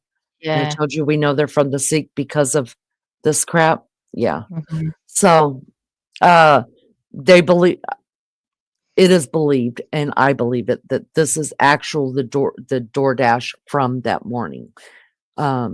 And right over here on this side is where the sliding glass door is. More pictures. So I mean, you guys, they had drones in here. They had they did it right. This is a photo I had never seen. This is through the front door. Cars were parked out here. We actually get to see the Xana's bathroom. Oh, This was the bathroom. No, I'm sorry. Not Xana's bathroom, Bethany's bathroom. Remember Bethany's? This is the first floor. So this is what shit. Why can't I think? This is you're getting Bethany's. tired. This would be the first floor bathroom when you first walk in the door, but I had never seen that before. Ever. No.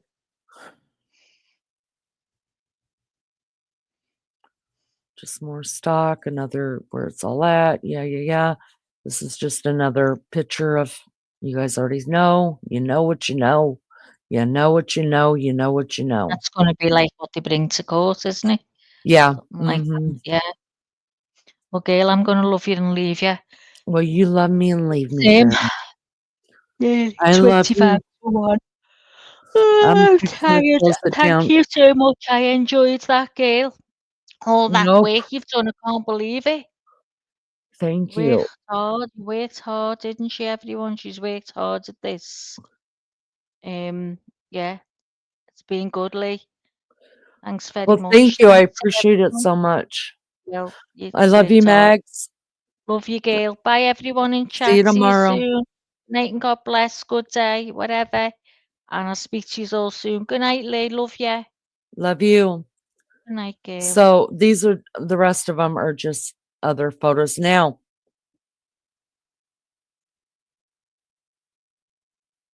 this is the crime scene tape. Wait a minute. The west entrance to the Steptoe apartment complex was taped off during the homicides to contain the scene of a hit and run incident. This incident was unrelated to the homicides. Brian Koberger. This is another deleted message from Brian Koberger's mother. Hello, friends. Today, my 26-year-old son left to Washington State to begin his doctorate in criminology. We live in Pennsylvania. I probably won't be submitting many designs in the next few weeks because I will be too busy crying. I will see you all soon. And then somebody replied, and she's the original poster, and so this is her again, and she says, thank you so much for saying that to me. My son will be in Pullman in the eastern part of the state, quite close to the Idaho border. He knows absolutely no one, and we have no family there. I worry about him being lonely. So your message made me feel better. And these two are just going through the same things that we just read. And this is, officers, didn't mean to do that. Officers with Washington State University Police conduct a search at Steptoe Apartments. So this is actually Brian's apartment.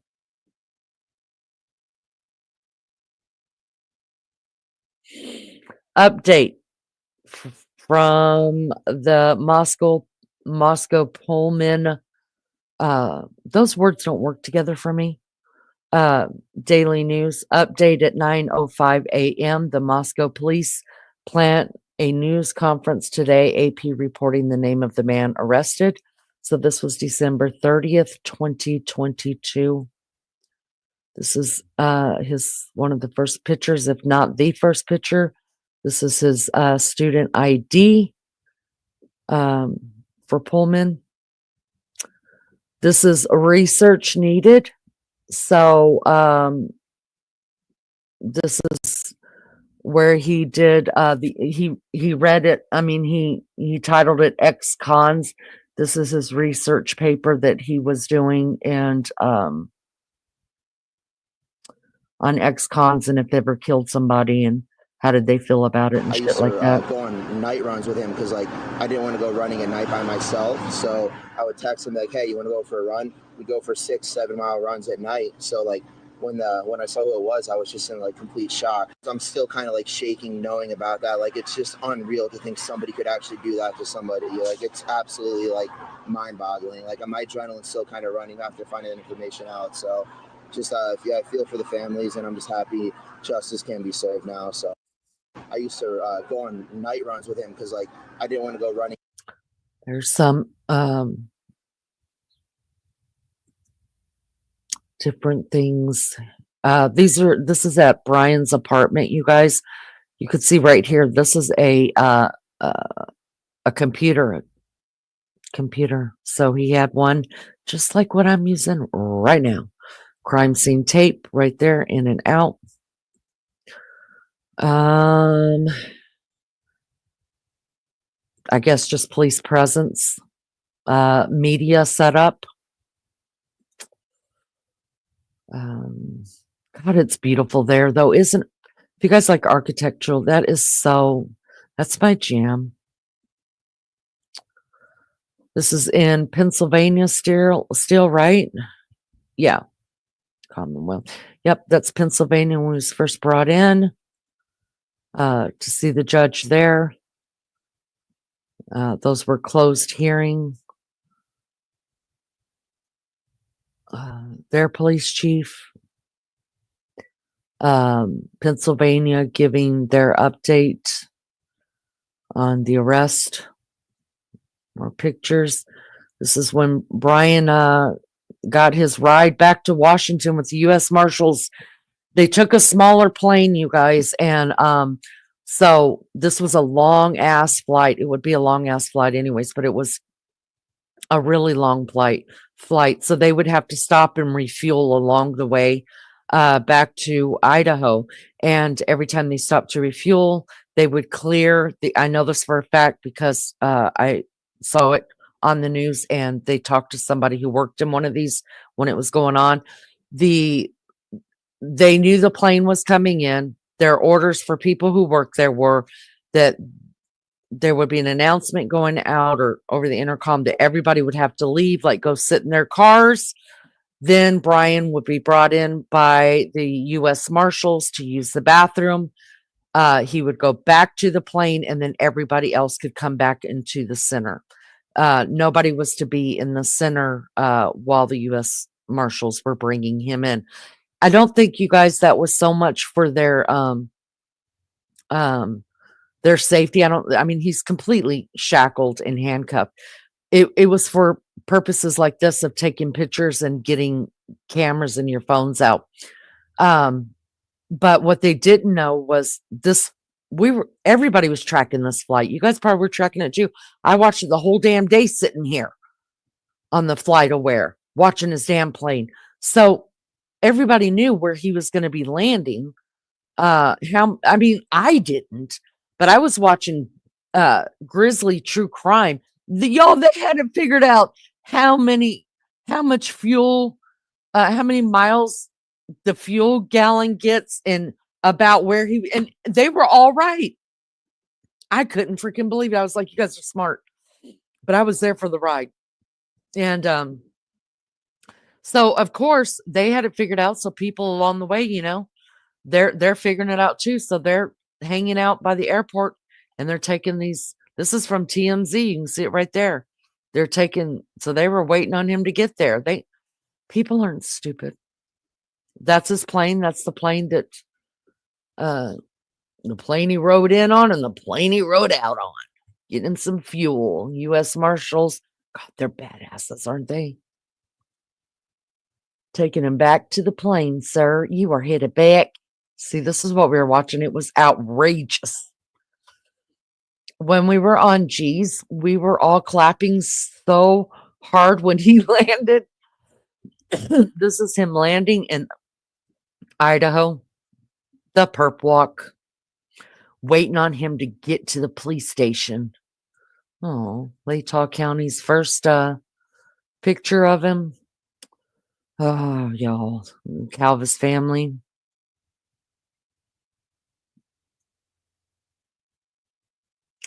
His first hearing. God, them eyes. Oof. This is just the PCA to probable cause affidavit to get issue a warrant for his arrest. I've showed you guys these before. The mattresses, the evidence being taken from the house.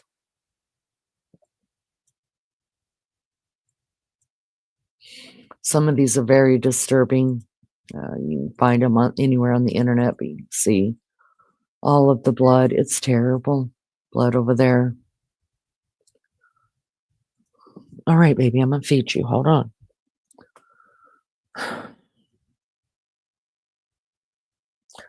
More stuff being taken out in bags, maybe bedding. I don't know. I'm not even going to try to figure all that out. I think I don't know if this is like parts to the bed, the base. I don't know. Getting tired. 10 bags so far, 10 items so far coming out. But I think they said they had, how many items? Do you guys remember? It was a lot. It was a shit ton of evidence. You can see this table or shelf or something. It's got blood on it right there. Sweet Murphy. House boarded up.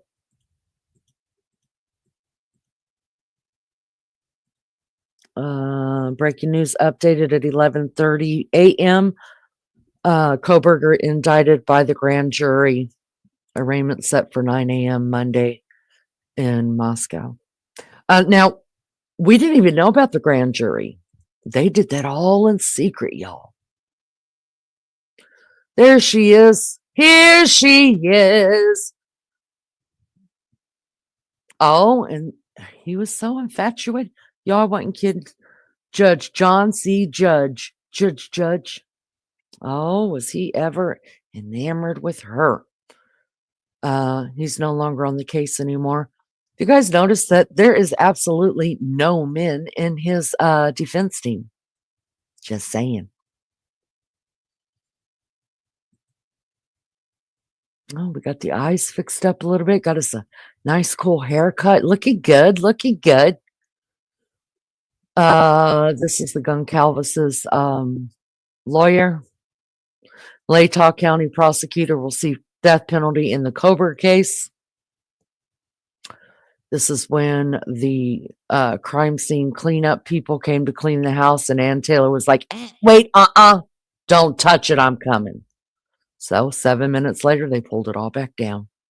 Linda Lane footage of supposedly Brian Koberger's car. I think this is court. Don't know. Judge.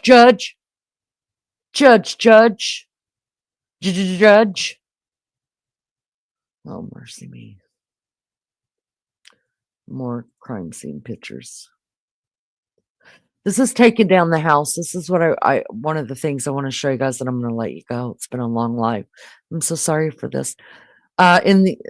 So you can see it's barely light out. Barely. I mean, they started this process, you guys, like at 3 or 4 in the morning, and they've already got the second part of the house and the first part of the house taken down. Now, I'm a firm believer that the reason why they started so early in the morning is there was no crime scene cleanup that went into this, you guys. They didn't. Once Ann Taylor had got an injunction to have that stopped so they could go in and do whatever they're going to do, and then they, you know, they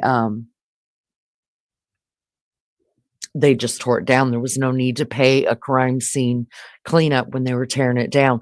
So these ones you can't really see good on, but it's not like there's any bricks or concrete or anything like that behind these walls.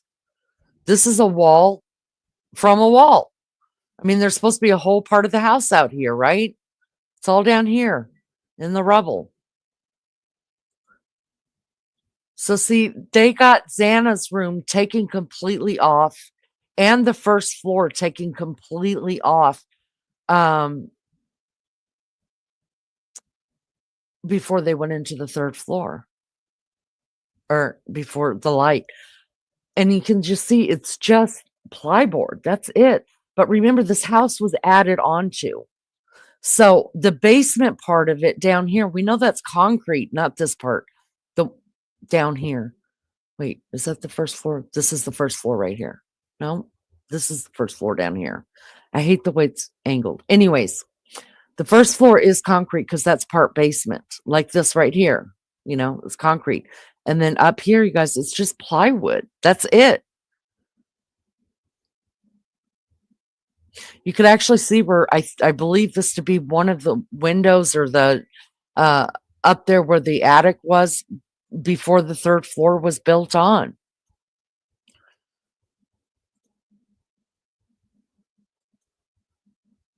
See?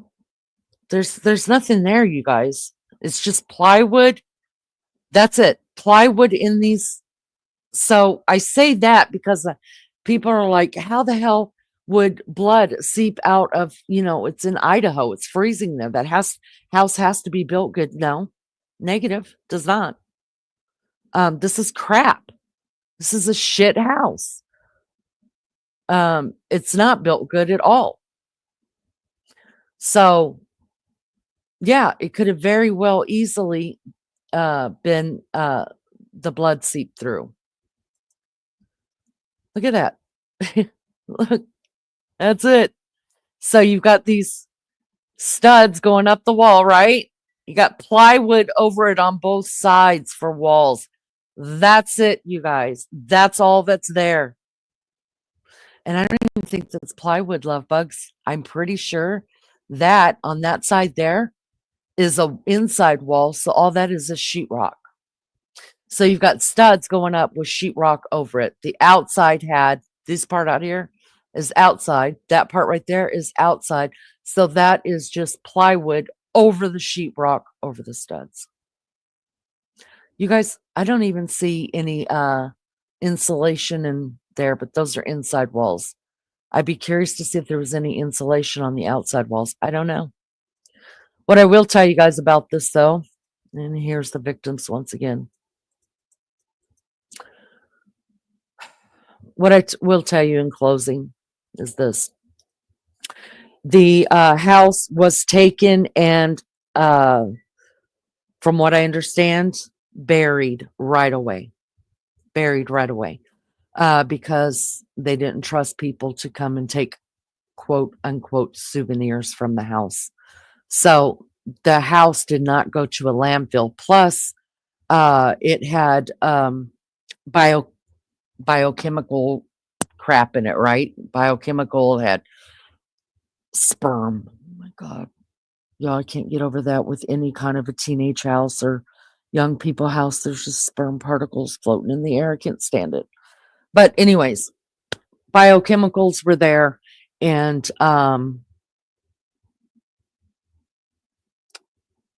the blood and everything else. I mean, you can't just throw, you're not supposed to just throw that into a landfill. So it was taken and it was buried or burned. I heard buried. Burned to me makes more sense unless they're worried about the chemicals. But for me, I'd be like, throw it in the backyard. I'll burn it for you guys. That's just the way I like to burn. But I think it'd be quicker just to to burn it. But I'm not in charge of it. So there's nowhere to find the house. It's gone. It's completely gone. I mean, when they said that they were tearing it down, they were tearing it down.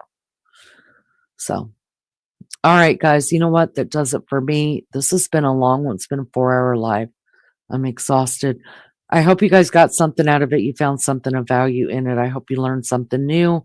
I hope that it answers more of your questions, or that it makes things, I don't know, maybe it more than answer questions. Maybe it just made you have more questions.